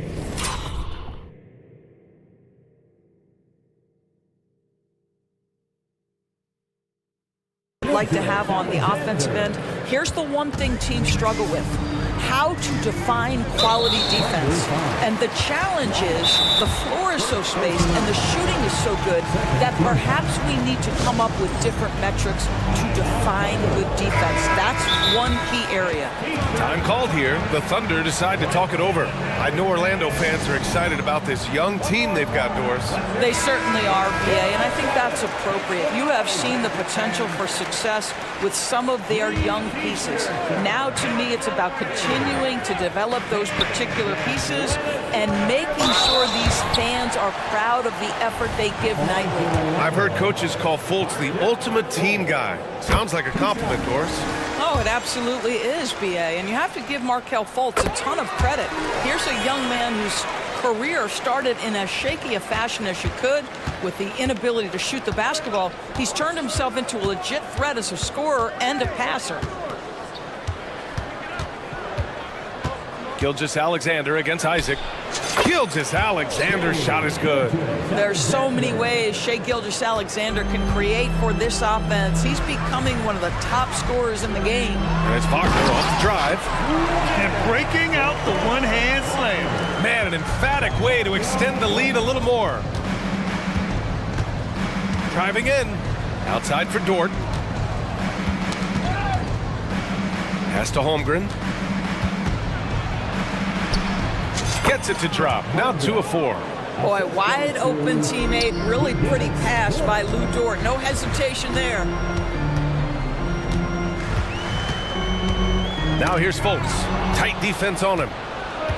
It's an even 3-on-3 break. Here's Wallace. Guarded by Banchero. Now Gilgeous-Alexander. Over Wagner. And there's another one for the Thunder. But Shai Gilgeous-Alexander is a thirsty scorer, and if you concede the mid-range, he'll take it. Here's Fultz. And he gets the bucket. And the Magic lead by 6. When you use it right, the pump fake's as effective a move as there is. Here's Wallace, defended by Wagner. Pass to Holmgren. Inside, here's Wallace. And he floats it in for the easy two. Credit the sweet setup on that one. And great awareness. Holmgren's so good at reading the movement of his teammates, a very heady passer for a big man. Here's Bancaro, drives to the hoop. Oh, Bancaro throws it down. Well, as soon as you recognize the size mismatch, you have to attack. Pass to Dort. We've got 1:48 left in the first half. And that one's good. Holmgren.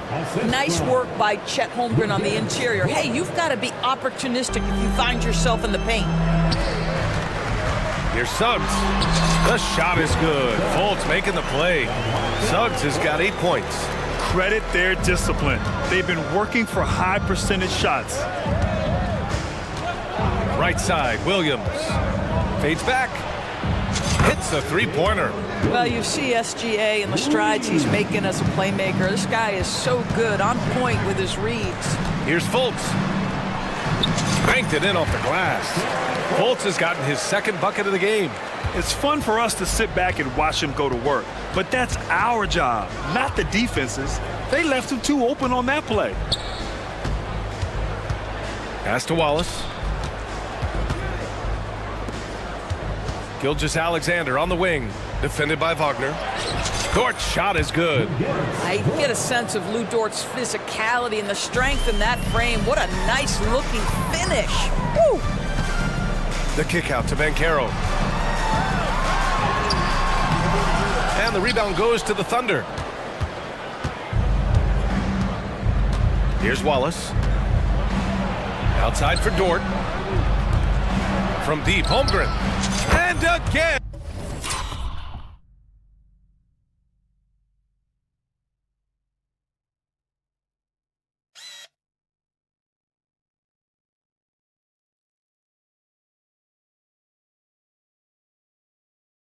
And Oklahoma City with a triple.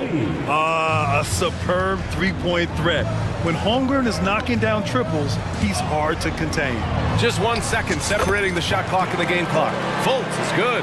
How about the timing? Can be the difference between an assist and a turnover. Nice delivery.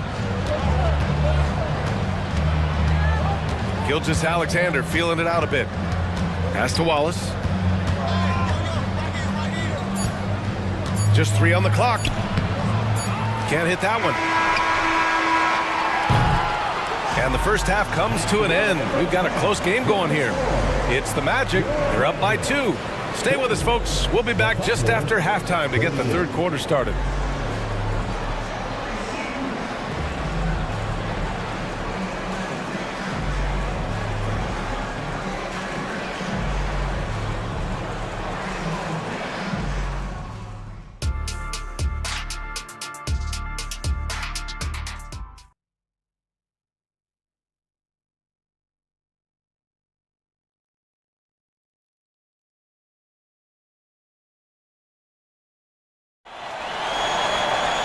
And we've got second half action for you. Thus far, a pretty evenly contested game. You know, Shai Gilgeous-Alexander has been exceptional here, guys. Yeah, he's kind of been the floor general for them tonight. A lot of assists for him.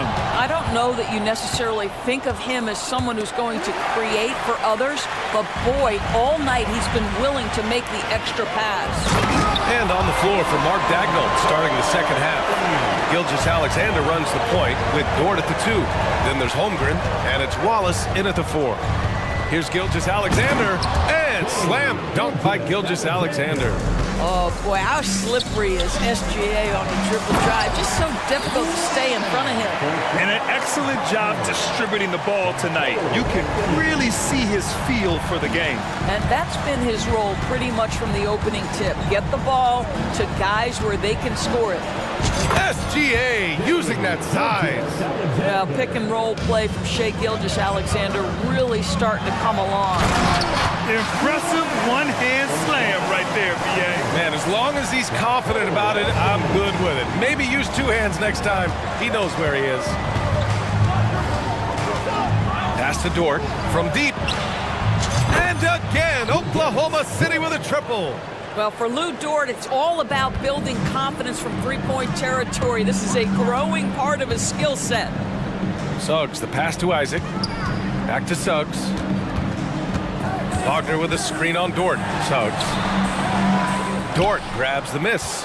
Never easy to stop this guy at the rim, but that is a beautiful contest right there. What's something that stuck out to you about Lou Dort's game, Doris? I guess the first thing that pops for me, VA, is how hard he plays the game, how willing he is nightly on the defensive end of the floor to take on the opponent's best scorer, to not get down in the dumps when he's scored upon, and to bring the same effort no matter who he's playing and no matter what he's up against. And Anthony gets it to go on the assist from Banchero. Anthony's got 7 points. You get an understanding of the high IQ that Paulo Banchero brings to the table. This guy's so good at finding open teammates. Time called here. The Thunder decide to talk it over.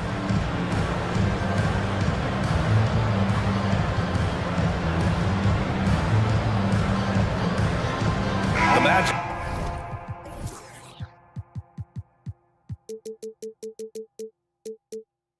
Making a switch here. Harris is checked in. Gordon Hayward, he's checked in for Oklahoma City. Giddey comes in for Shai Gilgeous-Alexander. And so it's Williams with it. He brings it up for the Oklahoma City Thunder. Hayward with a screen on Harris. Hayward outside. Back to Giddey. It's Dort on the wing. 6 on the shot clock. Oh, and that one, no question, powered it down. Well, you can see the long, lanky frame of Josh Giddey on display. Anthony, the pass to Wagner. And a two-handed jam. Making sure of it with the two-hand slam, BA. Yeah, I don't blame him. With the score this tight, you cannot take a chance here. Right wing.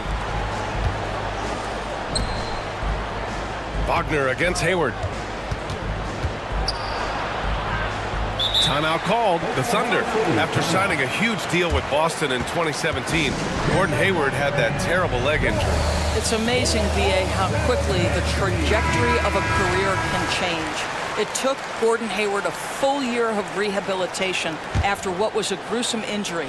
But I admire the work and commitment it took to get back, and now he is rebuilding and contributing to winning again. And the big finish by Holmgren. And timing like this will serve Holmgren well, leaping at the exact right moment for the alley-oop. To the paint. Whoa! Emphatic finish from Banchero. Yeah, he shot the ball well enough to keep his team even. Let's see if together they can elevate past that. Here's Giddey. And it's in there. Giddey's gotten 4 this quarter. Josh Giddey at 6'8", guys. That floater's going to be tough to deal with. Wagner. And the shot goes in. The defense couldn't collapse quickly enough. Oklahoma City's gone 2 for 2 from deep here in the third. Holmgren finds Williams. Three-pointer. And again, Oklahoma City with a triple. They are unconscious from outside. And so far, the defense has had no answer. Well, that's the whole point, isn't it? If you space the floor well enough, it's almost impossible for the defense to account for everyone. Oh, and he got fouled. And here comes the coach's challenge. He disagrees with the foul. He does not hesitate to ask for a second look. It's a pretty heated game. Every call matters.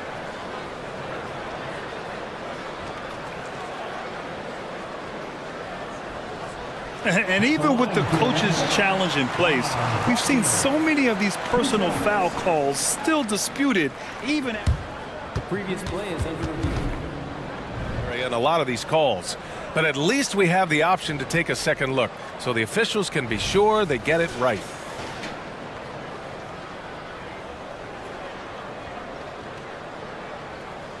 After the review, the ruling on the floor is overturned. So they see clear evidence of a bad call, and they're going to overturn it. Probably the right decision. And give credit to the officials for recognizing the mistake and correcting it. Nobody likes to say they got it wrong, but they fixed it in a hurry. Anthony against Giddey. Out of bounds. It'll be Oklahoma City's ball. And you got to be in awe of incredible defensive efforts like this. And this is exactly why he's out here, in order to block shots in tight games like this. Oklahoma City has gone 5 of 6 from three-point land so far. Count it, and one! And they're not happy with the call here. Coach has given the signal. He's going to use his challenge. Probably a good idea in such a close contest. People were worried that this would slow the action. The NBA was smart to adopt this challenge policy in 2019. You know, one thing this does for a coach is let his players know he's got their back. After the review, the ruling on the floor is overturned. So they see clear evidence of a bad call, and they're going to overturn it. Probably the right decision. And give credit to the officials for recognizing the mistake and correcting it. Nobody likes to say they got it wrong, but they fixed it in a hurry. Anthony feeling it out a bit. Misses the three. Oklahoma City's gotten all 3 from downtown so far in the second half. Giddey passes to Holmgren. Shot and game clock separated by 5. Holmgren with a screen on Harris. Here's Giddey. Again, Oklahoma City. You can really feel the momentum swinging in their direction. You want to continue to build on this lead. Right now, still a little too close for comfort. Here's Wagner into the lane. Oh my goodness, how about the aggressiveness from Franz Wagner? Leaves no doubt on the dunk. 5 ticks left in the third quarter. Now a timeout called by Oklahoma City.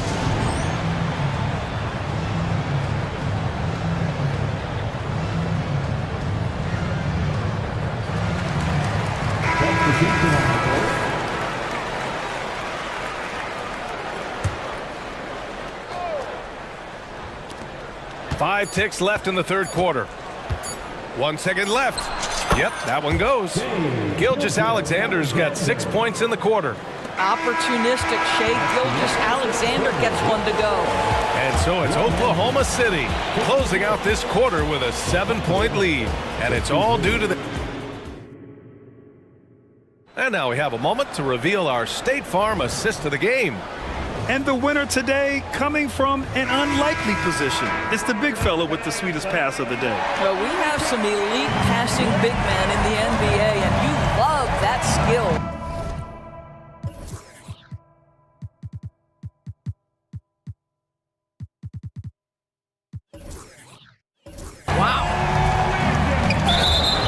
And this is it. Glad to have you along for this fourth quarter.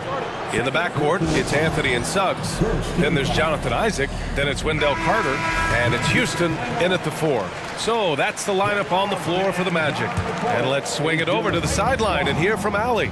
Hi, guys. Well, Jamal Mosley was just reviewing the plan with his team, and he was adamant that they need to tighten up their D.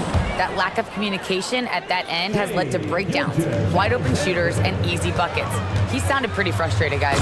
And Allie, thanks. Well, you can see the speed by Cole Anthony on display. He can mix speeds. He can come right at you. That's a nice-looking drive. Isaac against Gilgeous-Alexander. Gilgeous-Alexander punches it home. And he just driving the stake in him there. He's a guy just never lets up. Well, you love that he wants to wear out the defense. What a catalyst for his team. Incredible. Orlando calls timeout. And this short amount of time should be beneficial to these players to catch their breath a little bit, while at the same time replenishing their energy by drinking some Gatorade as we head into the final stretch of this game. So for the Magic, Banchero's checked in for Carter, and Franz Wagner's subbed in for Houston. Pass to Isaac, back to Anthony. Up again, it's good on the putback. Jonathan Isaac is always so quick to the basketball. You can see his burst getting after that board and getting the putback. And here's Gilgeous-Alexander. And again, Oklahoma City with a triple. And trying to put the game away, he's been nails all evening. And he hasn't pushed much tonight. I love the efficiency he's giving to them.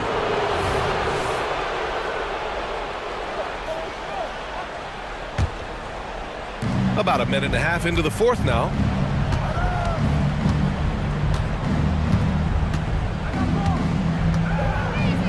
Pass to Holmgren. Here's Wallace. Oh, wow. Drew the contact, and that three almost went in. So he'll go to the line for 3 free throws. That's on Franz Wagner, and he can't get the first one. And he sinks the second. Grant, it's fair to say this Magic team is still coming into its own as far as the youth on the roster. Yeah, not a lot of NBA service time up and down the roster, but tons and tons of talent. I mean, they've done very well constructing the roster. Now to develop it, and they'll see the wins pile up. And we may have an injury here. That does not look good. Oh, man, that's tough. You just never like to see this in sports. No, obviously something that, you know, every player fears. The NBA has made player safety a priority, but injuries continue to happen. The Magic making a switch here. Fultz is checked in. Outside, Williams. Here's Dort. That one's good for 2. Here in the second half, they've just found better shots. And I think what's happening is they're getting their shots within the flow of their offense, and you can clearly see the difference. And Wagner gets it to go. Boy, when he catches a rhythm, Franz Wagner is relentless offensively. And so it's Gilgeous-Alexander with it. He brings it up for the Thunder. Out left to the wing.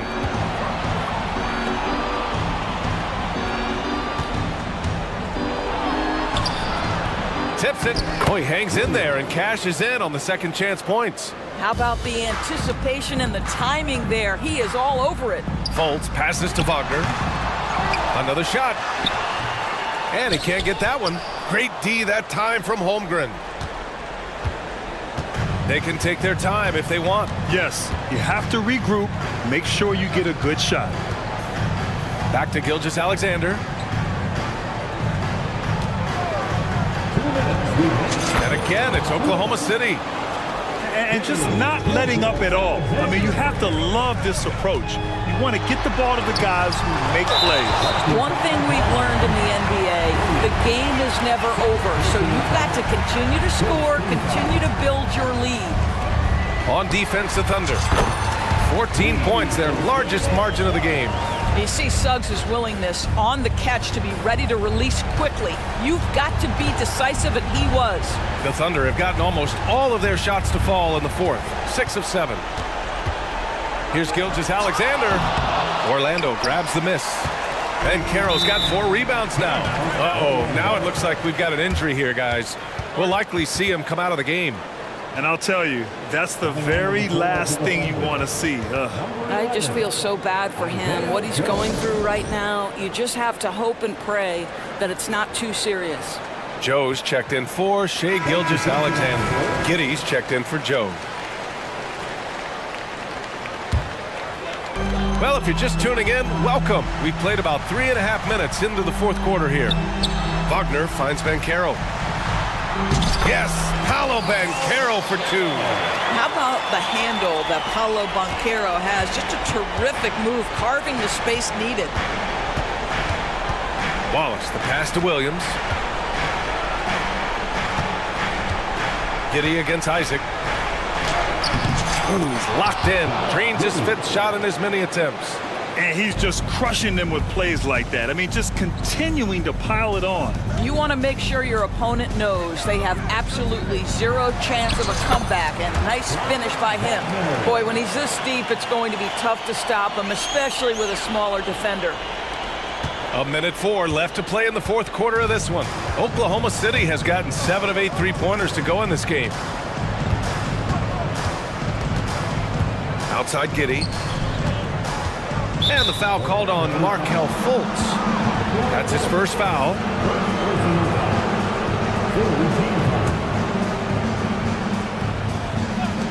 .51 seconds left in the fourth quarter. Giddey passes to Williams. 5 to shoot. Holmgren, great positioning on the putback. And the Thunder lead by 11. And they came in here with some attitude, and it brought out their best play. And I couldn't agree more. What makes it that much more impressive, they're doing it on the road. He almost brought the basket down on top of himself. Oh, there's hang time, and then there's a time to hang.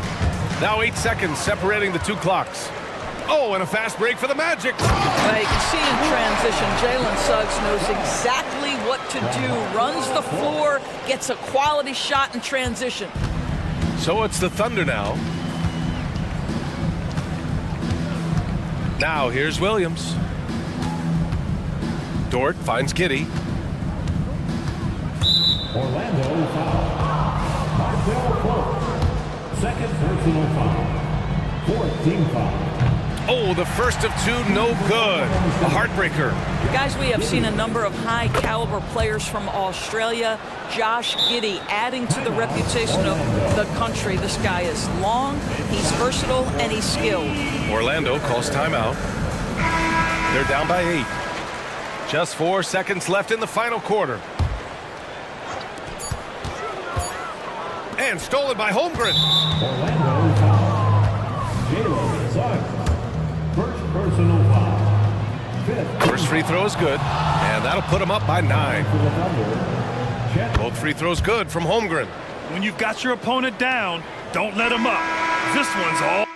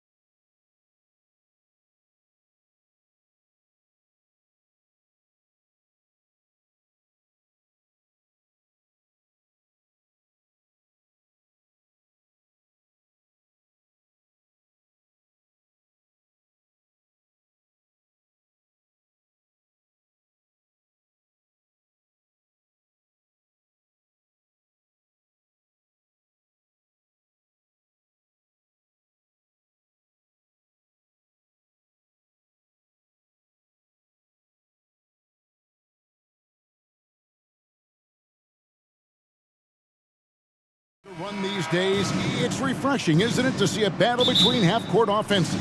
and to excel at that. You have to be extremely tactical, minimize turnovers, and execution is key. So the New York starting five, they've got OG Anunoby, Josh Hart out there with Jalen Brunson. Then there's Bojan Bogdanovic, and it's Randall in at the center position. Just 5 on the clock. Great pass to set up the lay-in. Anytime you can get Randall moving toward the rim, that's a good thing. Anunoby against Harden.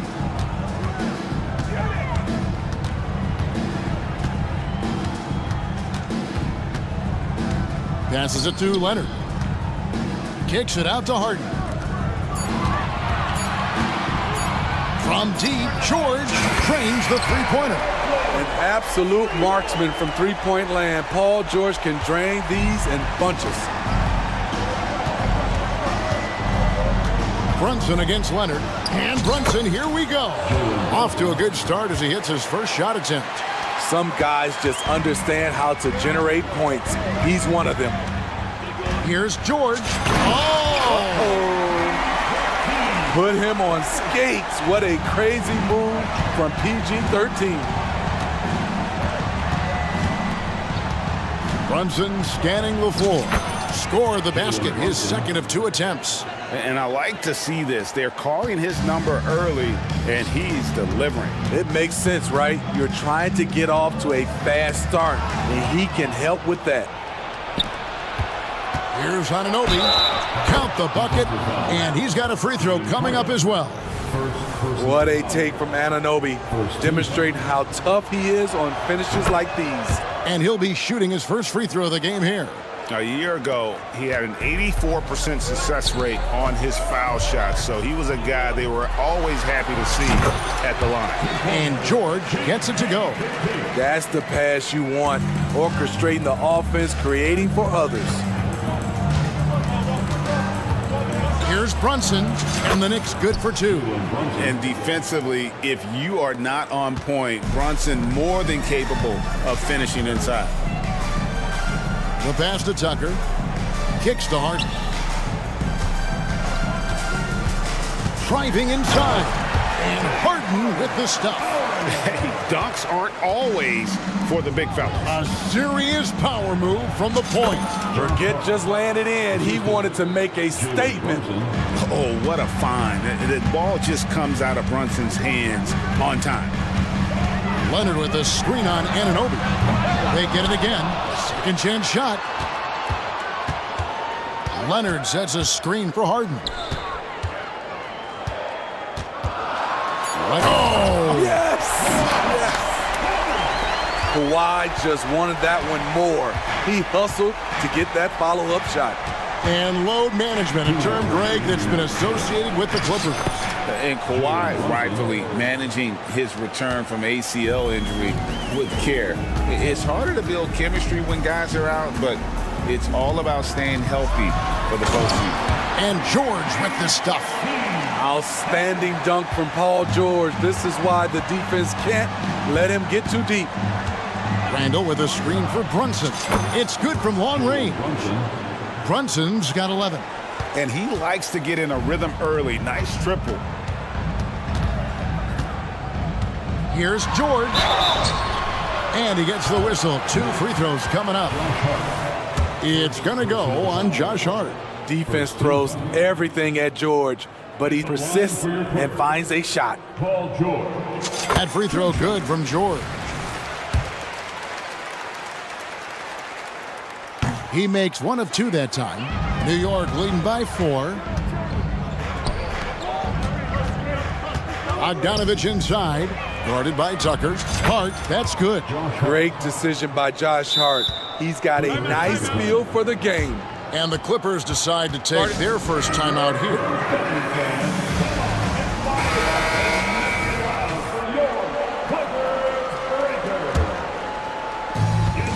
1:10 left in the first quarter. Here's Harden on the wing. He's guarded by Anunoby. Nobody near George.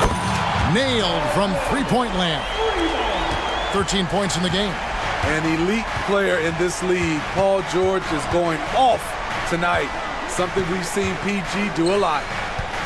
Here's Randall, and Randall throws it down. Oh, taking it to the rack with power. Hammering down the two-hand slam. Harden the pass to George. There's 31 seconds left to play here in the first. Misses the layup. And there's Bogdanovich. That's good on the assist by Brunson. I like to see Bogdanovich showing off his handles. Makes the defense think twice if they get too aggressive with him. And it's George finishing it off. I'll tell you what, I'm not sure these guys can keep this up. Yeah, both teams in the zone early. Stops have been almost impossible to come by. Brunson kicks to Hart. Pass to Randall.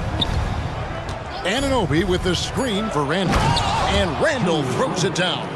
That is a force coming at you downhill if you're trying to defend Randall on the drive. Timeout. Los Angeles calls timeout. Start it.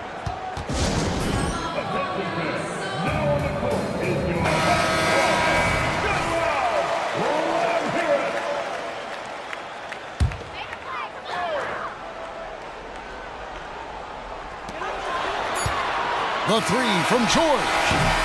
Jalen Brunson has been on display for New York, setting up teammates and getting buckets. He is looking.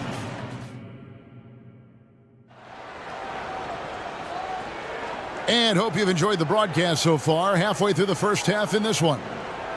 And a chance for just a second to check out the scoring breakdown for the Knicks. Right out of the gates, they've been in attack mode. And I think that's by design because it has been relentless. And they're also hitting that mid-range shot at a high clip. A big key will be to continue that success throughout. Here are the five New York has to start here in the second. Josh Hart out there with Jalen Brunson. Then it's Julius Randle. Then it's OG Anunoby. And it's Bogdanovich in at the power forward position. And not the most common call you'll see in the NBA, but hard to argue that pick wasn't illegal. It's often a tough call that can go either way, but I agree with you on that one. And with the move to positionless basketball, wing players with the size and strength of OG Anunoby tremendously in demand. You need a guy who can hang with all the superstar wings defensively. And OG has a better shot than most. Takes it off the glass. Bogdanovich has got the lead up to 8 now for the Knicks. A more physical player at this stage of his career. Bojan is not bothered by the contact on that shot. Here's George. Kicks it out to Harden. And the jam by Harden. And you talk about the best ball handlers in the league. Don't forget about James Harden. Brunson finds Hart. Powell against Randall. Pass to Anunoby. Clock at 6. Driving in. And it goes out of bounds. Last touch by Anunoby.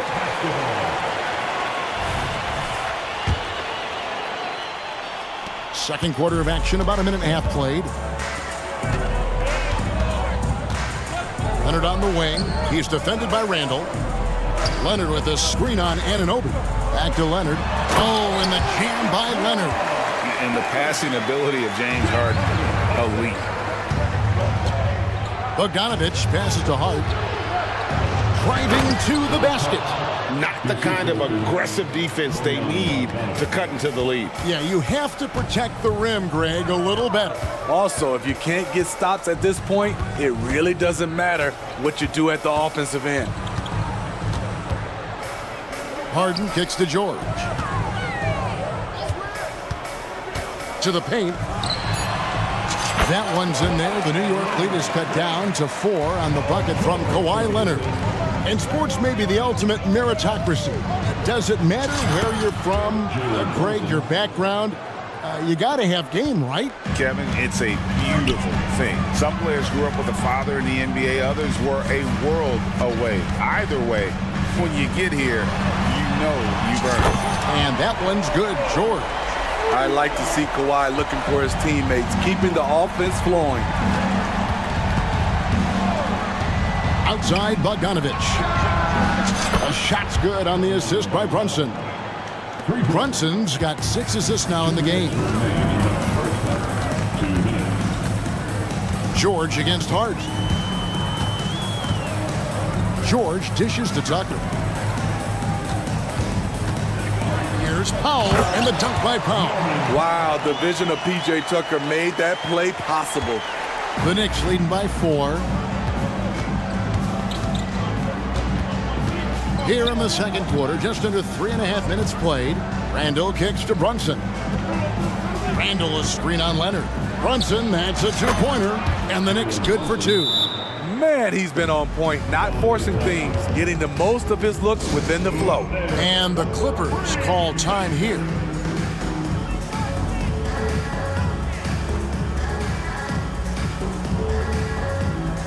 Russell Westbrook's checked in for the Clippers.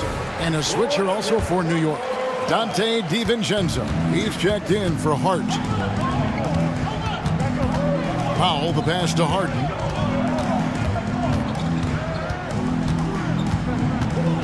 Westbrook, a screen on Anunoby. Here's Harden, and the jam by Harden. And Harden is a nightmare in the pick and roll. Just a clever combo guard who is completely unpredictable. Bogdanovich sets the pick for Brunson. And Bogdanovich throws it down. Pushing the action, getting others involved. He does it time and time again. You know what it is? It's his creativity. That's making this engine run. You can't lose Harden there. He slipped inside there and made them pay. Leonard with the steal. Here's Westbrook. That falls.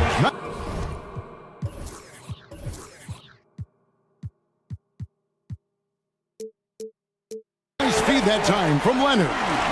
And now just a 2-point New York lead. Randall a screen on Harden.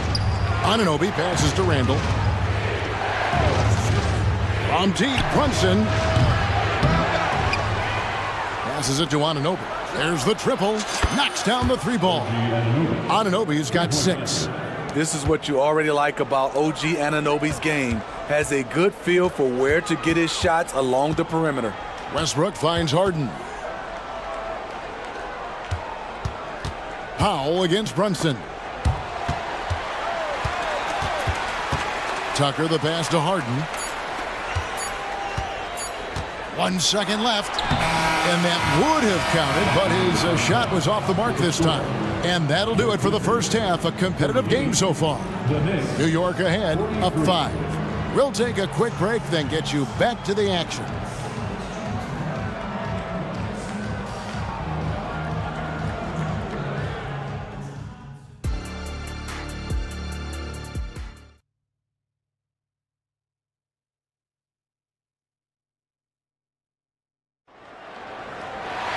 And after a fairly even first couple of quarters, the second half could turn out to be a great one as both teams try to gain an edge. It's been one outstanding game from George. Definitely been challenging the defense here early on, not settling for anything outside. He's been very effective on the move, forcing the action, getting to his spots, and finishing plays. So with George on the bench, here's who Tyronn Lue's going with. P.J. Tucker is out there with Norman Powell. Then it's Harden. Then there's Russell Westbrook. And it's Leonard in at the 5, roaming the paint. He's explosive off 1 foot, 2 feet. Norman Powell is just an incredible athlete. First team.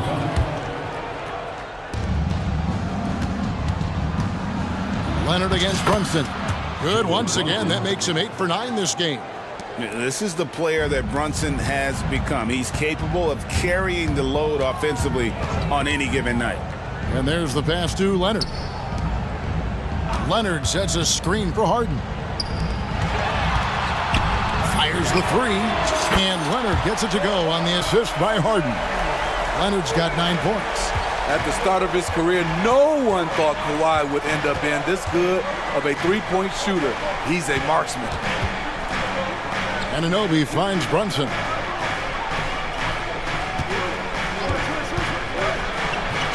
still up. Now he is 9 of 10. Important points there. Got him on a nice play, getting the ball inside and right to the bucket. It'll go, and the Knicks lead is cut back down to just 2 points. The basket there coming from Westbrook. Nice job by Russ, attacking the interior, hunting down a high percentage look. Here's DiVincenzo, and that one is stuffed right through.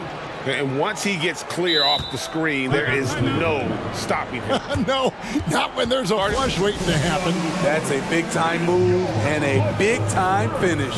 And the Clippers call time here.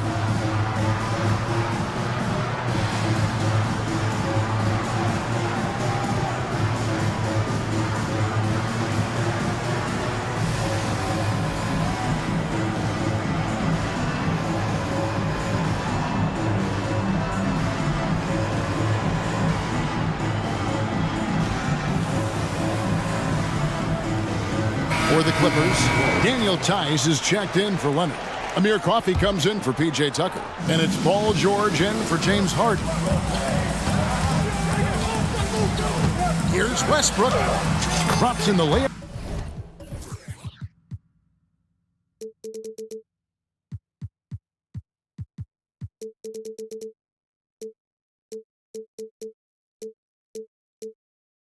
For 2. He has 6. Westbrook takes these challenges personally. He loves scoring on aggressive defense. DiVincenzo passes to McBride.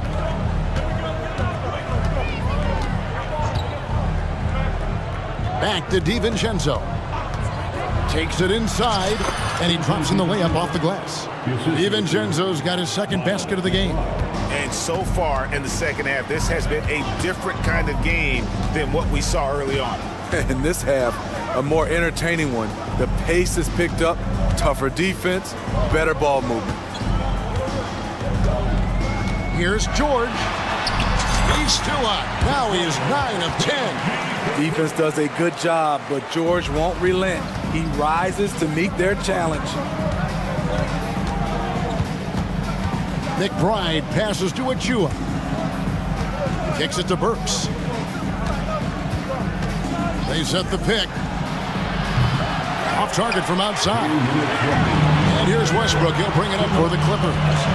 A 2-point game. Tice passes to George.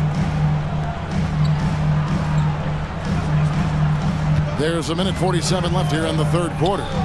Back to Tice for the lead. The Knicks pull it in. And you could tell he thought that triple was going to fall. To the middle. Here's McBride. Terrific assist. A nice finish. Solid play all around. This is who you want leading that play. A sure passer with great awareness. George looking around. From past the arc. It's hauled in by Achua. The Knicks leading by 4. DiVincenzo passes to McBride. And there's the drive. And that one is hammered home. And he just dangles from the bucket after sending that one through. And you can see which team has the swagger right now. And George kicks to Westbrook. Tice sets a screen for Westbrook. The shot's good from Tice. This is what the analytics prefer. Shots at the rim or from 3. Now, here's Burks. He's guarded closely, and the whistle blows. It's going to be on Daniel Tice. That is his first foul of the game. Second team foul. 34 seconds left to play in the third. Hart with a screen on Westbrook. Here's McBride, and he bangs it home with one hand. Just rubbing it in their faces with that dunk. He is never going to take his foot off the ball. Oh, yes. I'm amazed at the level of creativity by Russell Westbrook. His dunks are special. He's an outstanding athlete. So here's Burks. No scoring in this one. Pass to DiVincenzo. And he gets the bucket. And the Knicks lead by 6. Los Angeles calls timeout. And coaches looking to seize every advantage, maximize every possession. Critical part of the game. You have to be flexible. You have to be able to adjust what you're doing.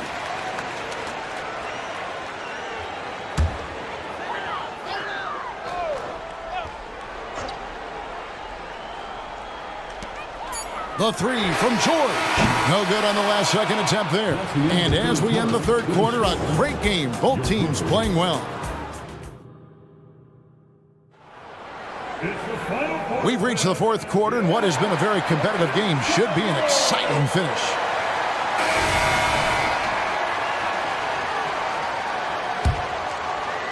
The Knicks leading by 6. And on the floor for New York here in the fourth. Bogdanovich out there with Julius Randle. Then it's Josh Hart. Then it's Jalen Brunson. And it's Anunoby in at the 3 spot. Leonard sets a screen for George. The dish to Leonard. Into the lane. And Kawhi Leonard with the slam. Give him any kind of opening, and Kawhi Leonard will make you pay at the rack. Brunson against Leonard. Randle a screen on Leonard. And here's Brunson outside. That one's off, but a great shooting night overall as he is 10 of 12, 83% from the floor. Harden finds Leonard. Back to Harden. Leonard sets a screen for Harden. Leonard with the ball. Now defended by Randle, and so they choose to intentionally foul. Really no idea why you're fouling in a situation like that. You know, maybe there's some bad blood between those two. That one goes. Count it. George has got 24. Keeping them on their toes out there. Paul George agility is on display. Bogdanovich with a screen on Leonard. Here's Brunson. Lays it up and banks it in. And guys, all about hard work from this point on. They've worked hard to create that high-quality shot and then able to knock it down. Hard against George. It's good. He's got 26. It's almost too easy for Paul George inside. He gets right in close and converts. Brunson the pass to Anunoby. The dunk and the foul. And now, yep, this will be a coach's challenge. We thought that might happen, triggering a review of the personal foul.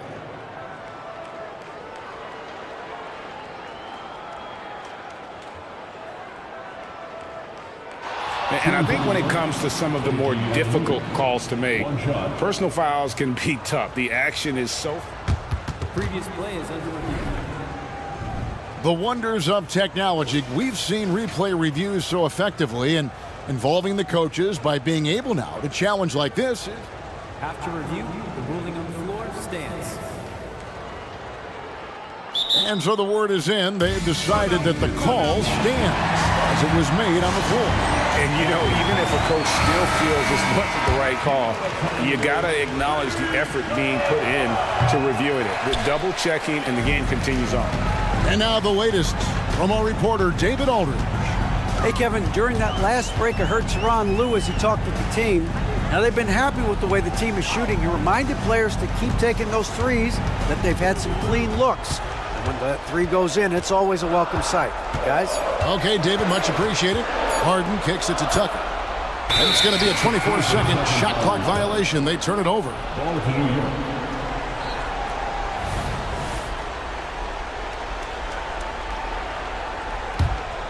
New York leading by 6. Brunson up top. He's covered by Leonard. Pass to Hart. Bogdanovich sets the pick for Hart. And he uses both hands to jam it in. Give Josh credit for taking initiative, seeing an opening and slicing through it. George against Hart. And Tucker has it in the corner. And stolen by Bogdanovich. Brunson kicks to Bogdanovich. Passes to Hart. And here's Brunson. Hart with a screen on Powell.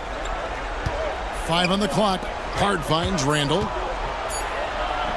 And he finishes nicely on the layup. And now a 10-point Knicks lead. Well, spending so much time in the paint, Randall has to hit a lot of contested shots. Left side, Leonard. Harden scanning the floor. Leonard with the screen on Anunoby. Harden against Brunson. It's Harden with the drive, and the call will be against Julius Randle. And that'll be his third foul so far. Second team foul. Here's George. Tucker a screen. Going inside, and the jam by Harden. And once Harden has momentum behind him, watch out. They love seeing the beard flush it down there with some power.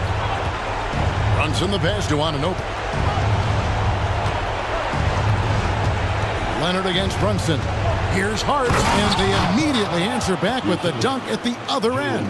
Skying high, one of his advantages as an undersized forward. And the pass to Harden. Tucker a screen. Oh, trying for it.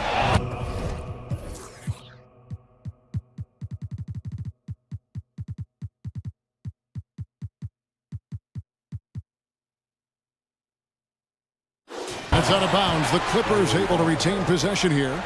And he jumped out to that ball immediately. Great reaction on that deflection. A little bit late there, but you tried to get into your opponent's head. Forced them to go somewhere else with the ball, and he did that. Rocket two. George, that's a two-pointer. And it's wide right. It's off the rim. High percentage look for him. But bottom line, they're not all going to go down. And it looks like just playing the last bit of this one out in what should be a nice win here for New York. Not only did they shoot the ball better, but they had more assists. Yeah, I thought the passing in terms of finding the open man gave them the higher percentage shots. The ball movement was key for the win. And what a tremendous standout performance it was for Jalen Brunson. Woo, he put on a clinic tonight. Terrific vision, sees the whole floor, and he hits guys in their spots with pinpoint dimes. Leonard with a screen on Anunoby. Harden kicks to Leonard. Good. It's Harden with the assist that time. No doubt in my mind that Kawhi Leonard shoots with the utmost confidence. The clock now can just run out for the Knicks. Pass to Anunoby. Back to Brunson. And there's the foul. It'll go on P.J. Tucker. That's his first foul. Second team foul. L.A. foul.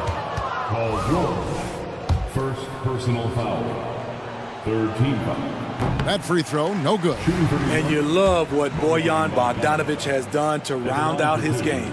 Worked very hard to become a complete player.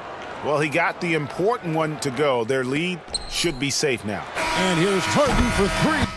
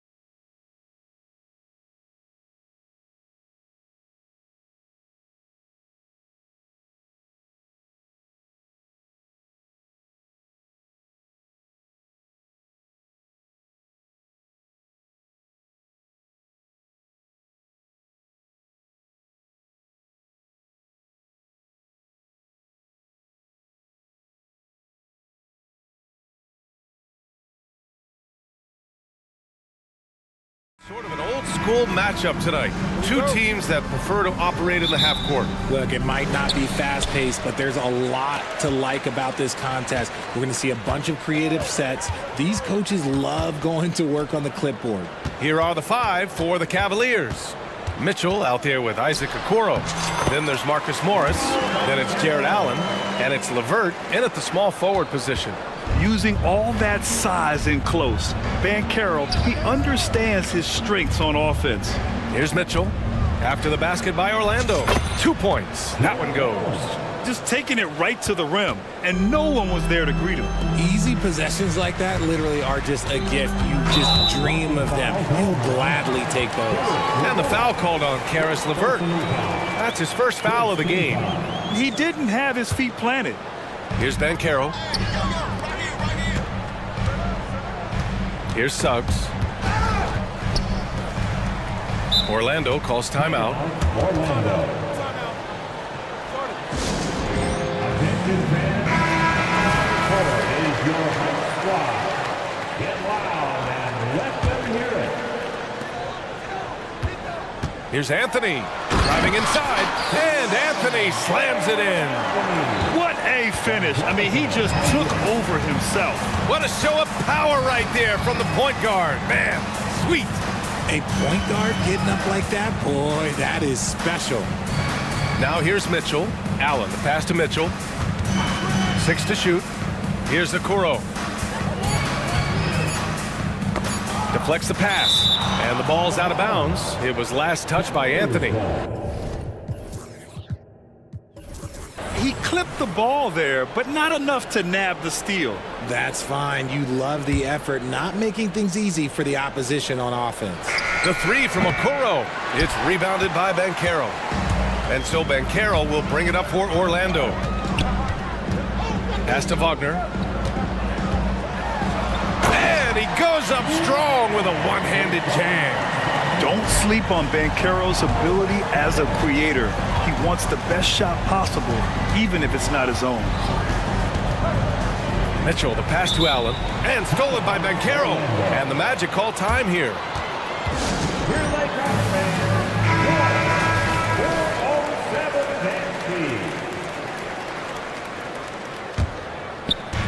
4:07 And so here is Orlando. Seems like this offense is being executed the way it was designed. Yeah, I'm sure Coach couldn't be happier with the results. You know, the Cavs have done a nice job rebuilding since the end of the second LeBron era, Richard. Now, it took a few years, B.A., but yes, the front office has found some quality talent in the draft. Darius Garland, Evan Mobley, and they've made aggressive moves getting Donovan Mitchell that helped them get back into the postseason. Banchero the screen. Anthony finds Wagner. Just 5 on the clock. The Magic need to put one up here. Anthony with a bucket. Just owning the painted area. If it's working, no need to change.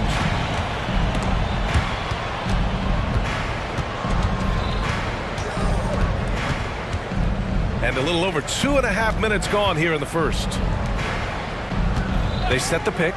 The drive by Mitchell, and that comes off the assist by Morris. And look, you can't blink when you are guarding Mitchell. That man will go by you in a heartbeat. Mitchell against Anthony. Wagner with a screen on Mitchell. And let's take a moment here to get your take, guys, on the scoring so far for Orlando. The ball movement has been outstanding so far. They've come out of the gate looking for that extra pass. And the other thing you notice is how determined they've been to get into the paint and get buckets around the rim. Now he's perfectly comfortable doing work at the line. Mitchell feeling it out a bit. Three-pointer off the mark. And so Anthony will bring it up for Orlando. 6-point lead. And Carroll passes to Isaac. Here's Anthony. Good on the bucket.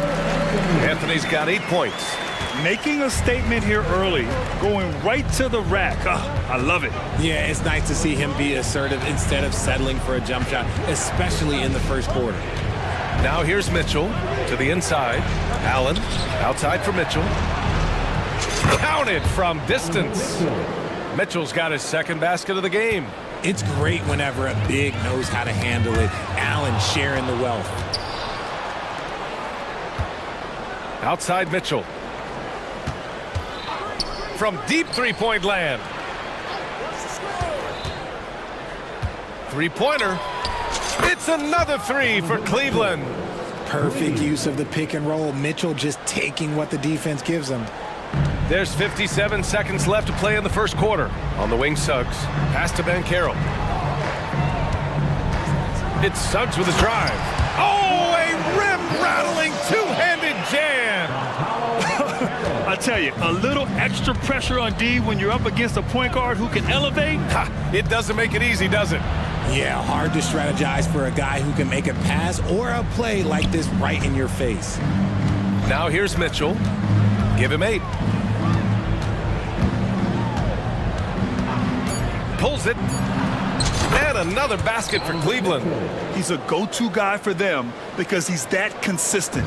Time and time again, he delivers. Just 2 seconds between the shot clock and the game clock. Anthony, the pass to Banchero, and that's a foul called on Donovan Mitchell. That'll be a second foul of the game. Here's Anthony. Give him 8 points now. Pass to Suggs.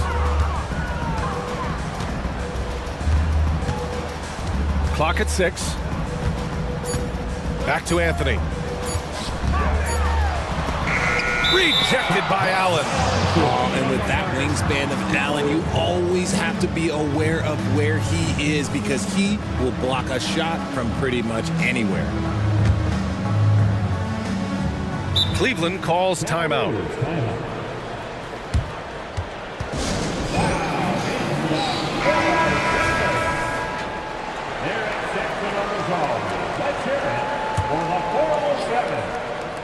The three from Mitchell. Oh, and the release was before the buzzer, but it's off target. Cole Anthony, he's been the guy making things happen.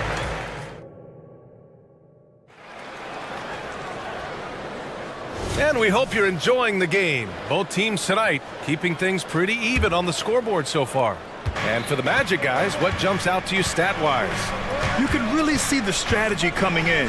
Get the ball into the painted area. And let me tell you, when you establish a physical edge, it gives you a mental edge too. So for Cleveland right now, they've got Okoro, Donovan Mitchell out there with Karis LeVert. Then there's Marcus Morris, and it's Allen in at the 5. And Wagner gets it to go. He saw a path to the rim, and he took it. The defense just couldn't stop him. The Cavs trailing. LeVert with the ball. He's picked up by Banchero. The kick out to Morris. Knocked away. Back to Okoro. Pass to LeVert. Shot clock at 6. Allen a screen. Fires for 3. LeVert, and that's good. And with scoring on the rise, RJ, are today's defenders given enough leeway to do the job? Oh, absolutely not. Nowadays, a lot of minor contact is whistled for a defensive foul.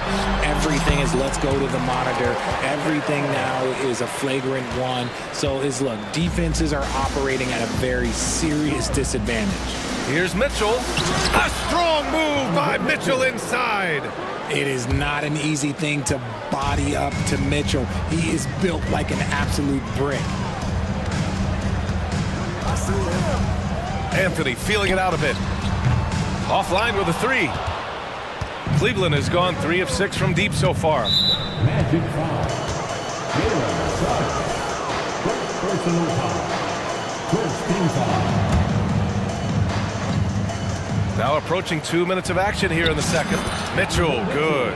He's put up some huge point totals in his career. Looks like we'll be adding this one to Mitchell's list. Banchero outside.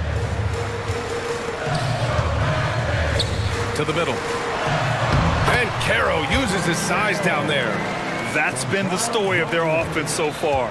Getting a number of looks from point-blank range. Outside Mitchell. Driving to the basket. Outside for LeVert.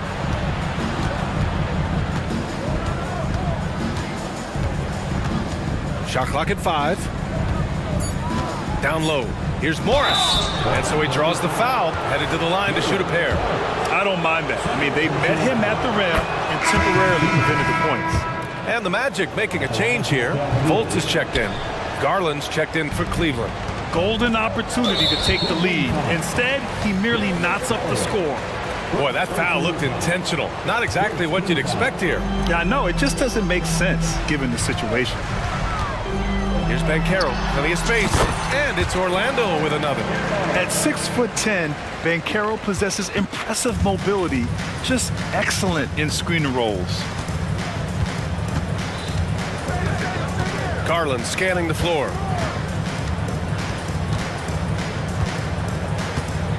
There's the triple. They get it again. And it's Allen who slams it home. He is an elite offensive rebounder. Allen is especially good at getting ideal positioning on that glass. And he makes no mistake. Slam dunk. Got to give him credit for jumping on the ball and making the most at the other end. Boy, inexcusable at this point of the game. They got to be more composed in these moments. An important 2 points, not just on the scoreboard, but also for a little bit of momentum. Yeah, a reliable way to create for others. Suggs disrupts the coverage with the play and makes the pass. Allen a screen to the inside. And it's Allen who slams it home. Not the tallest center in the league. He more than makes up for it with those crazy hops. Banchero outside. Pass to Wagner. Lets the three fly. The rebound by Allen. And it's Allen with the ball for the Cleveland Cavaliers. LeVert outside. Now here's Garland. Allen with a screen on Isaac. Garland, the pass to Okoro. Garland against Wagner. So it'll be 2 free throws. He was fouled in the act of, and in a game this close, they're going to challenge the call. Coach does not agree with it, and he wants him to take another look at the monitor. And even with the coaches challenging, At the line for two. still disputed even after the video review. There's no doubt there's going to be a gray area in a lot of these calls, but at least we have the option to take a second look, so the officials can. The ruling on the floor is confirmed. And they've made their decision. The call will stand. And as much as it hurts to lose a challenge, I think Coach would challenge that call again if he could. He really disagreed with the foul, and he's still peeved. Cole Anthony, he's checked in for Orlando. And Cleveland with a change here too. Evan Mobley, he's checked in for Allen. Drafted 5th overall in 2019, Garland just continues to grow his game. It is impressive to watch him get better and more confident every year. Now here's Anthony. Give him 8 points now. The three from Suggs. No stopping him there. Jams it in, and he's fouled. An opportunity at a three-point play. It's going to be Evan Mobley, and that one misses. Cleveland has gone 1 of 2 from deep in the second quarter. The teardrop, and the shot goes. Now that's how you use your imagination. Garland can get his shot off from just about any angle. There's a 4-second difference between the shot and game clock. Wagner outside. Pass to Suggs. Wagner with a screen. To the middle. Oh, he goes up high for the two-handed slam. Making sure of it with the two-hand slam, B.A. Yeah, I don't blame him. With the score this tight, you cannot take a chance here. Outside Garland. Morris outside. Oh, missed the dunk at the buzzer. And we're through the first half of play here in what's been a good one. Cavaliers ahead, up by 2. And don't go away. After the break, we'll see you right back here for the start of quarter number 3.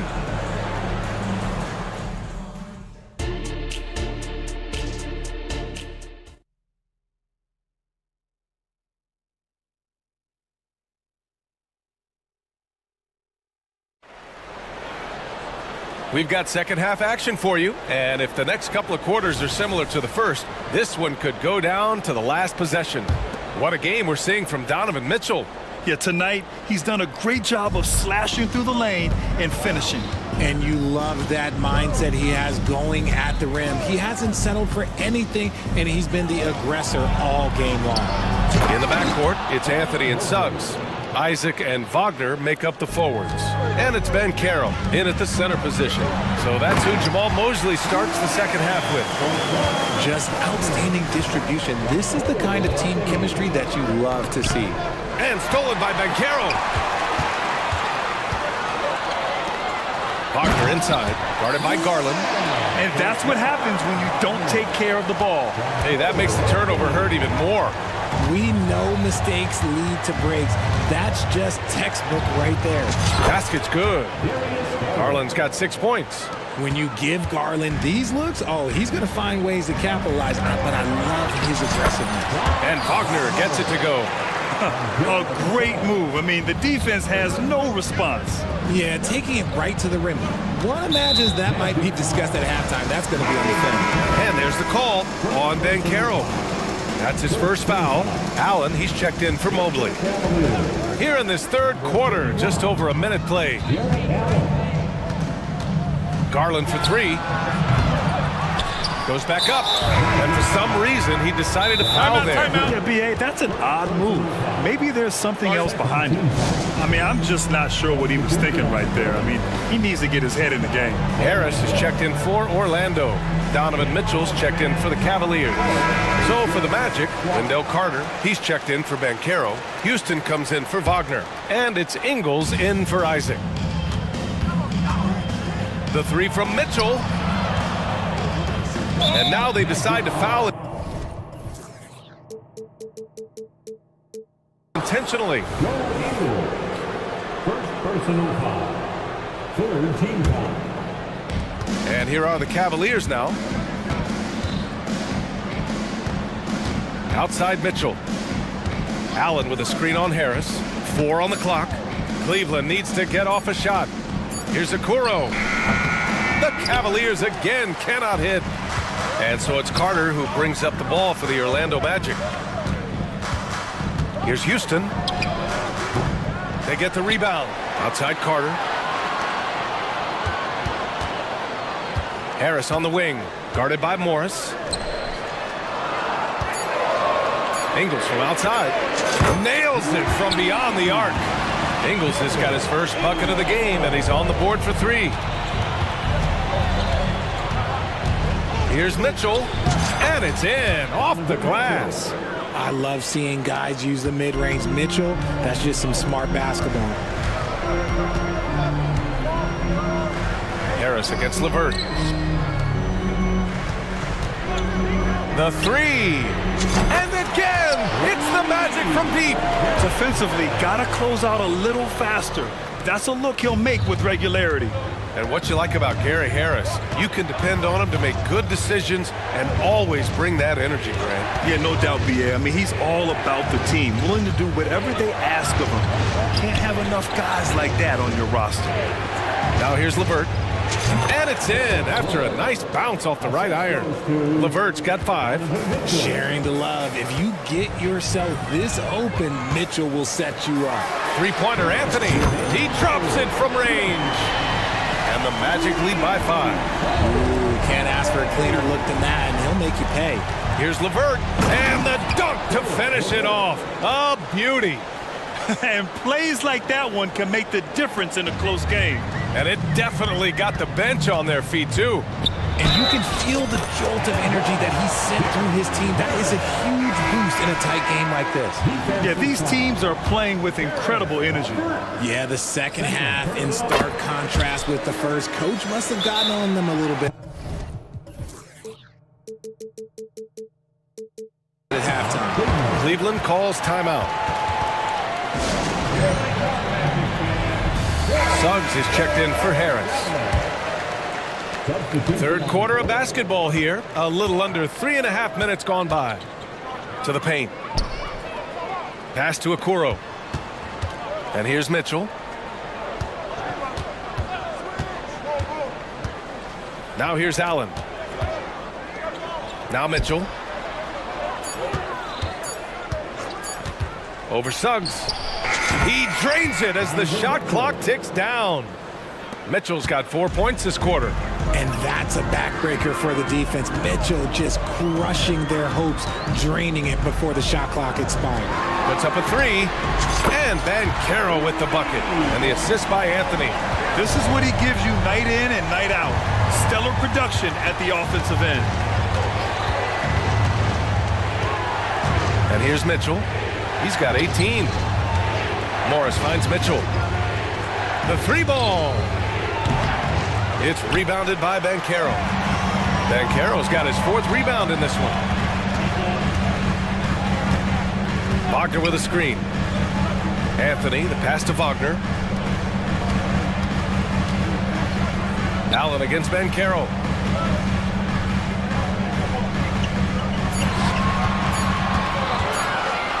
Puts it up. Beat the shot clock, but it's off the mark. Oh, I can see some miscommunication on defense there very clearly. They were super fortunate it didn't torch them with that mistake. For 3, Allen. Orlando grabs the miss. Here's Isaac, and the dunk by Isaac. And that was a big man play by Isaac, going in with intention and dunking it. And so it's Orlando with a 9-point cushion at the end of the quarter. Their key to consistency. And it's time now to bring you our State Farm assist to the game. You talk about painting a magnificent picture with that, Don. Just a great decision and a perfect delivery. A lot of times a spectacular pass is more impressive than a spectacular shot. This is one of those times. The 4th quarter has arrived. So good to have you with us. All right, let's check in with Allie LaForce. Thanks, guys. I got a chance to hear what Jamal Mosley was saying to the team. Well, coach is thrilled with their 3-point shooting, saying in the huddle, guys, let's keep it up. Continue to shoot it from deep. It's working. They've been on fire from distance so far. Appreciate the report, Allie. On the court right now for Cleveland. Garland and LeVert team up in the backcourt. Isaac Okoro is out there with Marcus Morris. And it's Allen in at the 5, down low. Not the best pick I've seen, but look, hey, look, he got the job done, and that's all that matters. Anthony, the pass to Bancaro. Wagner on the wing. Pass to Bancaro. The take from Bancaro. Oh, Bancaro throws it down. Just a strong drive right there from Bancaro. Excellent at finding the avenue to the bucket. Cleveland calls timeout. There's just a lot of wide open lanes to the rim here. That'll drive your coach nuts. Yeah, we can see over here, the coach, he has some choice words for his team. Words we cannot repeat. The Cavaliers making a switch here. Mitchell's checked in. And so it's Mitchell who brings up the ball for Cleveland. They trail by 11. There's the block. And we played through about a minute here in the 4th. That shot missing. And Cleveland's shooting incredibly well. 63% and really making their shots count. That's just the bucket like you expect him to make. It's tough when you miss those. And Carroll passes to Wagner. There's the drive. Ooh, nice concentration to hit the double clutch layup. The defense tightens up, so he adjusts. Nice play. The Cavaliers have gotten just 1 shot to fall out of 3 attempts in the 4th. Here's Mitchell. That one off the back iron and out. For Orlando, they've gone 3 of 5 since this 4th quarter started. Anthony, the pass to Isaac. Bancaro the screen. Here's Anthony. And the rebound goes to the Cavaliers. Allen's got 5 rebounds tonight. Here's Mitchell.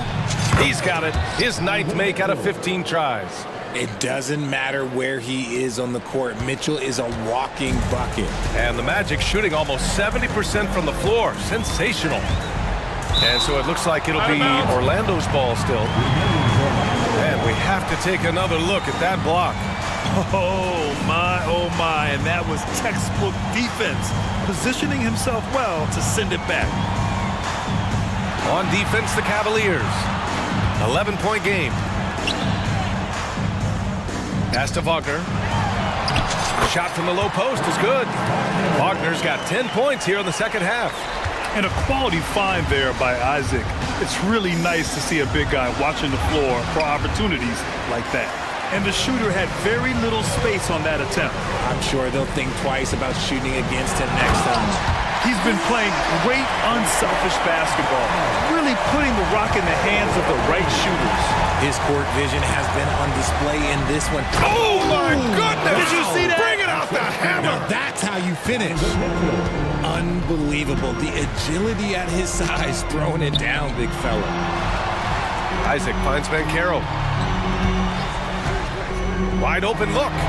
That is now his 7th field goal in 10 attempts. Impressive. And just not letting up at all. I mean, you have to love this approach. You want to get the ball to the guys who make plays. This is when good players really get after it. He can sense that they're reeling, and he's going to put his foot on the pedal. Pass to LeVert. Clock at 6. Allen a screen. Launches it. Outside Mitchell. Okoro on the wing. Fires the 3. Nails it from 3. Okoro's gotten himself going here. His first points of the game on the deep ball. Okoro's gone 1 for 2 from the 3-point line. Wagner, the pass to Isaac. Back to Wagner. Isaac with a screen on Morris. Pass to Suggs. Yep, that one's good. Suggs has got 4 points in the quarter. Since half, there's been a stark contrast between these teams. I'm talking about efficiency at the offensive end.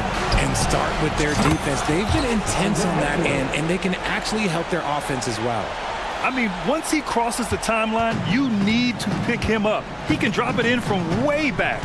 Well, now it's just a matter of watching the sand fall through the hourglass. This game is wrapped up in a strong showing for the Magic.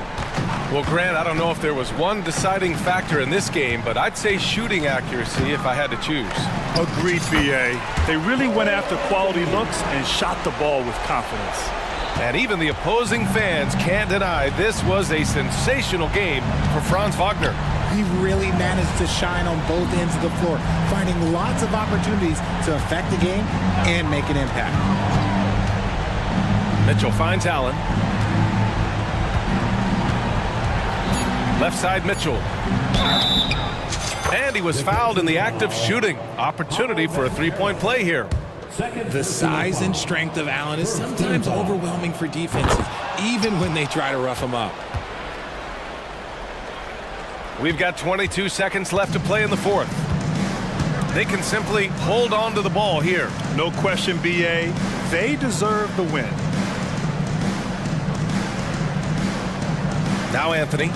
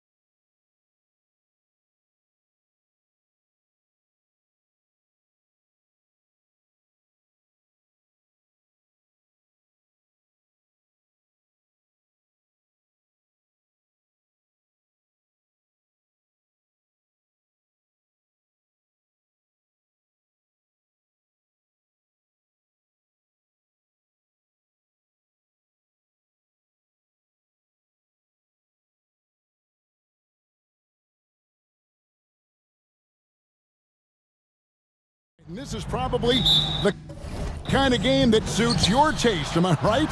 Oh, I love it. I love it, Kevin. This game is going to come down to guard play. It's not just about the backcourt scoring. It's just as much about that strong perimeter defense.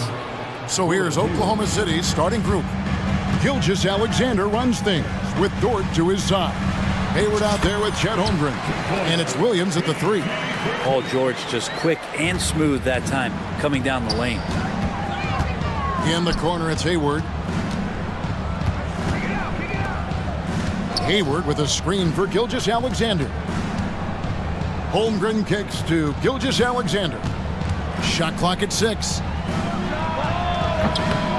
Tries again. The Clippers grab the miss. Harden outside. That falls. Nice feed that time from George. Nice play, George creating for others, just manufacturing some points. One thing you marvel at, the consistency of Paul George, year in and year out. I wonder when Paul George, Greg, goes into the offseason, if it's more tinkering and sharpening all those skills, or if he's trying to add something, because I don't know how you add anything to how versatile a player he is. And Tucker slams it in. And Tucker's showing you he's still got the ability to get to the rim. Gilgeous-Alexander surveying the D. It's good. Such a critical part of how their offense is going to flow. Things are only working when he seems to be on the floor. Here's Harden, and he gets it to go. And what control from Harden inside, adjusting his shot perfectly for that short-range make. From deep, Williams off to a good start as he hits his first shot attempt. And that's exactly what he's looking for, draining the triple.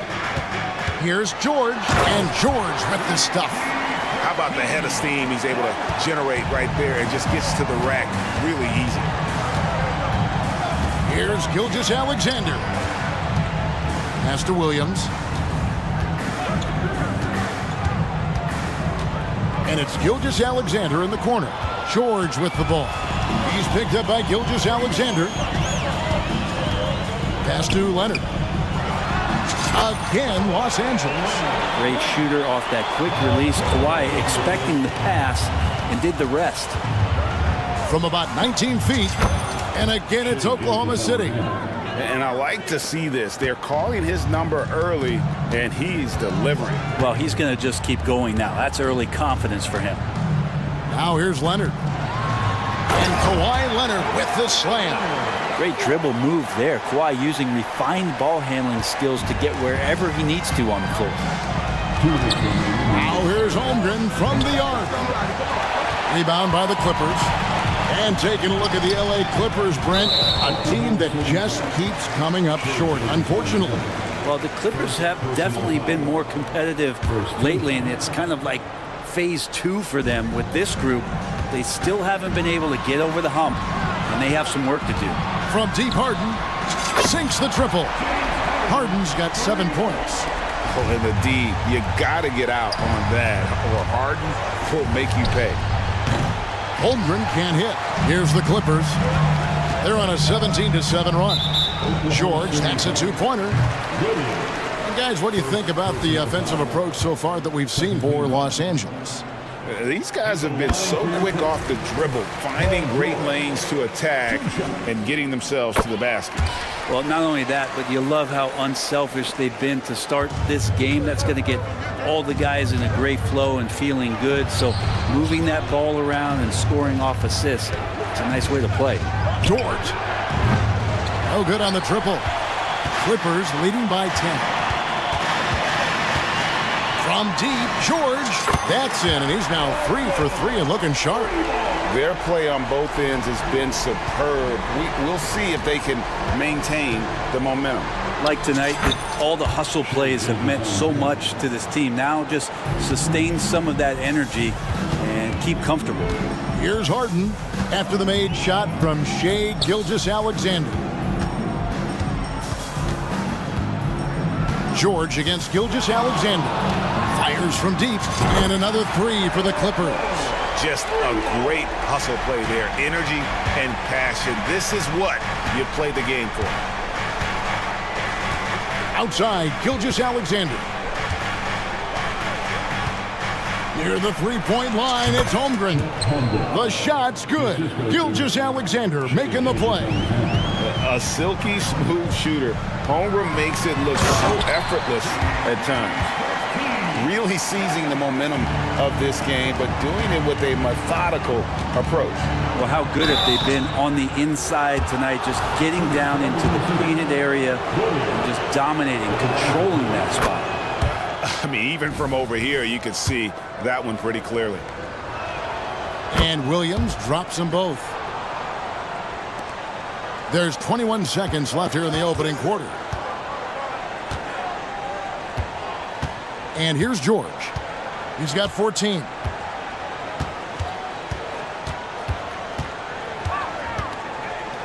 Tucker a screen. This one for three. Doesn't get it to drop for him. Timeout is called. First of the game for the Thunder.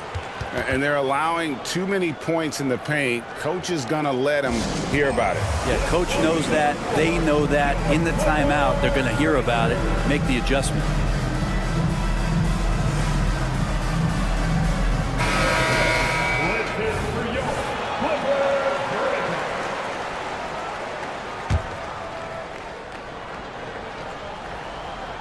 Here's Holmgren. Good on the bucket. Holmgren's got 6. And great job from Holmgren. I like when he shows confidence attacking inside. And so it's Los Angeles with a 10-point lead. Some breathing room heading into the break. They're pounding.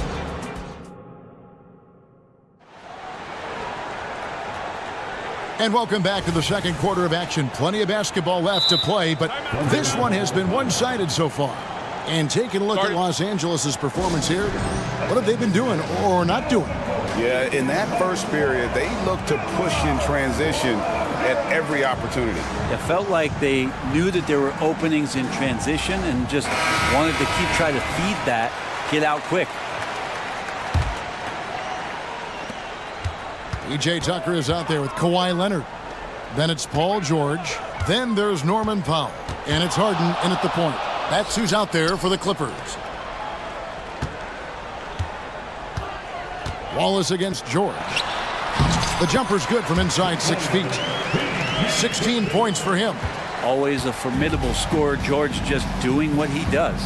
And to the surprise of many, the Oklahoma City Thunder, Brent, made the 2023 play-in tournament. Yeah, obviously they didn't have their top draft choice playing because of injury. And a lot of teams out there and the general public felt this team's really going to struggle this year. But they made the play-in tournament and showed a lot of improvement. So the future bright in OKC.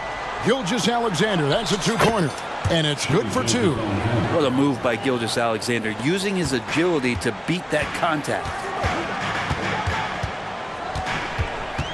Harden looking it over. And oh boy, a lot of contact there, but he gets the call and will shoot 2. That one on Gilgeous-Alexander. Hey, Brent, with his skill set, Norman Powell is the type of player that could fit on any team. Yeah, so effective at playing off the ball, and he's a good source of instant offense when he gets that opportunity. He could be a 3-level scorer. Yeah, can't sleep on how defensively he will step up and start to pour it in. This guy is a high flyer. I mean, especially for a power forward, and he needs to be as an undersized player. And finished off by Leonard. And despite the size disadvantage, attacking the heart of that defense. Yeah, no stopping him on that play. Sometimes even the taller defenders are helpless to stop him. Wallace, the pass to Dort. He's now 1 for 2 with that bucket. Dort showing a little bit of touch there and gets aggressive off the dribble. On the wing, George. Gilgeous-Alexander covering. George dishes to Leonard. The shot's good on the assist by George. George has got 4 assists in the game. Another good play. This is how they built the lead, calling on the right guys at the right time. Basketball IQ is something that gets talked about, but its importance to a team showing up here, running plays that turn into scores.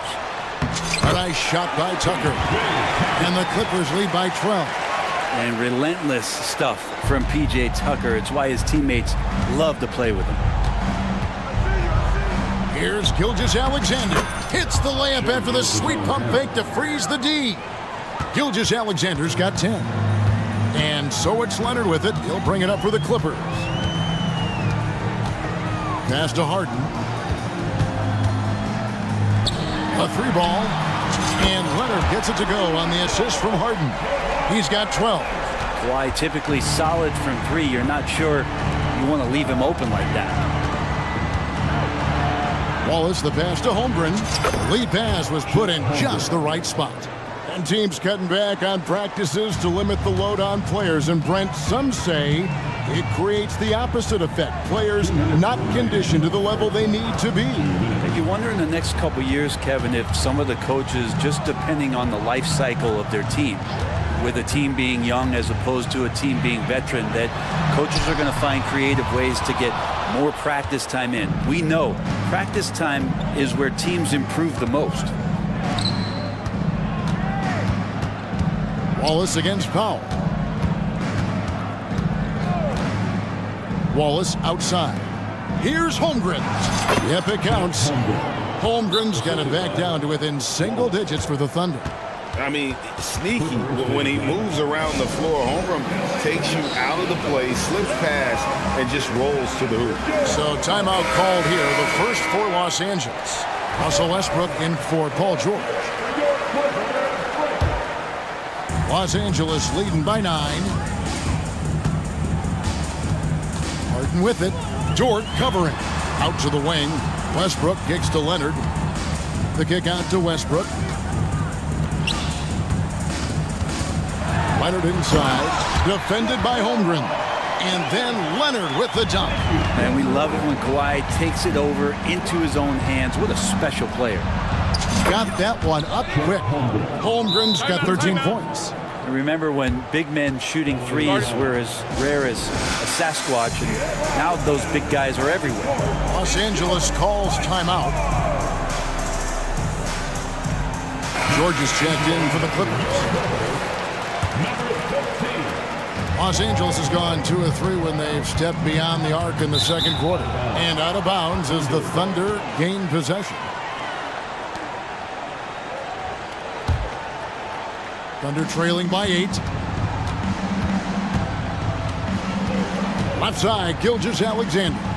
Holmgren finds Williams from downtown, and the Thunder another 3.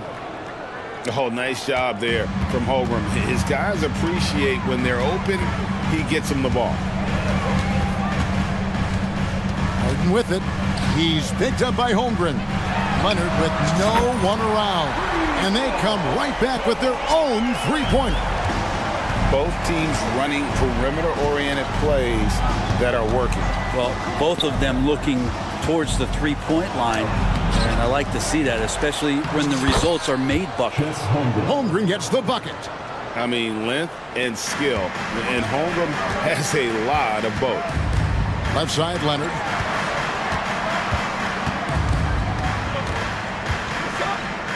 He dishes it to George.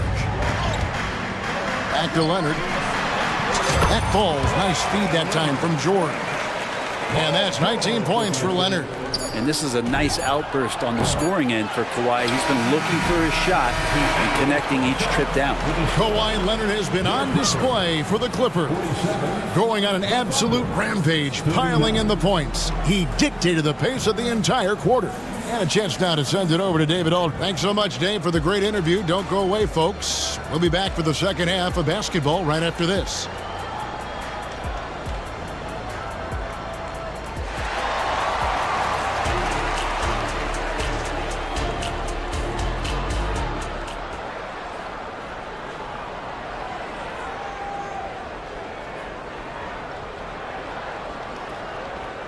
And for those of you just tuning in, thanks for being with us. The second half of this game still to play. Kawhi Leonard really has his fingerprints all over this one. In those first 2 quarters, he was pretty much an automatic bucket getter if he got it down low on the block. Yeah, we'll see if the double teams start to come here in the second half to make them adjust offensively. But he's going to keep going at him. Here's who Mark Daigneault is going to put out there to start the second half. Gilgeous-Alexander runs things with Dort to his side. Wallace is out there with Williams. And it's Holmgren in at the pivot spot, manning the middle. Drills it from outside. George has got 19 points. Well, keep it or dish it. Those are the decisions Paul George is trying to make, and he makes the right one there. And I thought that was going to drop. It looked good from here. A two-time Finals MVP, Kawhi Leonard. Brent, he's shown he can dominate at the highest of levels. And when he dominates every facet of the game at his peak. Kawhi is one of the most impactful players this game has ever seen. Leonard, that's for two. Holmgren with the block. Already set the Summer League record for blocks in his first game. Holmgren, one of the best young shot blockers in the league. You got to try to scramble the Jets right here and get that guy off the sweet spot. That's one of the best three-point shooters in the league. Well, the D really getting away with one there. No one on him, and that's going to be good 9 out of 10 times. Not quite enough defense that time around. Just lucky he was off. And George kicks to Harden. Knocked loose, and that one goes out of bounds. As touched by Gilgeous-Alexander.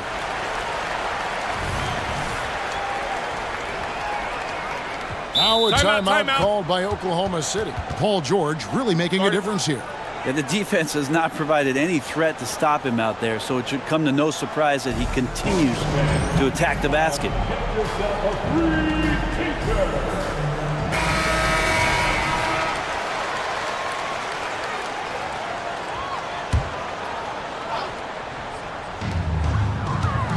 Tucker a screen. George with the ball. He's picked up by Holmgren. Here's Leonard outside for George. That falls. Nice feed that time from Leonard. George has got a pair of threes now here in the third for Los Angeles. Here's Wallace. It's tipped. Holmgren with a screen on Powell. They get the rebound. Holmgren gets the bucket. Holmgren's got 17 now. And looking to get stronger, Holmgren fights through the bump. Tons of time for him to grow into that frame. George passes to Powell. And the dunk by Powell. Oh, taking it to the rack with power. Hammering down the two-hand slam. And after being one of the worst teams, Brent, in the NBA for so long, the Clippers have really turned things around, haven't they? No doubt. I mean, a season ticket to the cellar for many, many seasons, but moving into this building, getting a little bit of juice, getting some stars in here, they've become a competitive contender over the past few seasons, and it all has to do with the ownership, and that shift has been fruitful for the Los Angeles Clippers. Tucker a screen. Shot clock at 5. Here's George. He drains it as the shot clock ticks down. George has got 24 points. So good, so experienced, Paul George can convert the toughest of buckets. Dort kicks to Wallace. Some nice passing by Oklahoma City here.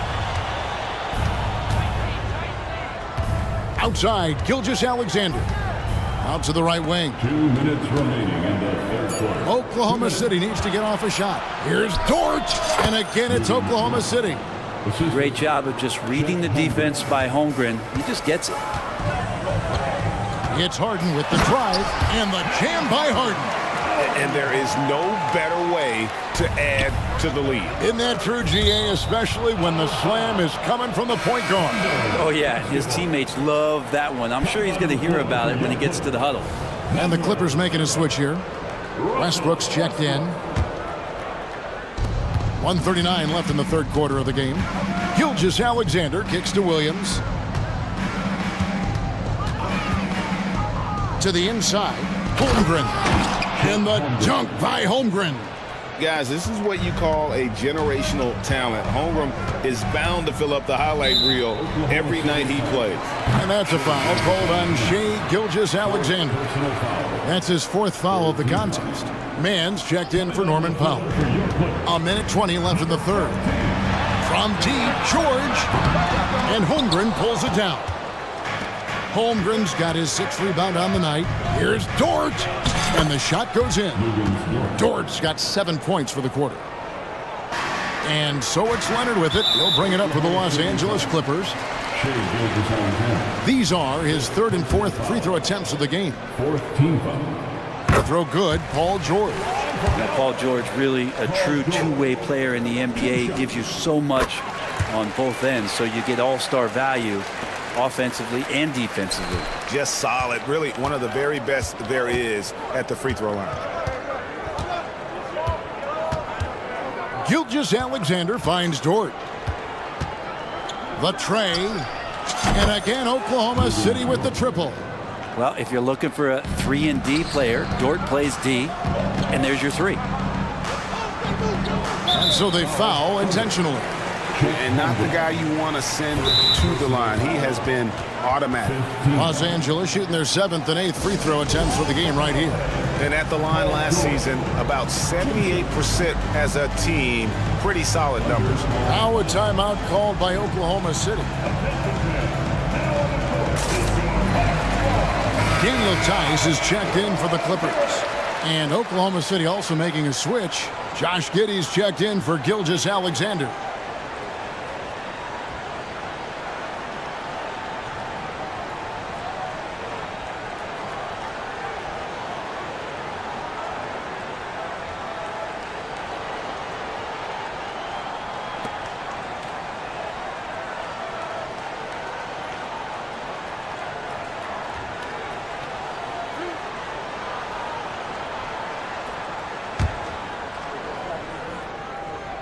First free throw is good.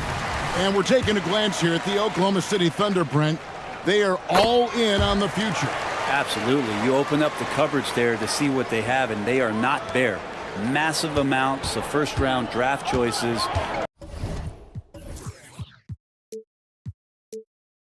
For this front office, and that goes along with some of the young talent they've already identified. This team could get very good very fast with all of that. Plenty of daylight on that shot. Holmgren's got 22 points. And playing up-tempo, pro-level ball can be hard for some guys, but Holmgren has easily made the transition. 3-second difference between shot clock and game clock. Tucker a screen. And then George with the jam. Paul George dunk contest? Maybe a little older, but I love to see him get up. Holmgren wide open. And that comes off the assist by Giddey. Giddey's got 3 assists now in this one. Los Angeles calls timeout.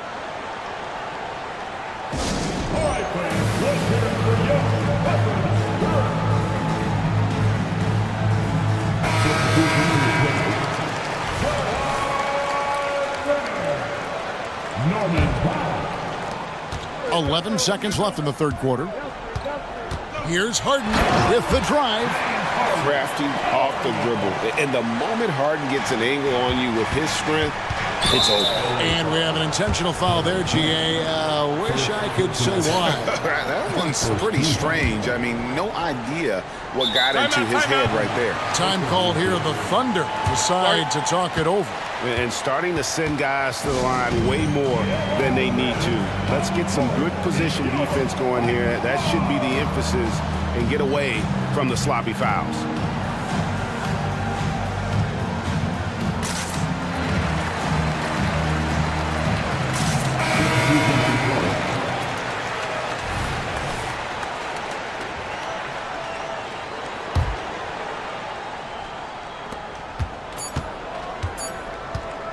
Outside, Gilgeous-Alexander. And that one released in time, but no good. And a good example of why Leonard perpetually makes the all-defensive team. You are caught on the Hawaiian Islands. And offensive. And let's take this chance now to show you the State Farm assist of the game. Just true artistry right there. I mean, great decision on where to go with the ball, and how about the perfect delivery? Yeah, those are the kind of plays that you want to put on a canvas. Just beautiful basketball. 3/10 quarters behind us. One more to go. Thanks for being with us as we begin the fourth. We've got Kawhi Leonard. Powell is out there with P.J. Tucker. Then it's Harden, and it's George in at the 2. So that's the lineup on the floor for the Clippers. Leonard kicks to Powell. George against Dort. And it's Paul George with the finish. And PG just springing to the rim. Thunder trailing by 5. Now, Gilgeous-Alexander. Outside, Dort. The pass to Giddey. From outside the arc, Gilgeous-Alexander. Gilgeous-Alexander on the follow. What a save by Gilgeous-Alexander, just outworking the defense for a second look. Gilgeous-Alexander with the steal. Outside, Dort dishes it to Holmgren. And now they decide to foul intentionally.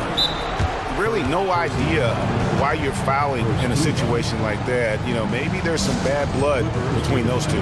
And the Clippers call time here.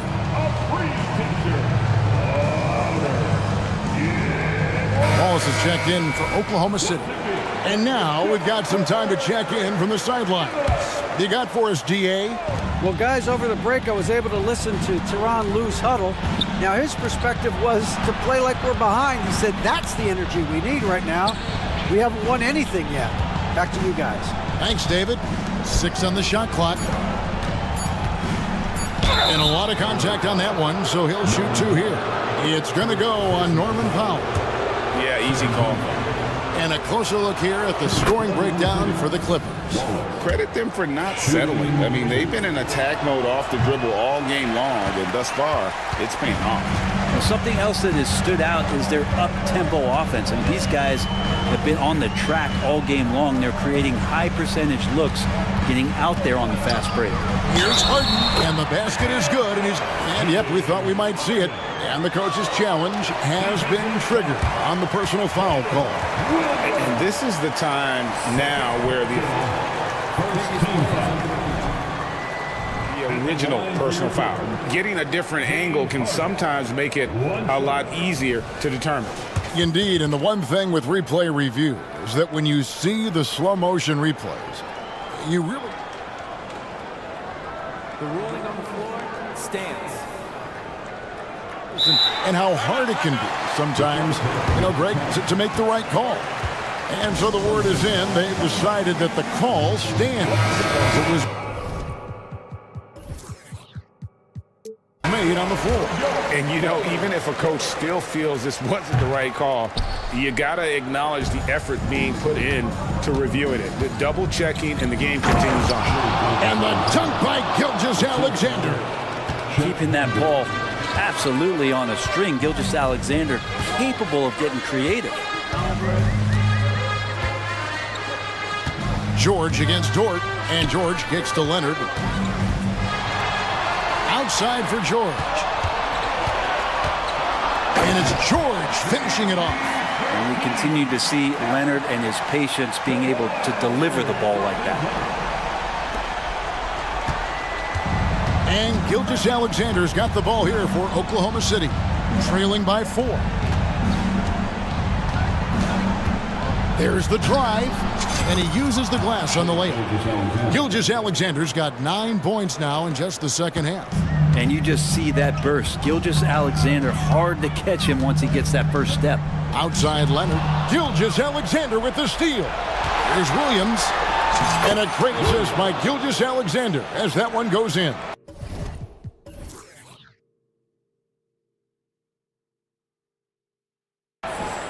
Gilgeous-Alexander's got his 5th assist in this one. For Los Angeles, they've gotten all 3 of their shots to drop here in the 4th quarter. They came out of the break on a roll. Tucker dishes to Harden.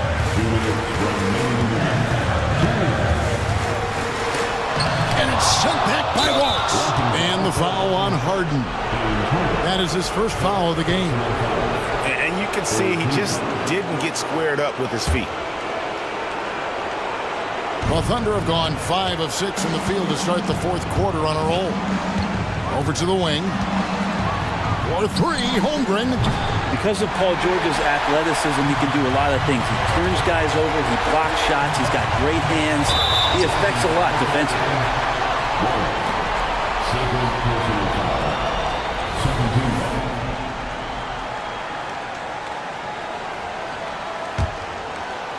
A bit under 3.5 minutes have passed here in the 4th. Here's Harden. Goes up and lays it nice and easy. Harden's got 4 points in the quarter. And this is what great players do. Harden understanding how to deliver in a big moment. Gilgeous-Alexander passes to George. Gilgeous-Alexander kicks to Wallace. Back to Gilgeous-Alexander. Wallace with a screen for Gilgeous-Alexander. It's over Powell, and there's another one for the Thunder. And SGA is used to burying these kind of big-time shots. Just an outstanding leader for this team. Harden up top. Wallace covering. And Harden with the stuff. One of the best closers in our game. James Harden coming up big. On the wing, Williams. To take the lead. It's good from beyond the arc. He's a guy that lives for a big moment like that. Great focus and courage in the clutch. George with the ball. He's picked up by Holmgren. And George kicks to Leonard. Driving the lane. Yes! Whoa, the nerves on this guy. Not backing down from this moment here. When the game is close, he kicks it up a notch. Holmgren against George. Holmgren the pass to Gilgeous-Alexander. Holmgren with a screen on Leonard. Gilgeous-Alexander finds Holmgren. Now here's George. 4 on the clock. Here's Gilgeous-Alexander. Look from Wallace. Count! And they still have a foul to give at this point.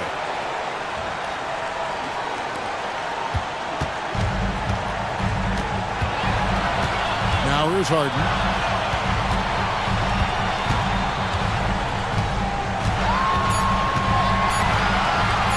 Here's Tucker. Yes! Can't afford these defensive breakdowns, especially down the stretch. Breakdowns like this are only going to hurt you moving forward and late in the game. Establish some trust and make the defense come together. And so Mark Daigneault calls a timeout. Guys, what do you think? And they have just enough time for a catch and shoot here. It has to be an immediate shot, though. That's their only hope. Shot is good. But it looks like this one might get reviewed. Very close on the release. And yes, the officials want to review. The previous play is able to get it off in time, but it was awfully tough to tell. What a moment this is, huh? They may go from winners to losers just like that. And a chance here to just double-check the ruling on the floor. After the review, the ruling on the floor is overturned. And they're going to count it. After looking at the replay, they ruled